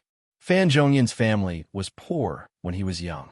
He lived in a temple and studied hard. Every day, he cooked a pot of thin porridge. After it was condensed, he divided it into 4 pieces, 2 in the morning and 2 in the evening. He only ate chopped pickled vegetables. Not only that, but he also tasted the marrow and knew the taste, and wrote an essay called Fu Fu, in which there was a line like inside the Tao family's urn, pickled dark green and yellow, in a big mouth, chewing out gong shangjiu. It was a dish of pickled vegetables that was only for the poor to eat, but it was written in a very good tone and color, and Tao were very happy. Such hardships and hardships had caused him to develop a firm and unyielding, hard-working and thrifty style, and he had a deep understanding of the hardships of the people. In the future, no matter high in the temple or far away in a martial arts world, he would take the world as his own responsibility. He would worry about the country and the people, get rid of corruption, and benefit the common people. Then I'll try it. Li Tai was interested. He pursed his lips and hesitated. Li Zixuan glanced at him. He knew that this was a guy who wanted to save face. He was too lazy to argue and directly asked someone to add a pair of chopsticks. After a while, the dishes were served. Li Tai picked up the chopsticks and copied Li Zixuan. He ate 2 pieces of pickled vegetables and a mouthful of rice. Li Tai immediately felt that the pickled vegetables tasted really good. He smiled and said, "Oh, Xiaoxian, this pickled vegetable is really good. It's full of flavor and texture. No wonder you enjoyed it so much. Hee. Is there a need to say it? Is it because with this kind of dish, the porridge will taste better?" Li Zixuan nodded and smiled. "Ha, it's true. Xiaoxian, I'll bring some pickled vegetables back from you later." Li Tai was very happy to find new food. "Okay, I can give you some, but you're the Prince of Wei. Won't you feel embarrassed if you eat pickled vegetables with rice?" Li Zixuan asked a very practical question. Chapter 475. Slurp, slurp, slurp. Oh, whoever wants to say that I'm an embarrassment, let them say so. It's fine as long as I eat comfortably. Go get another bowl of porridge for me. Li Tai finished a bowl of porridge and pickled vegetables very quickly. He rubbed his round belly and ordered Xiao He, who was beside him. "Let's go." Almost everyone in the Li family knew Li Tai's frequent customer. Xiao He rolled her eyes when she heard such an impolite order, but she still took the empty bowl to get more rice. Li Zixuan glanced worriedly at Li Tai's round body and said, "Qingke, with your body's shape, is it what? What's wrong with my body shape?" Li Tai looked down at his waist and legs and said innocently, I want to say, Qingke, shouldn't you consider losing weight? You think I don't want to? But the feeling of being hungry is worse than killing me. So, I'll just keep on being like this." Li Tai rubbed his head in frustration and said gloomily. Li Zixuan sighed and said helplessly, "Anyway, be careful. Being too fat isn't a good thing for your body." Okay, I got it. Xiaoxian, you're so long-winded." Li Tai waved his hand impatiently and said. At this moment, Xiao He brought a bowl of porridge for Li Tai. Li Tai ignored Li Zixuan and focused on enjoying his second breakfast. Li Zixuan shook his head and stopped persuading him. He took the empty bowl out. Unlike Li Tai, who was a glutton, he was already full. Burp. "Xiaoxian, let's go. I'm afraid the construction site has already started."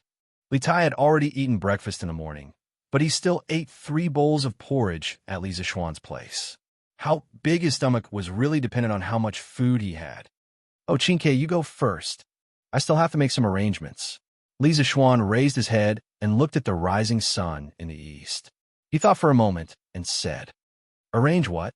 Li Tai thought that Li Zixuan wanted to slack off, so he walked over and asked, "Look, Qingke, it's not even 7:30 in the morning, 7:45 in modern times, and the sun is already so solid. You can imagine how hot the weather is today. I'm afraid it's even more unbearable on the Cloud Mountain. I have to arrange for people to buy a batch of things to relieve the heat. Otherwise, it would be bad if the craftsmen and commoners get heat stroke." Li Zixuan said with a serious expression. The Li Zixuan had a lot of ice cubes.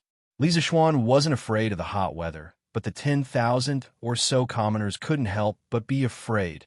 With the medical standards of this era, heat stroke was life-threatening. Previously, Sanbao had gotten heat stroke while helping him test the telegraph machine. She had been lucky enough to escape death. What little Xian said made sense. "By the way, don't you have a lot of ice cubes at home? Can you help me bring some ice cubes over later?" Li Tai said hurriedly. He still had lingering fears when he thought about yesterday's hot afternoon. "Okay, but didn't you want to share weal and woe with your subordinates? If you use ice cubes, then what about the members of your team? First of all, I don't have that much ice cubes at home." Li Zixuan looked at little Fatty and said with a smile that wasn't a smile, "Oh, that's true." Li Tai scratched his head and said, Then little Xian, what method do you plan to use to relieve the heat for the craftsmen and commoners? Lisa Xuan thought for a while and said, it's nothing more than cold melon and cold bean soup. Also, it seems like we can't let the commoners work for 2 hours in the afternoon. Cold melon was watermelon. In this era, there was no such thing as watermelon. According to historical records, it had been introduced to the southeast coastal area of our country 5 generations ago. However, it wasn't called watermelon. Instead, it was called cold melon because of its cooling properties. As for cold bean, it was the modern mung bean. This thing had a long history of planting in China and could be traced back to the Han Dynasty. Okay, that's it then. If the others can bear it, then I'll be fine too. I'll go to the construction site first. Li Tai waved his hand and went out to lead his imperial residence guards to Cloud Mountain. Li Zishuan called Wang Zhong and asked him to go to the East Market to purchase a batch of watermelons and mung beans. At this time, the gatekeeper, Off Fu, walked over and said, Young master, there's a letter for you. Who sent it? Li Zishuan frowned and asked. It's from the Xiao Mansion. Off Fu bowed and said, Xiao Mansion? Li Zishuan was even more confused. He didn't know many people with the surname Xiao and Chang'an. It was useless to ask more. So he opened the letter and read it. However, after reading it, Li Zishuan's expression became even more strange. This was a letter from Xiaoyu. What was important was that Xiaoyu wrote the letter to ask for the immortal mirror for his grandson. Li Zishuan was really confused. What the hell was this? Xiaoyu was the former cabinet elder and the current minister of civil affairs. He was a proper big shot in the imperial court. He wrote the letter just to ask for a mirror. Was today April Fool's Day? Li Zishuan's mouth twitched slightly and said to Wang Zhong, who hadn't left in time, Uncle Wang, ask manager's son to send 3 small immortal mirrors to the Xiao Mansion. Wang Zhong's eyes widened. He suspected that he had misheard. What's wrong? No, young master. This old man will go and ask manager's son. Wang Zhong quickly came back to his senses and said. Li Zishuan nodded understandingly. He was still a little confused. Inside the Taiji Palace, Xiaoyu, who was in the morning court, was a little depressed. He didn't want to write that letter. Xiaoyu had been wise all his life and was quite wise in the literary world. But in the end, for his grandson, he threw away his old face to ask for a mirror. If outsiders knew about it, he would have no place to hide his old face.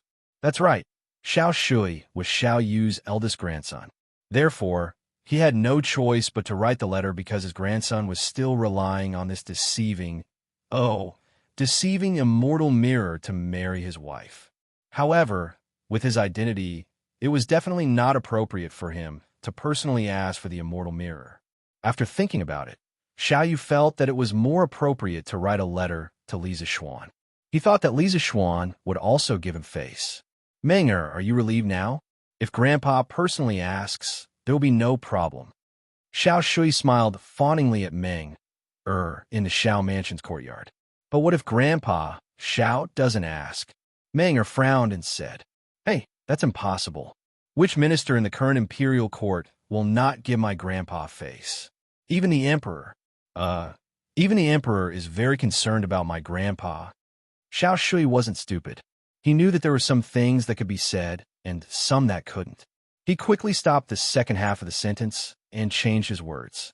Well, that's true. Then this lady will forgive you this time. Hee. Chapter 476. Haha. Then, Meng'er, is our wedding date going to be as planned? Xiao Shui, who was soft-hearted, was like a lackey at this moment. He licked his lips and asked, if the Strange Taste Pavilion really sends the mirror over, of course it will be as planned. But Meng'er rubbed her chin and mischievously stopped at a key point. But what? Xiao Shui's heart trembled. He suddenly had a bad premonition. The heavens had pity on him. He had been tormented miserably by the girl in front of him for the past few days. Xiao Shui, why are you so afraid? I just want to ask, do you really like me? Unlike other young ladies, Meng'er was quite bold. She didn't blush at all when she said this. There was only purity in her eyes, the kind of purity that didn't know anything about the mortal world. Xiao Shui's heart melted at this moment. How could he say anything else? He nodded like a chick pecking at rice and said, "Yes, yes, yes, of course I really like you. I, Xiao Shui, swear to the heavens. He. I don't want you to swear." Menger giggled and placed her finger on Xiao Shui's lips. Then she stood up and twisted the hair in front of her forehead and said, "I want to say that since you really like me, then when we get married, you have to compose a poem like, 'I don't have the wings of colorful phoenix, but our hearts are as one. I want Sister Nanxiu and the others to be envious of us.'" Xiao Shui was dumbfounded. He screamed crazily in his heart, "Lisa Xuan, you're so king deceitful. Young master, you brought so many cold melons. How much is it?" Near noon, Lisa Xuan brought dozens of carts of cold melons and a few bags of mung beans to Cloud Mountain. Second Master Lu, who was at the entrance of the mountain, saw this huge convoy and immediately stepped forward in surprise. Isn't this because I'm afraid that everyone will be too tired? It's just a few carts of cold melons. It's not worth much. It's better that everyone doesn't get heat stroke than anything else. Lisa Xuan smiled nonchalantly. TSK. Young master, you're really generous. How? Is this a few carts? It was probably more than 10,000 pounds. To tell you the truth, I, Lu Wanshan, have lived for more than half of my life. But this is the first time I've seen such a compassionate boss. Lu Wanshan looked at the huge fleet and said with emotion, "Everyone is born and raised by their parents. What's the difference between rich and poor? It was just a different reincarnation." Second Master Lu, I'll go up first. Lisa Xuan sighed with deep meaning. He cupped his hands at Second Master Lu and led the team up the mountain. What's the difference between rich and poor? It was just a different reincarnation. Our young master is really different from the rest.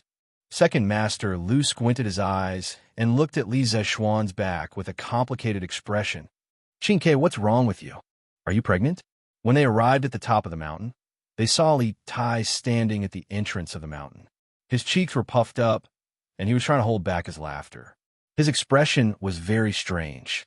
Lisa Xuan could not help but complain. "CK, you're the one who's pregnant." Puffed.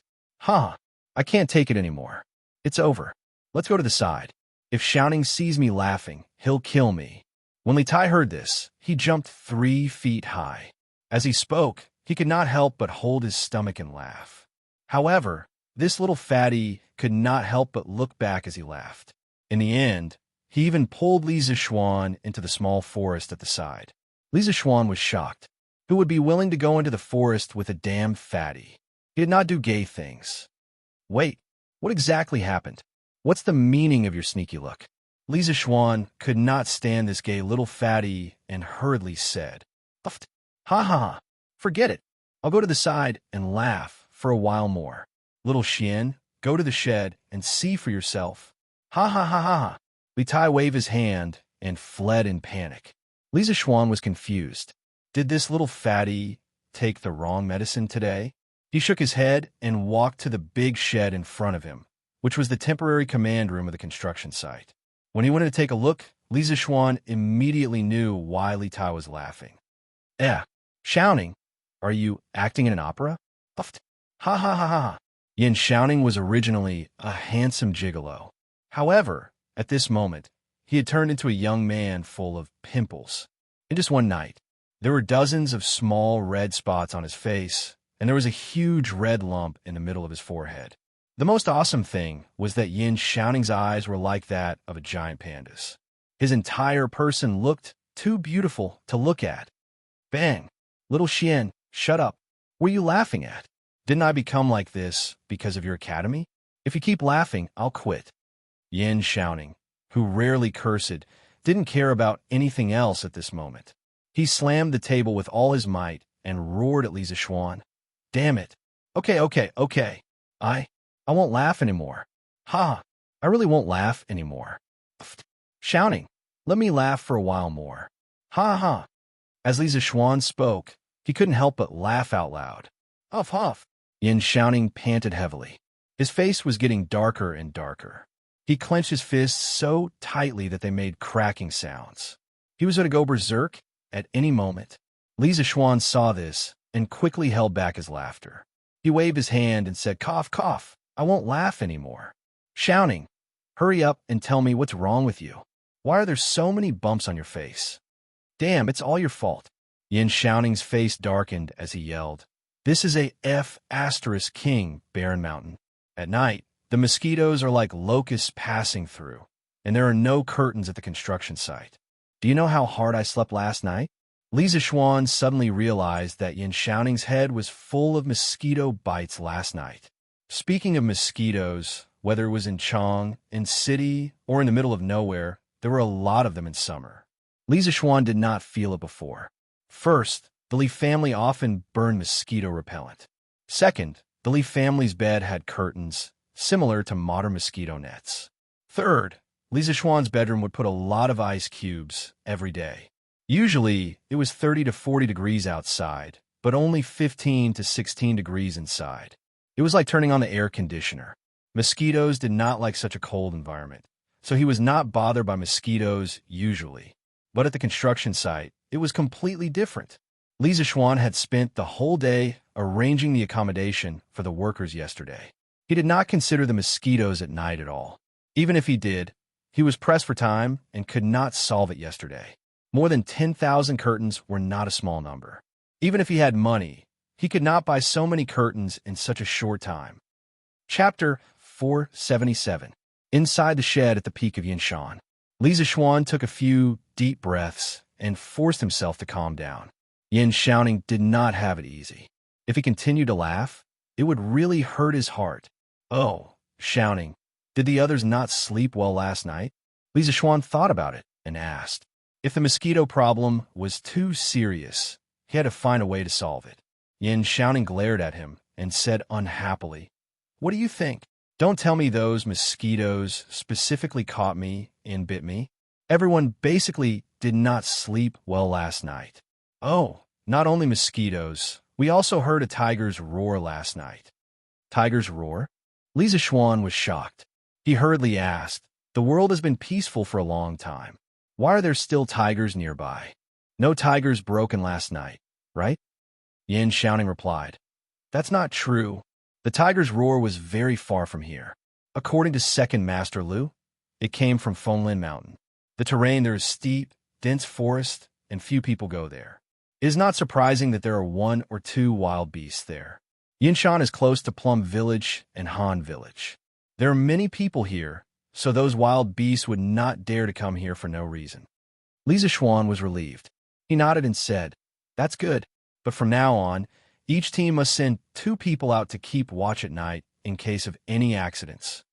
Yin Xiaoning knew the severity of the matter. He nodded and said, "I understand. Don't worry. Hiss, F***CK. I really suffered a huge loss this time. My body is really F***king itchy." As Yin Xiaoning spoke, he could not help but scratch the parts of his body that were bitten by mosquitoes last night. Li Zixuan then noticed that not only Yin Xiaoning's face, but also his arms were also left with many mosquito kisses. This good brother of his had indeed sacrificed a lot for Yin Huang College. Li Zixuan clasped his fist and said, "Xiaoning has indeed troubled the college. I will get someone to send some alcohol over later.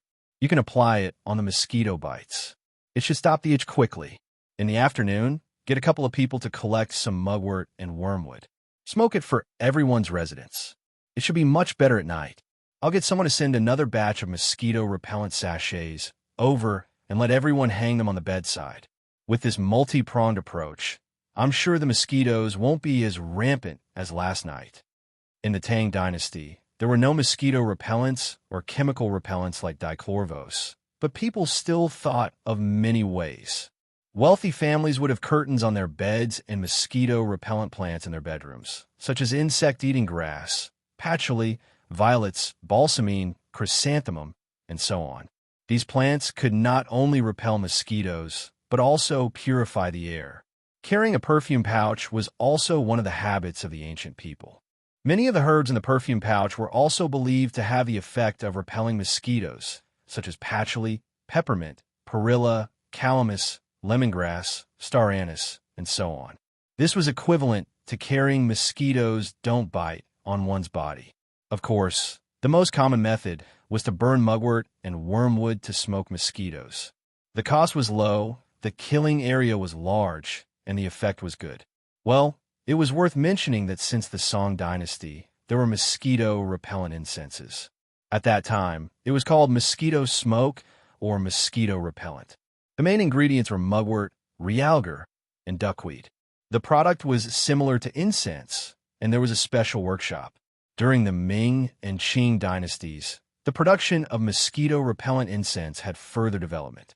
The raw materials kept increasing, including ferula, Xianxia, Chuanxiong, sulfur, camphor, tobacco, and so on.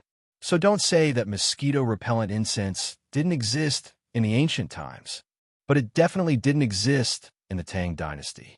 Xianxia raised his head and said, "Mugwort, wormwood, and perfume pouch are all fine. I thought about it before, but isn't alcohol used to make medicinal wine? Can it really stop the itch? Xiaoxian, don't lie to me." Previously, when Li Zishuan treated Qin Xiong's illness, he only made one type of medicinal wine. Those who were well-informed knew that one of the key ingredients was alcohol. Li Zishuan also specially bought a batch of alcohol for the military, so Yin Xiaoning was very suspicious of Li Zishuan's suggestion. Of course, Xiaoning, what have I ever lied to you? I'll ask someone to send the alcohol over later. You'll know when you try it. People in a modern world would usually apply toilet water after being bitten by mosquitoes. When a main character of a time travel novel went to ancient times, they would also make toilet water to make money. However, Li Zishuan found it troublesome. He felt that this thing was flashy and a waste of time. He didn't lack the money for toilet water now. Why was toilet water able to stop the itch? Actually, it was mainly because of the alcohol in it. Toilet water was a type of perfume product that used floral oil as the main ingredient and was refined with alcohol. The essence used in toilet water was slightly inferior, and the content was also lower. It was usually 1% to 3%, so the fragrance was not as long-lasting as other alcohol solutions. The concentration of alcohol in toilet water was 70% to 75%. This kind of mixture could easily penetrate into the bacteria and denature the proteins in the protoplasm and cell nuclei, causing them to lose their vitality. Thus, the disinfectant effect was strong. Oh, then I'll believe you this time. If you're lying to me, I won't be the commander anymore. Yin Xiaoning curled his lips and threatened. Li Zishuan's face was full of black lines. How untrustworthy was he? He couldn't help but say gloomily, Okay. If it doesn't work, Xiaoning, feel free to look for me. Come out with me now and distribute the cold melons outside to everyone. It's not easy on such a hot day." Yin Xiaoning's eyes lit up. He said happily, at least you have conscience. You even know to send us cold melons. TSK. Nothing is better than cold melons on such a hot day. Hey, then hurry up and distribute the things. It's almost lunchtime.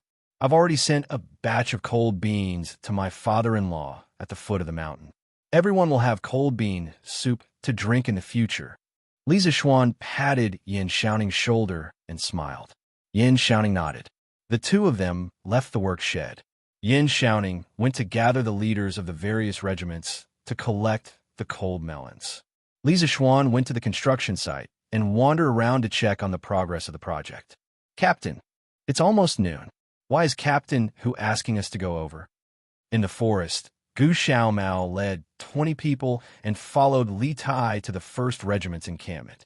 After spending more than a day together, Gu Xiaomao knew that Li Tai was easy to get along with. So he asked, "Hey, why are we going over?" "We're going over to distribute the good stuff. Everyone is going to have a good meal at noon." Li Tai smiled and leaked some inside information to Gu Xiaomao. This was also why Li Tai was so awesome compared to the other team leaders. "Wow, is there good food coming?" Gu Xiaomao licked his lips and said excitedly. The villagers behind him also had their eyes lit up. They all stared at the back of Li Tai's head and prayed to hear the answer they were hoping for. Chapter 478. And you can say that. It's a batch of cold melons that Xiaoxian brought over to relieve the heat. Our brothers in the team did well yesterday, and It should be because our team did well. At least we weren't last place, hee. Everyone can't let down their guard today, understand? Li Tai didn't forget to instruct his men as he turned around and said to the people behind him, Understood. Captain, we will definitely not embarrass you. Gu Xiaomao cupped his hands and said seriously, it's actually cold melons? Boss is so generous. Captain, there's nothing to say, just based on how good boss is to us. We will definitely do our best. Yes, we will definitely do our best. And don't worry, our brothers will definitely not be worse than the other teams. In this era, it wasn't that ordinary people couldn't afford to eat cold melons. It was just that most people didn't have the means to eat it every day. Eating it once in a while was already a great enjoyment. And Li Zixuan actually brought over a batch of cold melons for more than 10,000 people. Of course, they were grateful from the bottom of their hearts. And it's good that you have this intention. Li Tai nodded and said with relief. Yinshan Mountain at noon today was destined to be unusual. There was still half an hour before lunch, but all the craftsmen and workers received the order to stop work and return to their respective camps. After returning to the camp, everyone was dumbfounded because they saw a lot of cold melons. Oh my God, so many cold melons. Where did they come from? Could it be that the team leader brought the team leader to steal from someone's melon field at the foot of the mountain? Damn you. Where would the team leader have the time to do that? They must be sent over by boss. And when I was working just now, I saw boss bring a long convoy up the mountain. The group of people below couldn't help but talk about it. At this time, the team leader of their team walked in. He was a middle-aged man. Quiet. These are all cold melons sent by boss to everyone. In a while, each house will take one back. You're not allowed to eat now. Otherwise, you won't be able to eat later. After returning to the house to plant the cold melon, it was time for dinner. Also, yesterday, our fifth team got last place. Although it might not be because of our third team, but everyone has to be more spirited today.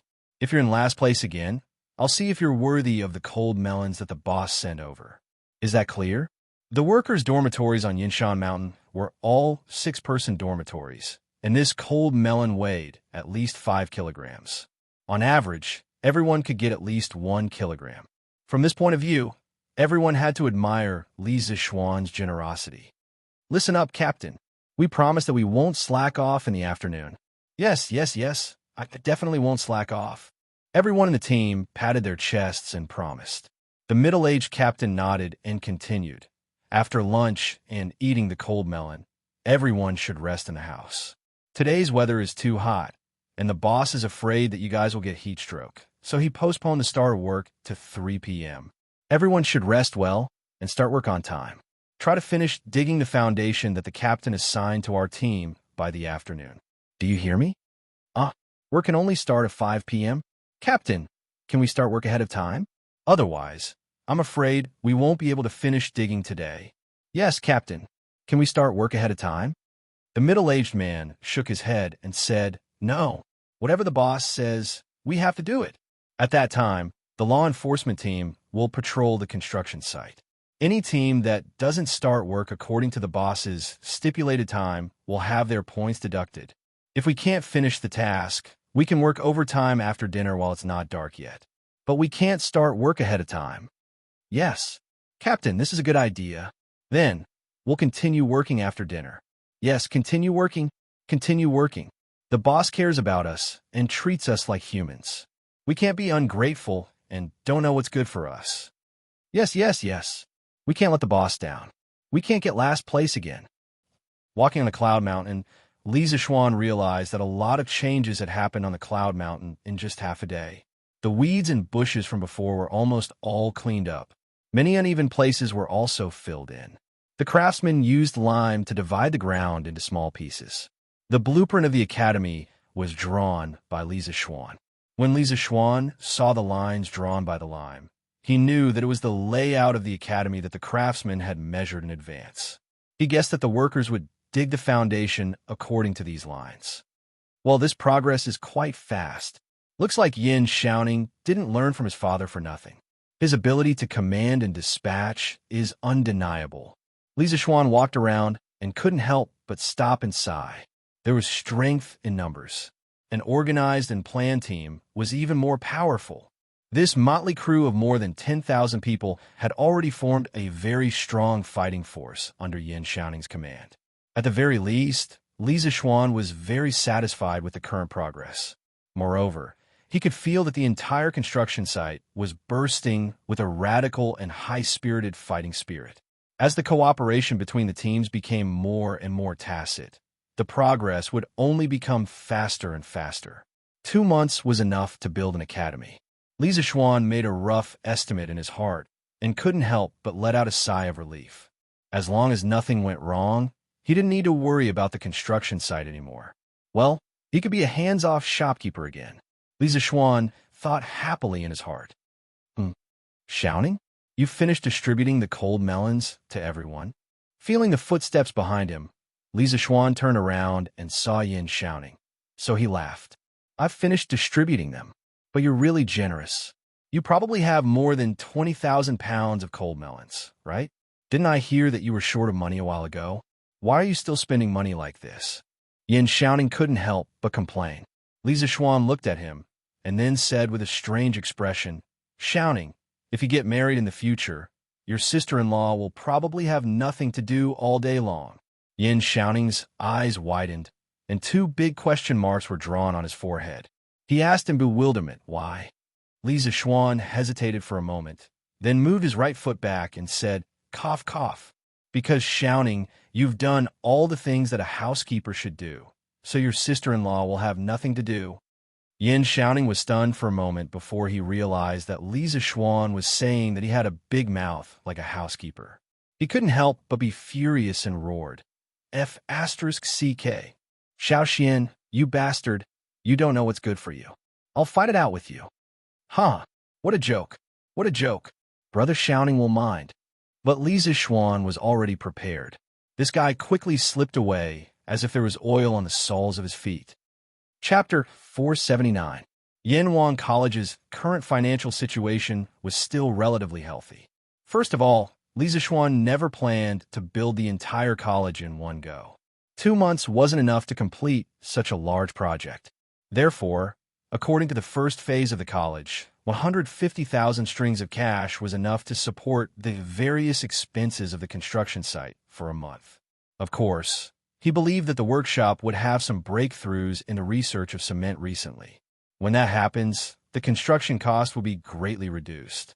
Currently, the construction site only bought 2 days' worth of cement mortar at a time. They were prepared to replace it with cement at any time. Moreover, products such as the Immortal Mirror and Color Glass Cup had just been released. The market demand had not been fully released yet.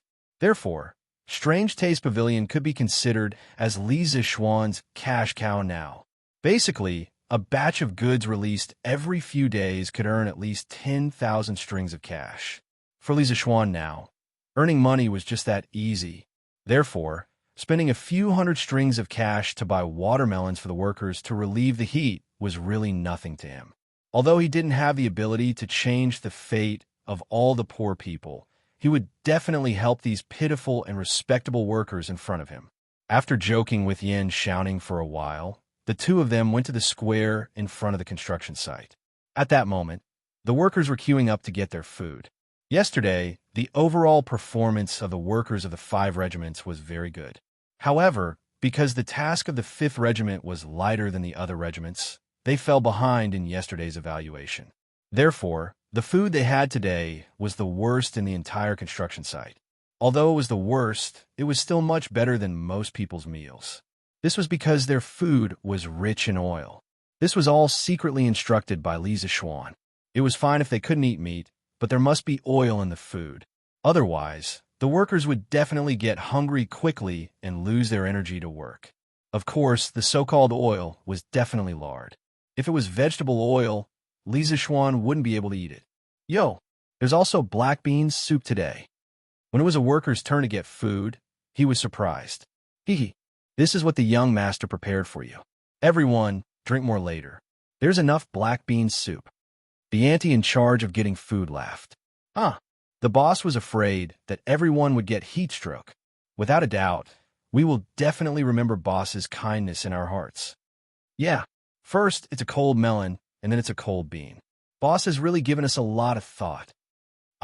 Madman Ma, will never forgive anyone who slacks off. Yes, whoever dares to play tricks is truly heartless. Li Zixuan's small action once again caused a huge reaction among the commoners. As the saying goes, there will be no harm if there is no comparison. Compared to the past, Li Zixuan really treated them as human beings. They felt genuine concern and respect from Li Zixuan, which was very precious in this era. In just 2 days, Li Zixuan had made more than 10,000 workers and craftsmen identify with him. His speed was quite fast.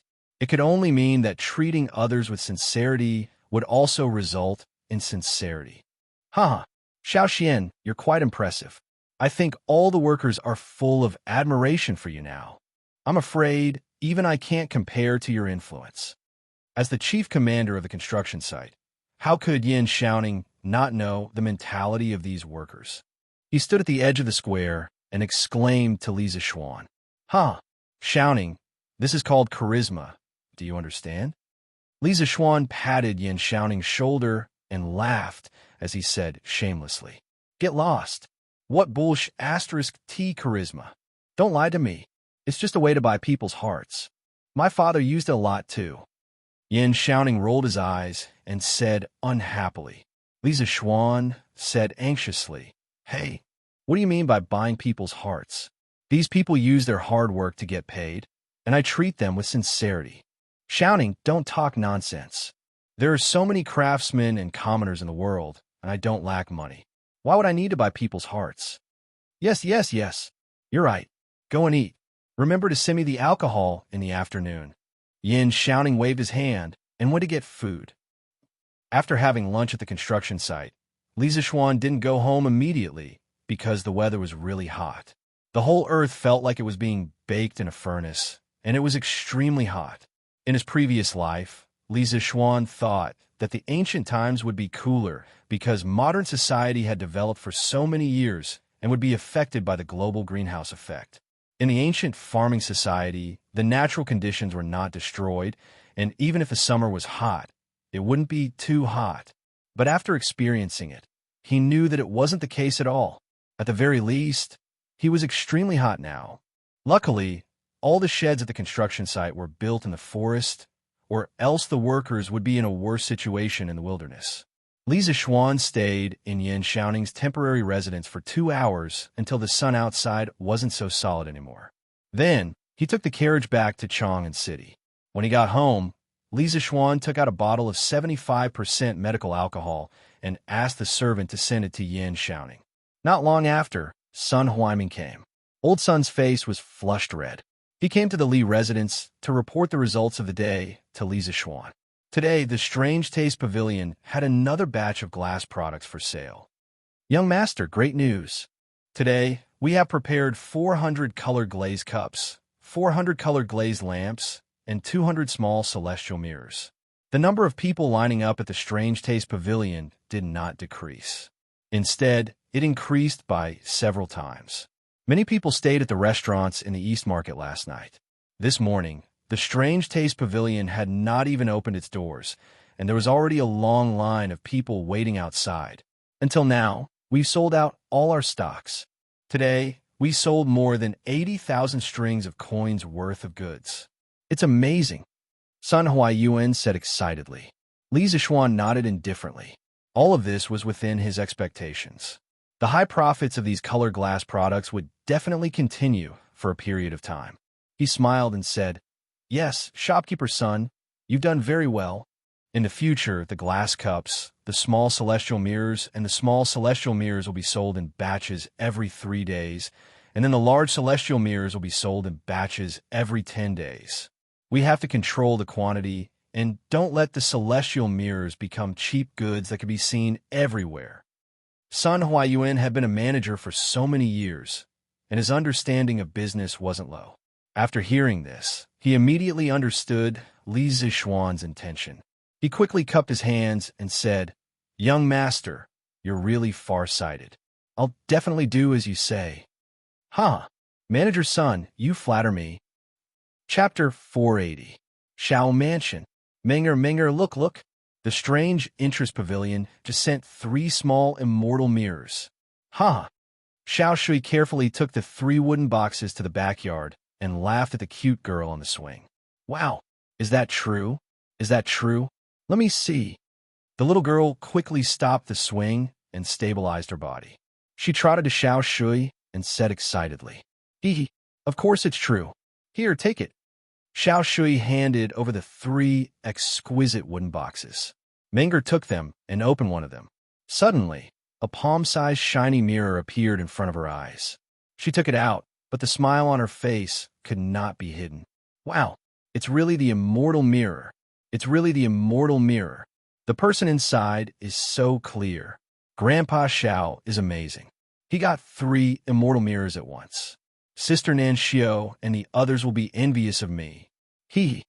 Minger held the 3 immortal mirrors and said happily from the bottom of her heart. However, her words completely broke Xiao Shui's heart. Minger, although Li Zixuan gave my grandfather face, I was the one who asked my grandfather. I risked being scolded to beg my grandfather. How can you forget my contribution? Xiao Shui said pitifully and gloomily. Well, that's right. Then Minger thanks Brother Shui. Minger tilted her head and thought for a while, and finally smiled. You're welcome. You're welcome. Xiao Shui's heart was greatly satisfied. Hearing this, he scratched his head and laughed. 2 days later. On this day, Li Zixuan had just finished his breakfast when he heard that Faubert had come. He couldn't help but be happy and thought to himself, could it be that there's a new breakthrough in the research of cement? Li Zixuan hurriedly came to the main hall and saw Faubert walking around excitedly. Young master, we have experimented with the correct formula for cement. The workshop has made cement. Faubert saw Li Zixuan come in and hurriedly said excitedly, is it true? Li Zixuan was even more excited than Faubert. With cement, he didn't need to worry about the construction of the academy. It's true. It's true. Young master, look, this cement has already coagulated. It's 100 times stronger than the failed product of our previous experiments. As Uncle Fu spoke, he took out a fist-sized lump of cement from his sleeve. Li Zixuan's eyebrows twitched. With such a lump of cement in his sleeve, wasn't Uncle Fu afraid that it would fall and hit his foot? Li Zixuan shook his head and threw away the messy thoughts in his mind. Li Zixuan took the cement block. It was slightly heavy and cold. Li Zixuan gently squeezed it and it didn't break. Then he used 1% of his strength and it still didn't break. Faubert stroked his beard proudly and said with a smile, young master, what's crack? Before Uncle Fu could finish his words, he saw the cement block shatter with a kacha sound. Li Zixuan had used 5% of his strength, and the cement block couldn't hold on and turned into powder. Uncle Fu's face suddenly became very interesting.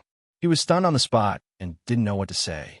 Li Zixuan looked up and saw Faubert's embarrassed expression. He quickly waved his hand and said, cough. Faubert, you don't have to be like this. I just wanted to test the endurance of the cement on a whim, so I used a bit of my true qi, which caused the cement block to break. The cement you made this time has actually reached the standard. It's hard enough for ordinary people. The workshop did very well and didn't let me down. Only then did Uncle Fu recover. He more or less knew that Li Zixuan was a martial arts grandmaster.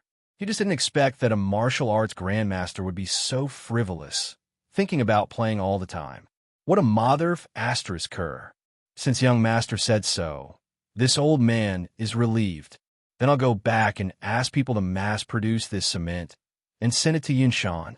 Resisting the urge to complain, Fu Bo cupped his hands and said, thank you for your hard work. Then I'll go to the workshop with Faubert and take a look. Li Zixuan thought and said, okay. The two of them rode the carriage to the workshop. Li Zixuan was taken directly to the cement kiln by Faubert. Young master, because the demand for lioli in the strange interest pavilion has been quite high recently, so in order not to affect the production progress of lioli, this old man has asked people to dig a new kiln for burning cement. In the future, the construction site will definitely need a lot of cement. We have to dig more kilns. Faubert pointed to the kiln in front of them and said. Li Zishuan nodded and said, "Well, Faubert, you can decide on these. Don't delay the construction of the academy." Faubert cupped his hands and said, "Yes, young master. Young master, look, this piece of ground is covered with the cement we made. It has just solidified this morning. It is really smooth and hard. It is much better to walk on than the bluestone road. If we use cement to build roads, how comfortable would it be for the carriage to walk on it?" Li Zishuan couldn't help but laugh. Faubert's ability to draw parallels was quite strong. He really thought of another use of cement. "Huh, Faubert, you are right. This cement can not only be used to build houses, but it can also be used to build roads when mixed with sand and stone. This thing is the best road building material." As Li Zishuan spoke, he couldn't help but squat down and gently touch the cement floor with his hand. The familiar hard and rough feeling made him feel absent-minded.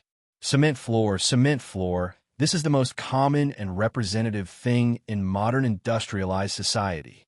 Who would have thought that it would appear in the Tang dynasty? He had introduced a modern product into the Tang dynasty. Thinking about it, in a few decades, there would be cement roads everywhere and cement brick houses everywhere. Such a scene, how similar would it be to modern society?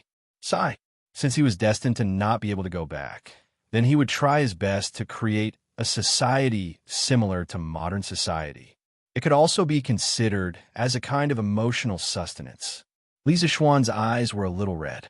Faubert noticed something strange and quickly asked, young master, what happened to you?" "Ah, nothing. Li Zishuan recovered from his distant thoughts and quickly shook his head. "There was a gust of wind just now, and the sand on the ground was blown into my eyes." Faubert looked at Li Zishuan suspiciously. He didn't feel the wind at all just now. Ahem. In order to cover up his embarrassment, Li Zishuan coughed and said, "Faubert, get people to hurry up and produce cement. Now that we have cement, the academy is even less short of money. The relocation plan of the workshop can also be pushed forward. Find time and pick a group of people to build the new workshop there." And yes, young master. Chapter 481. After leaving the workshop, Li Zishuan asked Sanbao to drive the carriage to Azure Dragon Lane. Wang Renbiao had told him the address of his house in Chang'an. Azure Dragon Lane was located in the southeast corner of Chang. Not far from it, it was Chang'an's most prosperous and famous public garden and scenic tourist area. Half of it was in the city, occupying about 2 lanes. The other half was outside the city, extending southward. It was located in a low-lying area at the head of Fengqi Plain. Due to the accumulation of water, it formed a pool. The pool's banks were like the Guangling River, hence the name Chu River. As an otaku, Li Zishuan rarely went out unless he had something to do. He had never been to this area before. As he stood outside Azure Dragon Lane and looked at the beautiful scenery of Chu River, he was momentarily captivated by the winding banks and the scenery of Changzhou-like waters. "Sanbao, what river is that?" Li Zishuan had never been to Chang, and in his previous life, nor did he remember being here in this life. Hence, he did not know that this was Chu River. "Young master, that is Chu River Pool. There is a palace dedicated to His Majesty on the shore. There are also pavilions built by various departments of the imperial court. It is very prosperous. Not only can the emperor's concubines and high-ranking officials come here, but even ordinary citizens can enjoy the scenery here. It is especially lively here on the 3rd of March every year during the Xianxia festival." As a native of Chang, and Sanbao was very clear about this. When he heard his young master's question, he hurriedly spilled the beans and told him everything he knew. "Oh," Li Zishuan nodded and thought to himself, "Wouldn't it be a pity if I didn't go and play in such an excellent tourist spot? I could bring my wife and little sister here to row a boat and have a barbecue in the future. Let's go to Wang Renbiao's house." Li Zishuan looked at Chu River Pool, then got back into the carriage. "Yes, young master." "Yo, Lord Ju, why are you here? Come in. When Wang Renbiao heard that Li Zishuan was here, he personally came out to welcome him. "Ha, long time no see." Renbiao is getting more and more suave. Li Zishuan cupped his hands and said, half-jokingly, Huh. Lord Zhu must be joking. Please come in first. Yaoer, get someone to serve tea. Wang Renbiao instructed in a low voice before leading Li Zixuan around the screen wall in the front yard to the main hall. Leng Yuyao came in with 2 maids and poured a cup of tea for Wang Renbiao and Li Zixuan. Cough, cough. The task of pouring tea was naturally done by the 2 maids. Leng Yuyao, a great expert, would definitely not do this kind of work herself. She stood motionlessly behind Wang Renbiao with her long sword in her arms. A cold aura emanated from her body, making it seem as if no one was allowed to get close to her within a radius of a few miles. Cold. This woman is still as cold as usual. Li Zixuan sighed in his heart without batting an eyelid. Leng Yuyao was beautiful, but she was too cold. Most likely, only Wang Renbiao could endure it. Li Zixuan was quietly sizing up Leng Yuyao, and Leng Yuyao was also quietly sizing up Li Zixuan. Although she didn't know the details of the assassination in the eastern suburbs of Chang and city a few days ago, she knew that Li Zixuan broke through to the Grandmaster realm and turned the situation around. This news caused quite a stir in the Jianghu. A Grandmaster less than 15 years old. When Leng Yuyao heard the news, she couldn't help but feel a sense of frustration in her heart. Now that she saw Li Zixuan again, she felt a faintly discernible, dangerous aura emanating from him. Leng Yuyao's heart was very complicated. Lord Zhu, my humble house is simple and crude. I'm afraid I've neglected you. Please have some tea. Wang Renbiao couldn't feel the probing eyes of the 2 great experts in the room, so he said with a smile, Huh, Renbiao, why are you so polite? Our 2 families have worked together so many times. Wouldn't it be strange to address each other with titles? How about we call each other brothers and friends? Although Li Zixuan didn't like the tea of this era, he still understood the principle of when in Rome, do as the Romans do. He was now in someone else's house, and it would be very impolite to be picky. So he picked up the teacup, took a symbolic sip, frowned slightly, and swallowed it. Then he smiled at Wang Renbiao.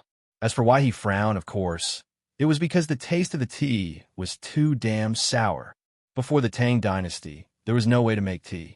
From the Wei, Jin, Southern and Northern dynasties to the early Tang dynasty, people mainly plucked the leaves of the tea tree and mixed it with pepper, ginger, cinnamon, and other seasonings to make a soup for drinking. Drinking tea was just like drinking the vegetable tea soup today. The Wu people called it Ming porridge. Just by looking at the ingredients, one could imagine the taste of the tea soup. Cough, cough. Don't even think about it. How ruthless. Haha. Then Renbiao. It would be impolite to refuse. My father has always valued you, Xianxia.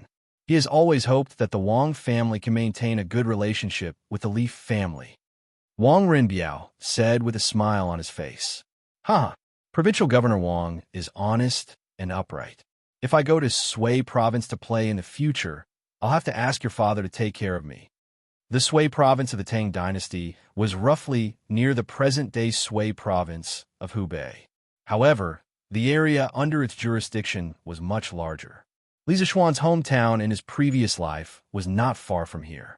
He really wanted to take some time to go there and see what his hometown was like in the Tang dynasty. Wang Renbiao smiled and said, That's easy. Xiaoxian, if you really want to go, I'll personally accompany you there. I also have to visit my father. Haha, let's not talk about this first. I'm here today to look for you, Renbiao. I have some serious business. Li Zixuan put down his teacup and sat up straight. He said seriously, Renbiao, you should have heard of the Azure Glass Cup, and Divine Mirror in the Curious Pavilion recently, right? That's right. He was here today to talk about cooperation. Since the Curious Pavilion had already started to sell glass products, he naturally wanted to maximize the profits. Just like before, he planned to monopolize the Chang market. As for the other markets, he still wanted to let Wang Renbiao act as his agent. They had a very good foundation for cooperation. Wang Renbiao seemed to realize something. His eyes lit up and he said, Of course I've heard of it. Xiaoxian, what do you mean? That's right. I want to cooperate with you, Renbiao. Renbiao, haven't you thought about this before? Wang Renbiao quickly replied, Huh, of course I have. I even talked to shopkeeper's son about it. but he said that the production of these things is limited and can't even meet the demand in Chang'an. So I can only wait for your workshop to expand its production before I make any plans. Li Zixuan nodded and said with a smile, So that's how it is. But Rinbiao, there's something you might not know. The Curious Pavilion's workshop will be moved to the vicinity of Yinshan in the near future. The area and scale of the new workshop will be more than 5 times larger than it is now. When the time comes, we will be able to recruit more craftsmen. Correspondingly, the workshop will also produce more azure glass cups, divine mirror, and those things like don't touch me from before. When the time comes, I'll need you to help me distribute these products to various places. Chapter 482. Azure Dragon Lane, Wang Residence. Wang Rinbiao's face lit up with excitement after hearing Li Zixuan's words. He smiled and said, That's great. This business is exactly what the Wang family is looking for. Li Zixuan asked, Rinbiao, how many goods can you take? He had to make a budget so that the workshop could make the necessary arrangements in advance. Wang Rinbiao pondered for a moment, then smiled confidently. Oh, the Azure Glaze Cup, and the Immortal Mirror. I can buy as many as you have. As for the new carriage, don't touch me. Even if the Strange Interest Pavilion's workshop expands, it won't be able to produce much in a month. So, little Xian, you don't have to worry about not being able to sell your goods. You can take as many as I have. Rinbiao, aren't you a little too arrogant? You should know that the Azure Glass Cup, and Immortal Mirror are not cheap. Li Zixuan raised his eyebrows and said in surprise. Wang Rinbiao smiled and said, Haha, it's not that I'm arrogant, but you underestimate the Wang family. Putting aside the Wang clan, any one of the 7 great clans would be able to swallow this business deal. Of course, there are definitely many clans who want to work with you, little Xian. However, I, Wang Rinbiao, am rather fortunate to be able to obtain your permission before them. Moreover, Chang is not the only place with rich people in Tang. There are many rich merchants in other states and counties, especially in Jiangnan and Suan. People that are very interested in the Azure Glass Cup, and Immortal Mirror.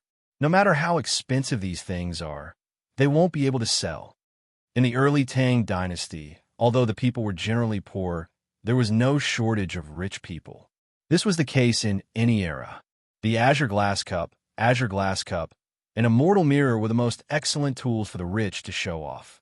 Wang Rinbiao had long understood these people's hearts, which was why he said so. Since you said so, I'm relieved. The workshop will expand production as soon as possible. When the time comes, I'll hand over all the goods that Chang can't take. As for the cooperation method, let's do it like before. I still have something to do, so I'll take my leave first. Li Zixuan stood up and waved his hand. Previously, the Wang family had taken on the task of distributing the Scooter, Drunken Immortal, Gentle Village, and Detong daily to all parts of the country except for Chang'an.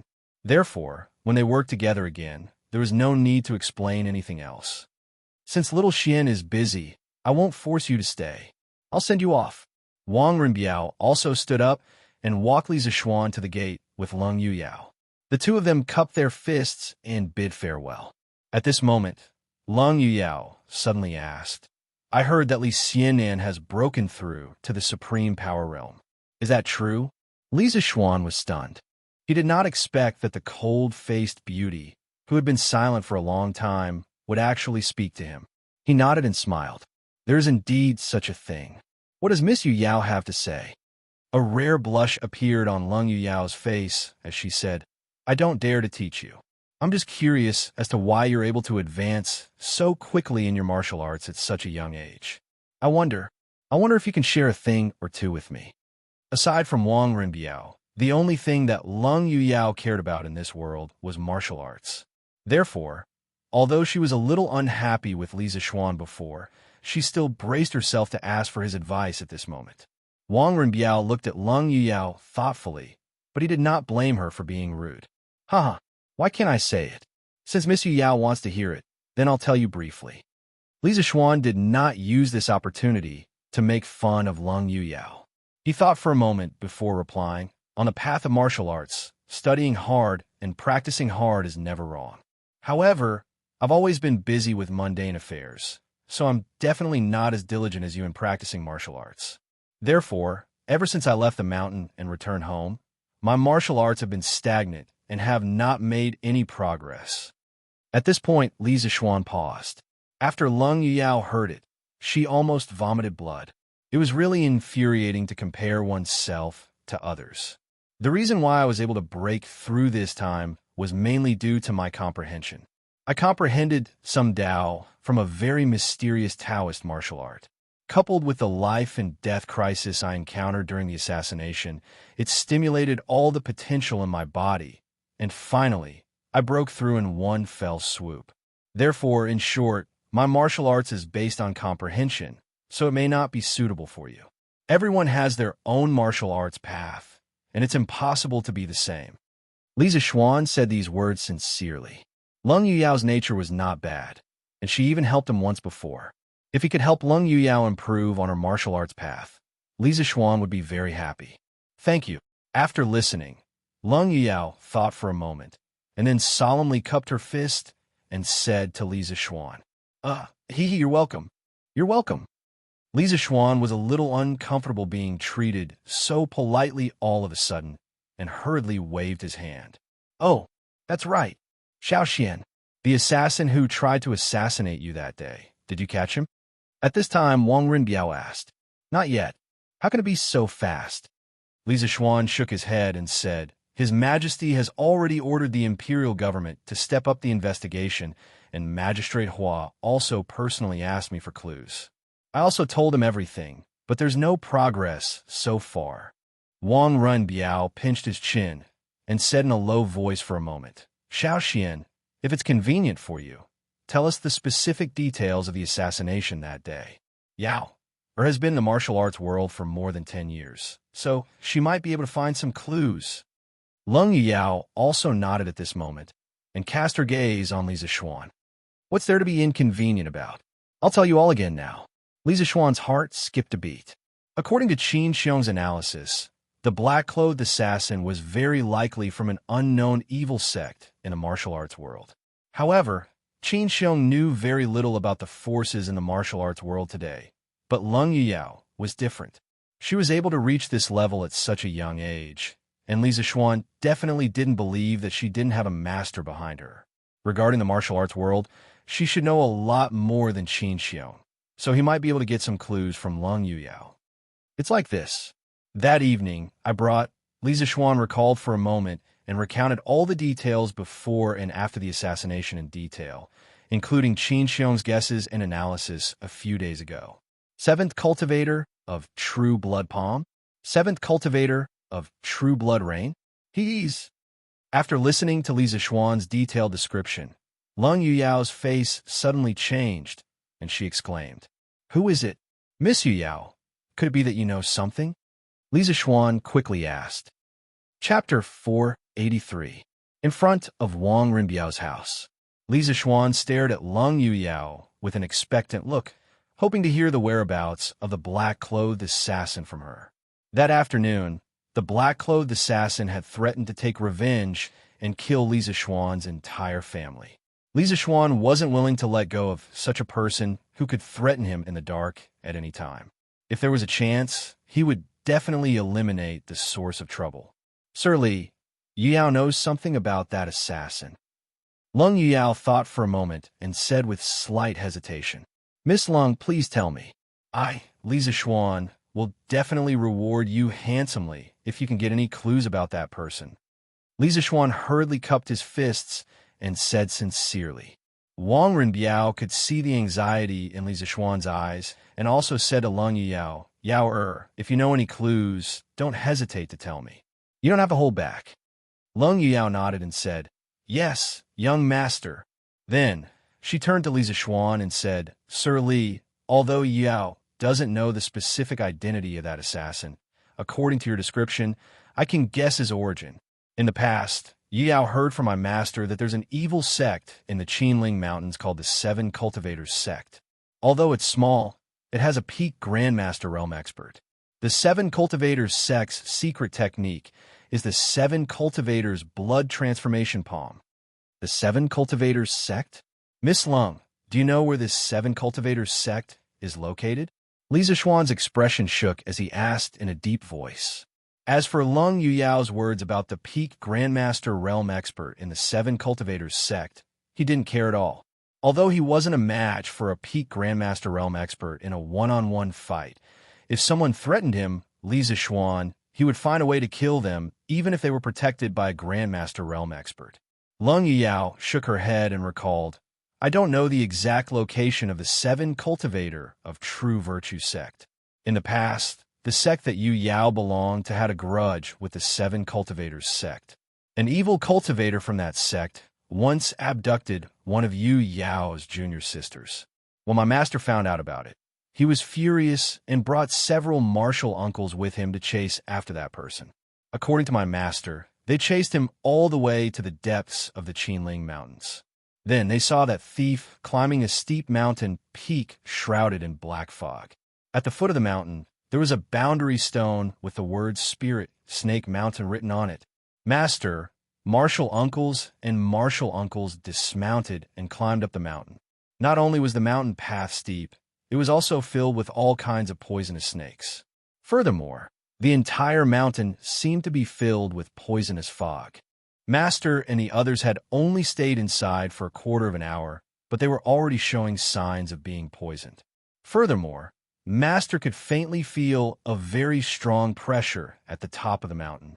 Martial Uncle and Martial Uncle knew that it was impossible, so they persuaded Master to return to the sect and make further plans. Master had no choice but to leave with hatred. Seven cultivators of true virtue. Snake Spirit Mountain. Li Zixuan's expression gradually turned solemn. He propped up his chin and said with a frown, Miss Lung, has this seven cultivators sect ever accepted any assassination missions to earn money? I've never heard of it before. Although the people of the seven cultivators sect have done a lot of outrageous things, they have never assassinated an important official of the imperial court. To some extent, the seventh cultivator of true virtue sect has always been very low-key in Jianghu, and only a few people know about it. If their sect specialized in assassination, they wouldn't be as unknown as they are now. Lung Yuyao pondered for a long time and shook her head. Li Zixuan was even more puzzled. He muttered to himself, That's strange. I don't have any grudges with the seven cultivators sect. But that day, when I heard that assassins say that the matters of the pugilistic world shall be settled in the pugilistic world, it sounded as if there was a deep hatred between us. What's the reason for this? Although according to Lung Yuyao's words, the seven cultivators sect was very suspicious and should indeed be suppressed, Li Zixuan still felt that there was something fishy about this matter. Right now, he only wanted to find the real culprit. He didn't want to care about the other grudges of the pugilistic world. The matters of the pugilistic world shall be settled in the pugilistic world. I understand now. Lung Yao was startled for a moment and suddenly said loudly, I wonder if Lord Li remembers the battle of Northern Mang Mountain's Bloody Wind stronghold a few months ago? Li Zixuan didn't know what she meant. He looked at Lung Yuyao with a baffled expression and nodded. Of course I remember. Lung Yuyao then continued. At that time, Lord Zhu went to Mang Mountain alone and challenged the Bloody Wind stronghold. Did you personally kill a young man named Flying Snake? Li Zixuan seemed to have guessed something. His brows furrowed even deeper. After pausing for a while, he nodded and said, There is indeed such a person. Now that you mention it, I remember that Flying Snake's strange movement technique is 80% similar to the assassin who tried to assassinate me that day. Could it be that there is some connection between the two of them? Lung Yuyao replied, When the Bloody Wind Stronghold group kidnapped Lord Zhu's wife at Rhinoceros Slope, I saw Flying Snake make a move. That move is undoubtedly from the Seven Cultivators sect. Since Lord Zhu killed Flying Snake, Yuyao guessed that it was the elders of Flying Snake's sect who came to seek revenge. Bang! Li Zixuan punched the wall next to him and said hatefully, Humph! Seven Cultivators sect. Flying Snake? They provoke me time and time again. Do they really think I'm made of mud? At the side, Wang Rinbiao looked at the deeply sunken wall. The corner of his mouth twitched as he said, Little Xian, This matter was caused by my second brother. My Wang family is willing to help you deal with the 7 cultivators sect with all our strength. Flying Snake and Xiao Ying had joined hands to kidnap Han Yushi. In the end, it was Wang Runi who ordered them to do so. Now that Flying Snake was killed and the 7 cultivators sect came to seek revenge, it was reasonable to say that this matter was related to the Wang family. Li Zishuan waved his hand and stared at Wang Renbiao, saying, "That is that. Provincial Governor Wang has already given me an explanation for the previous matter.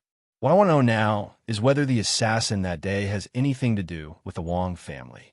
After all, your second brother hates me to the bone. Will he use Flying Snake's death to instigate the 7 cultivators sect to assassinate me?" Although many people knew that Li Zishuan had attacked the Bloody Wind stronghold with his sword, not many people knew the details, including the killing of Flying Snake. Therefore, Li Zishuan had reason to suspect that the assassin was instigated by someone. Wang Renbiao was shocked. He quickly shook his head and said, "Impossible, absolutely impossible. After that incident, my second brother has been imprisoned by my father in the Wang family's ancestral home. The people of the disciplinary hall are guarding him day and night. There's no way he can come in contact with outsiders.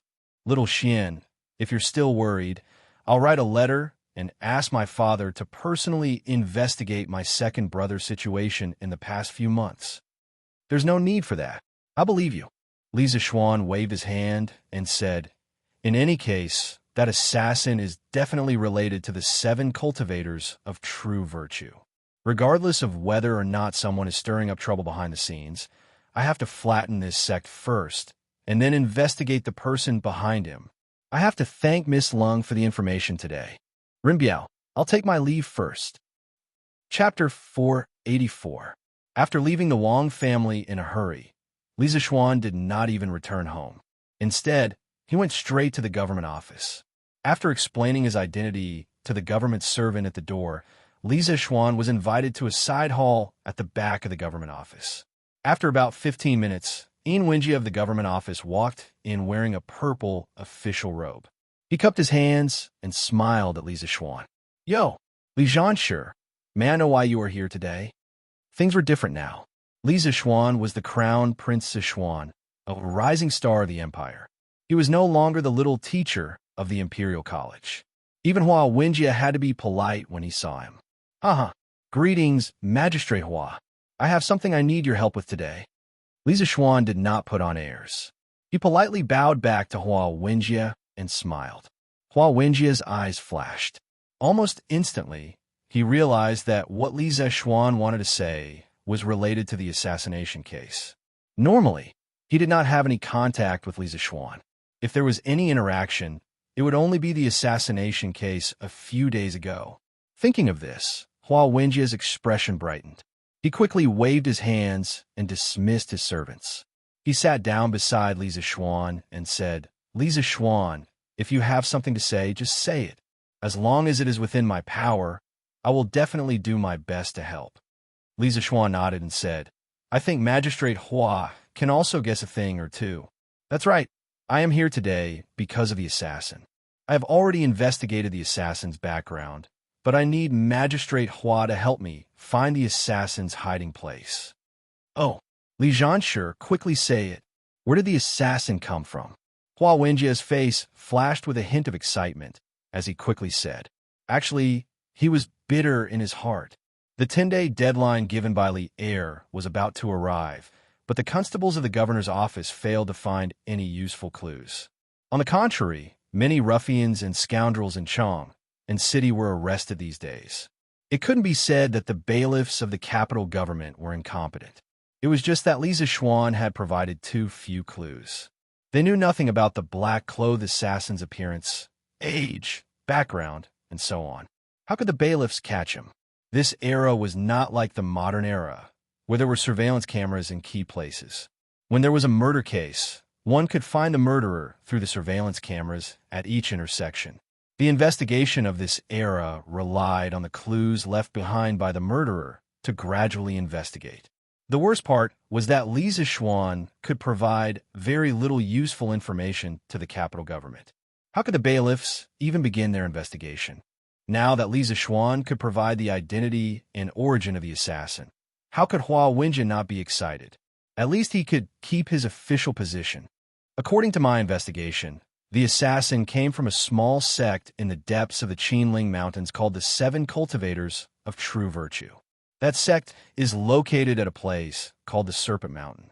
Today, I came here to ask Magistrate Hua to send someone to help me find out where the Serpent Mountain is located in the Qinling Mountains. Once you find out, I will deal with them. Li Zishuan looked at Hua Wenjia and said with a serious face, "Seven Cultivators Sect? Snake Spirit Mountain?" Hua Wenjia muttered a few words and then nodded. "Okay, this old man will send someone to investigate. If there is any news, I will inform Li Xianxia immediately. Thank you for your trouble." "Thank you." Li Zishuan cupped his hands and thanked him. The Qinling Mountains traverse the central part of China, starting from southern Gansu in the west, passing through southern Xianxia to western Hunan. Its main body was located at the junction of southern Xianxia and northern Sichuan provinces. It was about 1,500 kilometers long from east to west, including hundreds of mountains of various sizes. If Li Zishuan didn't have anyone to help him, who knew how long it would take him to find it? The next day, on top of the cloud mountain, the morning sun reflected the rosy clouds, covering the whole mountain with a golden coat, making it look exceptionally beautiful. The craftsmen who got up early to work were running around, digging foundations, building walls, quarrying rocks, chopping trees, and sawing wood. The division of labor was clear, and the scene was bustling with activity. At 7:45 a.m., a convoy of 4 or 5 ox carts arrived at the top of the mountain along the mountain path. Some of the sharp-eyed workers guessed that the boss had sent something good to the workers again. Falbert, why are you here?" The shed that Xianxia stayed in during the day was very close to the mountain gate. He raised his head and saw Falbert in front of the convoy, so he quickly stopped his work and went out to greet him. "Ha, young Master Yin, this old man is here to send you new materials today," Falbert said to Yin, shouting with a smile as he directed the crowd to unload the bags of cement. "New materials? Is that all? What are they used for?" Yin shouting didn't know that the workshop was secretly developing cement during this period of time. He was busy with the division of labor at the construction site. This is the cement that the workshop made according to Lord Ju's instructions. It is used to replace the cement mortar and used to build walls. This stuff can not only be used to build walls, but it can also be used to build roads. Lord Ju said that the roads of the academy will be paved with a layer of cement mixed with sand and stones in the future. Falbert said with a sense of accomplishment as he stroked his beard. "Cement? Why is this name so weird? Is this stuff really that easy to use?" Yin Xiaoning opened a bag of cement and looked at the gray powder inside as he asked doubtfully. Falbert nodded and said, "Of course. The craftsmen in the cement workshop have all done experiments before. There is no problem at all. Shouting, you can let someone try it now." Young Master said that the construction of the academy must be done with cement in the future. "Okay, I will try it. Falbert, how do I use this stuff?" Yin Xiaoning nodded in agreement after hearing Falbert's solemn answer. This is simple. Let me tell you the ratio of the water mixture. Done? That's it. But it doesn't look sturdy at all. If you push it hard with your hand, this wall will probably collapse. Under Falbert's guidance, the workers mixed some cement paste and then used it to build 2 walls. However, Yin Xiaoning felt that this thing wasn't very sturdy, so he asked Falbert, "We still have to wait for the cement to solidify. Even if we use glutinous rice mortar, won't the newly built walls be very fragile?" Xiaoning, "You don't have to worry about these 2 walls today. You can take a look at it tomorrow. At that time, you'll find out how magical this cement is. Generally, cement mortar will reach its final solidification after 5 to 8 hours at 20 degrees Celsius. At that time, it won't be able to move with fingers." Falbert was very confident about this, so he said to Yin Xiaoning with certainty, "Okay, then we'll take a look at it tomorrow. If the effect is really good, then we won't buy glutinous rice mortar in the future." Yin Xiaoning thought for a while and nodded in agreement. In his opinion, Li Zishuan's foresight and decisiveness were very trustworthy.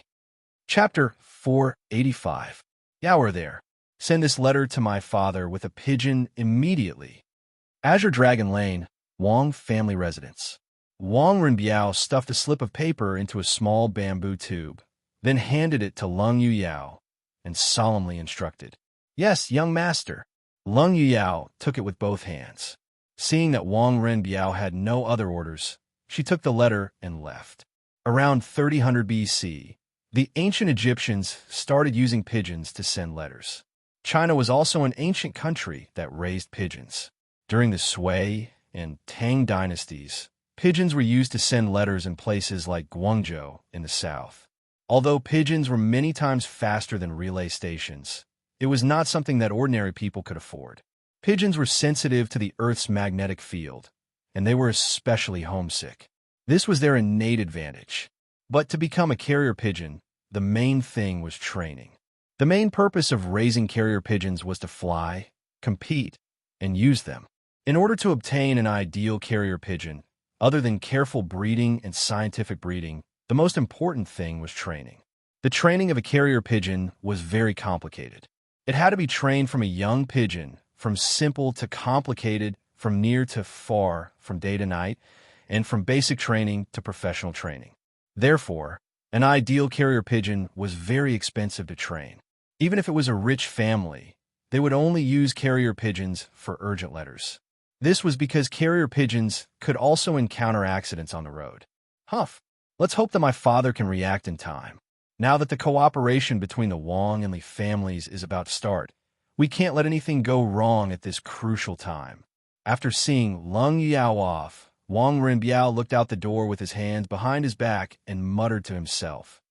At the same time, more than half of the guards in the capital office followed Dugu Xian and the imperial army out of the city. To a certain extent, this operation of the capital office not only had a certain degree of risk, but it also had a hint of unusual meaning. Ever since the establishment of the Tang dynasty, the imperial court and the martial arts world had almost never had a direct confrontation. On one hand, the martial arts sects were very weak at this time. As long as no one was stupid enough to deliberately cause trouble, the imperial court would not take those sects seriously. Of course, the absolute disparity in strength also made the sects in the Jianghu abide by the rules and regulations in recent years. No one dared to go against the imperial court, much less assassinate an important official of the imperial court. It had to be said that the black-clothed man who tried to assassinate Li Zishuan had taken the lead this time. Moreover, he was the one who did not please either the martial arts world or the imperial court. Even though the imperial court was not afraid of these martial artists, the regular yamen runners of the imperial government were. That was why Magistrate Hua had invited Dugu Xan to lead the imperial army to help. In any case, Lier had said that Dugu Xian would help him. It would be a waste not to use such a powerful helper.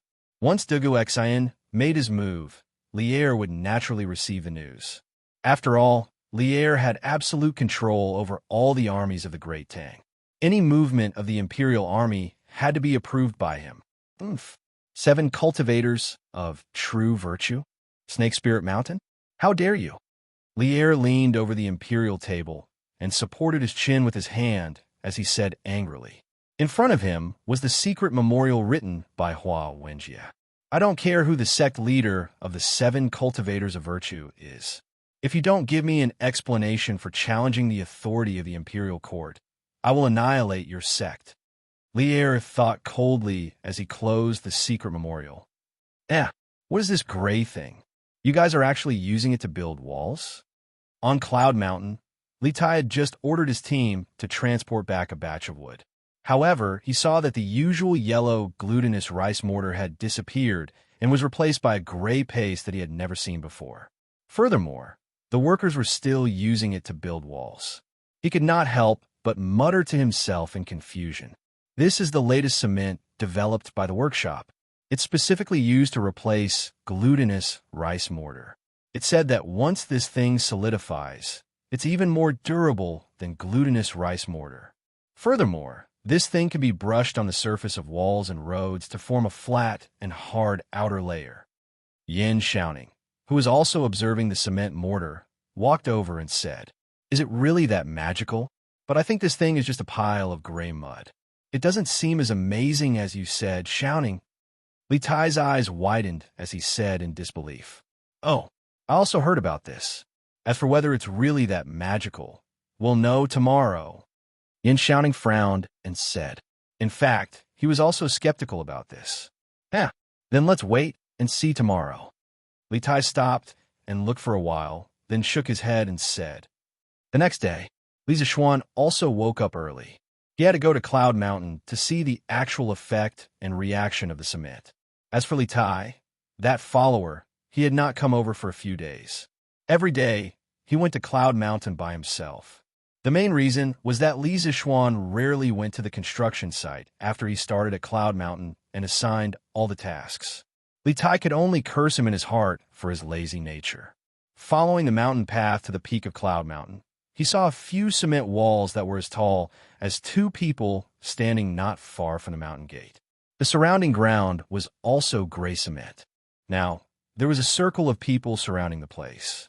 Li Zishuan smiled and walked over. This road is hard and flat. Even if it's raining, it won't be affected at all. I didn't expect this. This cement is actually so magical. An old craftsman touched the road with his hand and exclaimed emotionally, "Damn, little Xian may not be good at other things, but he's still reliable when it comes to researching new things." Shouting, "This cement is really better than glutinous rice mortar." This cement road is not bad. It's even smoother than the limestone road. No. This prince's palace also needs to use cement to level the road in the future. Li Tai touched here and there. Then he jumped up and patted Yin Xiaoning's shoulder as he laughed heartily. As for why he jumped up, cough, of course it was because of his height. This little fatty only ate and did not exercise since he was young. His horizontal development was too great, and his vertical development was basically not much. Li Zishuan had just walked to the periphery of the crowd when he heard the little fatty's words. His old face could not help but darken. He quickly walked up to Li Tai and slapped him on the back of his head. "What do you mean by I can't do anything? Qingke, tell your master, which part of me can't do?" As a man, the taboo thing was for others to say that he couldn't do anything. This already involved a man's dignity.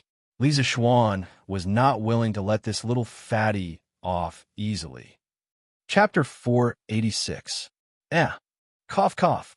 So it's Xiao Xian. Why are you here today? Li Tai, who was in an extremely complacent and overly excited state, was almost scared out of his wits by this sudden attack. When he heard Li Zishuan's words that carried a slightly dangerous aura, the little fatty hurriedly changed to a smiling face and jested. Don't try to change the topic. What did you say just now? It seems like you have a lot of opinions about me. Why don't we find a time to have a good chat? Li Zishuan lightly patted the dust on Li Tai's shoulder and said with a faint smile, No. Li Tai shook his head like a rattle drum, and this guy even showed Li Zishuan a unique skill, saying 32 in 3 seconds. He continued, Xiao Xian, you must have heard wrongly. I didn't say anything bad just now. I was just praising the workshop's new cement. If you don't believe me, ask Xiaoning. Am I right? Xiaoning? Li Tai pulled Yin Xiaoning's arm and winked. Li Zishuan was dumbfounded by this fatty's unique skill. He shook his head, and without waiting for Yin Xiaoning to cover up for the little fatty, he said, I'll settle this with you later.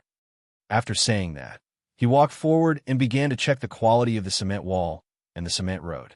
After pressing and hammering everywhere, Li Zishuan turned around and smiled at Yin Xiaoning with extreme satisfaction. Xiaoning? How is it? This cement can completely replace glutinous rice mortar, right? Yin Xiaoning nodded and said, Of course it can, and it's even better than that. Glutinous rice mortar can't satisfy the functions that cement can achieve. Also, I feel that the academy you designed can only match the design style of Yanhuang College if it's built with cement. Li Zishuan laughed in his heart. Yin Xiaoning's taste was really good. Yanhuang College's design style was based on modern universities. If it wasn't built with cement, of course it would look quite strange. That's good. In the future, The workshop will fully supply the cement for the construction site. In terms of construction costs, we will save a lot of money. In this way, we only need to build the academy step by step. Xianxia said with a smile as he stood up and led Xianxia and Li Tai to the shed. And then, Xianxia glanced at Xianxia in annoyance, as if he had seen through all the conspiracies in the world. Then there's no then, Xianxia said awkwardly. Huh, then you won't have to come here every day, right? F***CK. I knew it, little Xian, your stomach is filled with lazy bugs, Xianxia said, rather crazily. Yes, Xiaoning is right. Little Xian, you are really filled with lazy bugs. When Dr. Sun comes to Chong, and next time, you must ask him to treat you properly. Li Tai felt deeply about this. A few days ago, he was privately complaining about Xianxia's laziness. In the beginning, he could come to the construction site every day, but he only came once every 2 or 3 days. What was worse was that according to Xianxia's words, he might not come in the future. His boss was really infuriating. Chinke, looks like we need to have a good talk. Xianxia squeezed a piece of cement in his hand lightly, and it instantly turned into powder. Then, he looked at Li Tai and asked calmly. No. Li Tai showed off his unique skill again, and then waved his hand and said, Haha, you should talk to Xiaoning slowly. I have to bring my team to do a mission. After saying that, he turned and ran away. Xianxia then stopped joking and said to Xiaoning seriously, Xiaoning, it's not that I'm lazy, but I have other things to do recently. The academy is already on the right track. Whether it's the funds or the allocation of personnel, they're all in place. I don't think there will be any more problems. When I'm done with this, I will come again to take a look. Xiaoning saw that Xianxia was serious and didn't seem to be joking. He also became serious and asked, Little Xian, are you in trouble? If you need help, just let me know. Even if I can't help you, my father can think of a way to help you. Haha, it's nothing. I can solve this myself. Xiaoning, you can focus on building the academy. Xianxia waved his hand and said casually. This was his personal grudge, and he didn't want to drag his good brother into it. Okay, since you don't want to say more, I won't ask. Anyway, if you need help, just let me know. Xiaoning was silent for a while and sighed. Good brother. Don't worry, I'll be fine. Feiji, the brothers have been patrolling around the mansion for the past few days. Did you notice anything strange? In the afternoon, Xianxia called the security captain at home, Brother Chicken, over and asked in a deep voice. Strange? I didn't hear anything strange from the brothers. Lord Ju, what's wrong? Did something happen? Pang Feiji was confused at first, then asked in a panic. The security captain was also under a lot of pressure. Nothing. But recently, asked the brothers to be more alert. If they notice an unknown master sneaking in, don't fight blindly. Warn them immediately to avoid unnecessary deaths and injuries. Xianxia thought for a while and said seriously to Brother Chicken, Lord Jupe, could it be that there will be more assassins? Pang Feiji's eyes suddenly lit up and he asked with a little excitement. Brother Chicken had been idle for so long. He expressed that his big knife was thirsty for blood. Of course, he would be excited if there were blind people coming to him. Well, it's possible. I've already found out the identity of the assassin who tried to assassinate me a few days ago. He's from a sect, and I'm afraid that he'll bring his sect members to seek revenge. At this point, Xianxia glanced at Brother Chicken and said, Don't get any ideas. Don't underestimate these Jianghu people. This sect has masters at the peak of master stage. Brothers, if you meet them, don't be rash. Peak of master stage. Brother Chicken was secretly speechless and scared. But after a moment, he came to his senses and said, Lord Ju, this is Chang'an. Even if he is at the great guru realm, I don't think he would dare to behave atrociously here. But we can't always be on guard like this. Why don't my brothers and I follow you to destroy that stupid sect? Chapter 487. Let's destroy that shitty sect together. Xianxia murmured. Then, he looked at Brother Chicken and said with a faint smile, All right, I'll take you guys to destroy that sect in a few days. Feiji, You'll be the vanguard. Huh? Brother Chicken was dumbfounded. He was just shouting the slogan to show his loyalty. How could he dare to face a peak grandmaster? Wasn't that courting death? Cough, cough. Lord Jew, this. Brother Chicken stuttered for a long time, not knowing how to smooth things over. He was extremely embarrassed. Huh, look at how scared you are. Xianxia waved his hand and said with a smile, I'm just teasing you. Revenge must be taken, but Xianxia, won't let my brothers die for nothing. It's said that the terrain of Snake Spirit Mountain is full of poisonous miasma. If we attack it by force, there will be a lot of casualties. We must have a foolproof plan. Besides, we haven't found the specific location of Snake Spirit Mountain yet. We'll make another plan after we get the news from the government. If the 7 cultivators of virtue is willing to hand over the murderer, then it's fine. If they don't, then I have a way to teach them a lesson. Lord Jew, Old Pang, am not afraid. My head is as big as a bowl. What's there to be afraid of? When you want to destroy the 7 cultivators of virtue, remember to call me along. Perhaps Xianxia's confidence had infected Pang Feiji. Brother Chicken's face was flushed as he shouted loudly. Ha! All right, I'll bring you along if I need you. In the depths of Qinling Mountain, a huge mountain stood between the heavens and the earth.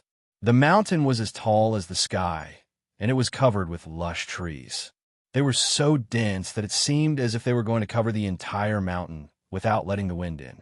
The strange thing was that the other mountains were filled with the chirping of insects and birds, but this mountain was eerily quiet.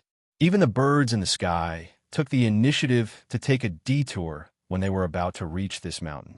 In the forest, a winding mountain path could be vaguely seen.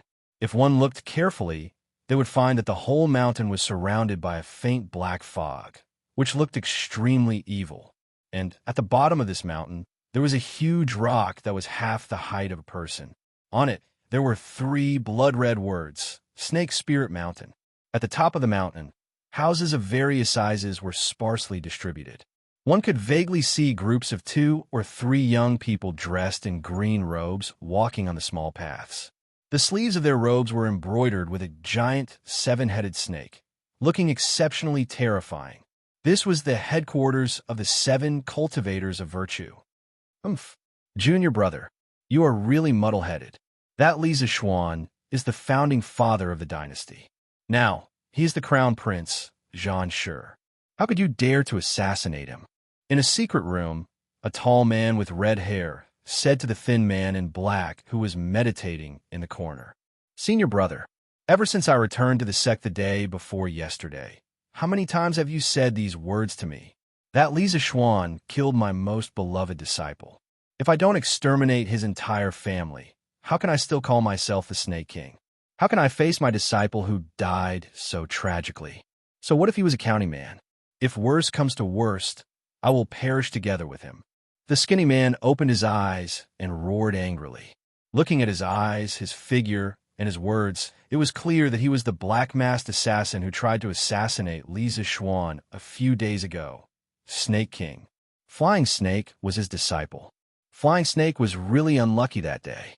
As a middle-stage grandmaster, he tried to assassinate Xianxia, a small fry who was half a step away from the supreme power realm.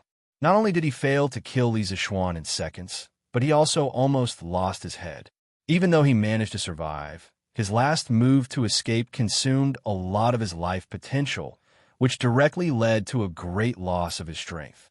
Now, he was basically equivalent to a martial artist who had just entered the supreme power realm.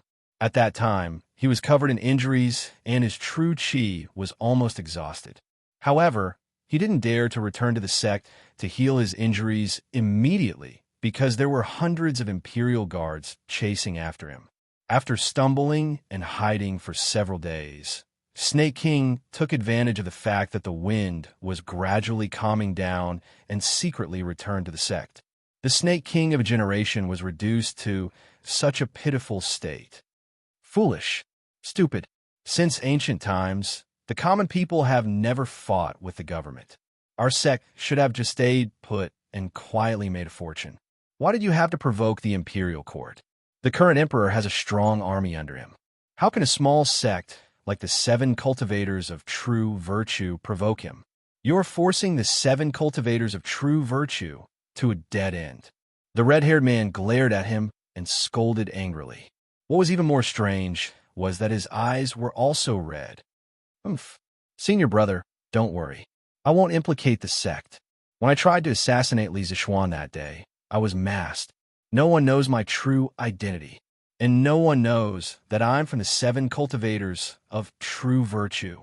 Snake King snorted with dissatisfaction. Bullshit. The red-haired man angrily punched the stone wall next to him and roared. I heard a disciple say this morning that a large number of the Imperial Court's troops appeared in the periphery of the Qinling Mountains.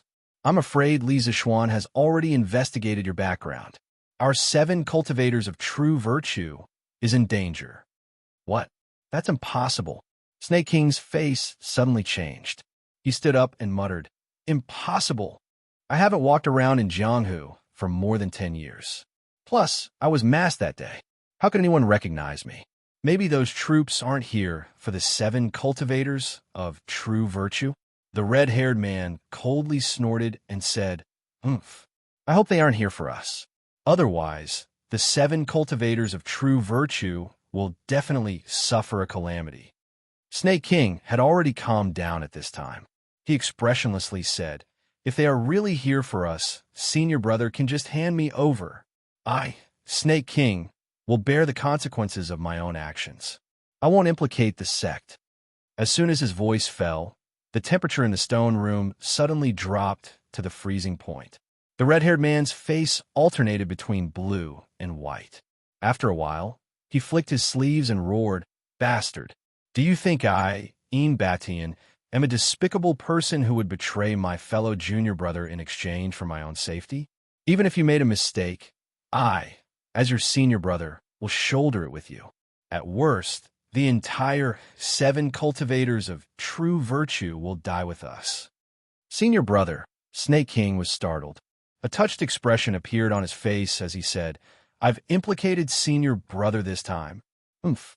Although I, Batian, won't betray my fellow disciples. Junior brother, you were too reckless this time. If the 7 cultivators of true virtue can escape this calamity, you'll have to reflect on your actions. The Imperial Court isn't something we can provoke. Batian waved his hand and said unhappily. His face was still clouded over. Senior brother is right. But senior brother, why are you so pessimistic? Snake Spirit Mountain is full of poisonous miasma and is a natural stronghold. It's easy to defend and hard to attack. Moreover, our 7 cultivators of true virtue has a peak grandmaster like you. If the Imperial Court wants to flatten our sect, they'll have to pay with 10,000 lives. Snake King gave Batian some face and admitted his mistake verbally. Then, he said with a ruthless face. Chapter 488. Snake King was right. The 7 cultivators of true virtue was a natural stronghold surrounded by cliffs. There was only one mountain path leading to the 7 cultivators of true virtue, and this mountain path was winding and had many dangerous passes. It wasn't an exaggeration to say that one man could hold the pass while 10,000 men couldn't pass. Not to mention, the Snake Spirit Mountain was full of poisonous miasma. If one came, one would die. The reason why the disciples of the 7 cultivators of true virtue weren't poisoned was because they had been taking the sect's special anti-poison pills all year round, so they were completely immune to the poison. Inside the secret chamber, Snake King saw that Batian was hesitating and didn't say anything, so he continued to persuade him. Senior brother, although Li Zixuan is in a high position now, I don't believe that Li Zixuan would be willing to take the lives of more than 10,000 people just to avenge his personal grudge. If those troops really come for us, we just need to set up ambushes at the various passes. Even if they don't die from the poison, they will be killed by the disciples of the 7 cultivators of true virtue. We just need to kill them until Li Zixuan feels heartache and withdraws his troops. This guy was getting more and more presumptuous. He even dared to call Li Air by his name. If outsiders heard him, they would definitely sue him for treason. However, Batian didn't react. Apparently, he He had heard similar words many times. At this moment, he silently stared at the stone wall and pondered for a while before saying, "But if we do that, won't our 7 cultivators of true virtue be in complete opposition to the imperial court? In the future, the disciples of our 7 cultivators of true virtue won't be able to move an inch in Great Tang, and the other righteous sects will also attack us. After all, junior brother, your assassination of an imperial court official is a big taboo in the martial world." Snake King sneered and said, "Senior brother, why are you so indecisive today? You only have 2 choices now. Either you hand me over in exchange for the imperial court's forgiveness, or you protect me and fight the imperial court to the end. After this incident, we'll go somewhere else and set up another sect." After saying this, Snake King paused for a moment, and a trace of ridicule flashed on his face. "As for those righteous sects of the martial world, they're just a bunch of hypocrites. Hasn't our 7 cultivators of true virtue always been independent of the martial world? Why do we need to worry about their attitude?" It had to be said that Snake King was extremely arrogant. He did not even take the 3 great martial arts sects of the Central Plain seriously. Batian frowned. After pondering for a moment, he finally made up his mind and said, "It's impossible for me to hand over my fellow disciples. Now, we can only fight to the death with the imperial court. If the imperial court is willing to take a step back, then we will take a step back too." Snake King smiled and cupped his hands in front of his chest. "Hee. Thank you for your righteousness, senior brother. Recuperate well. I'll arrange for a few disciples to gather information at the foot of the mountain." Batian was a little unhappy to have encountered such an unexpected calamity.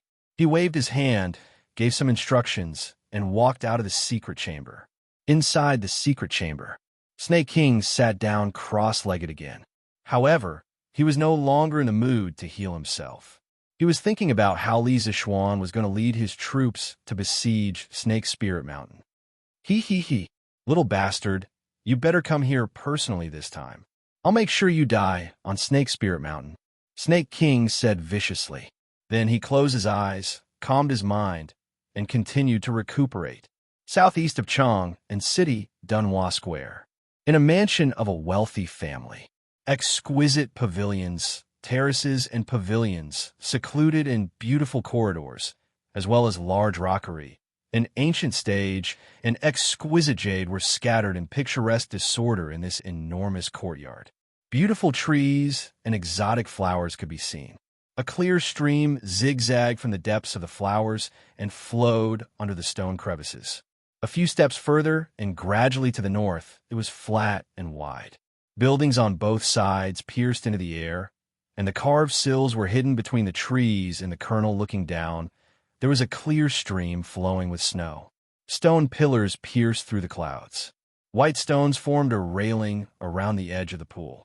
There were 3 stone bridges, and the faces of beasts could be seen.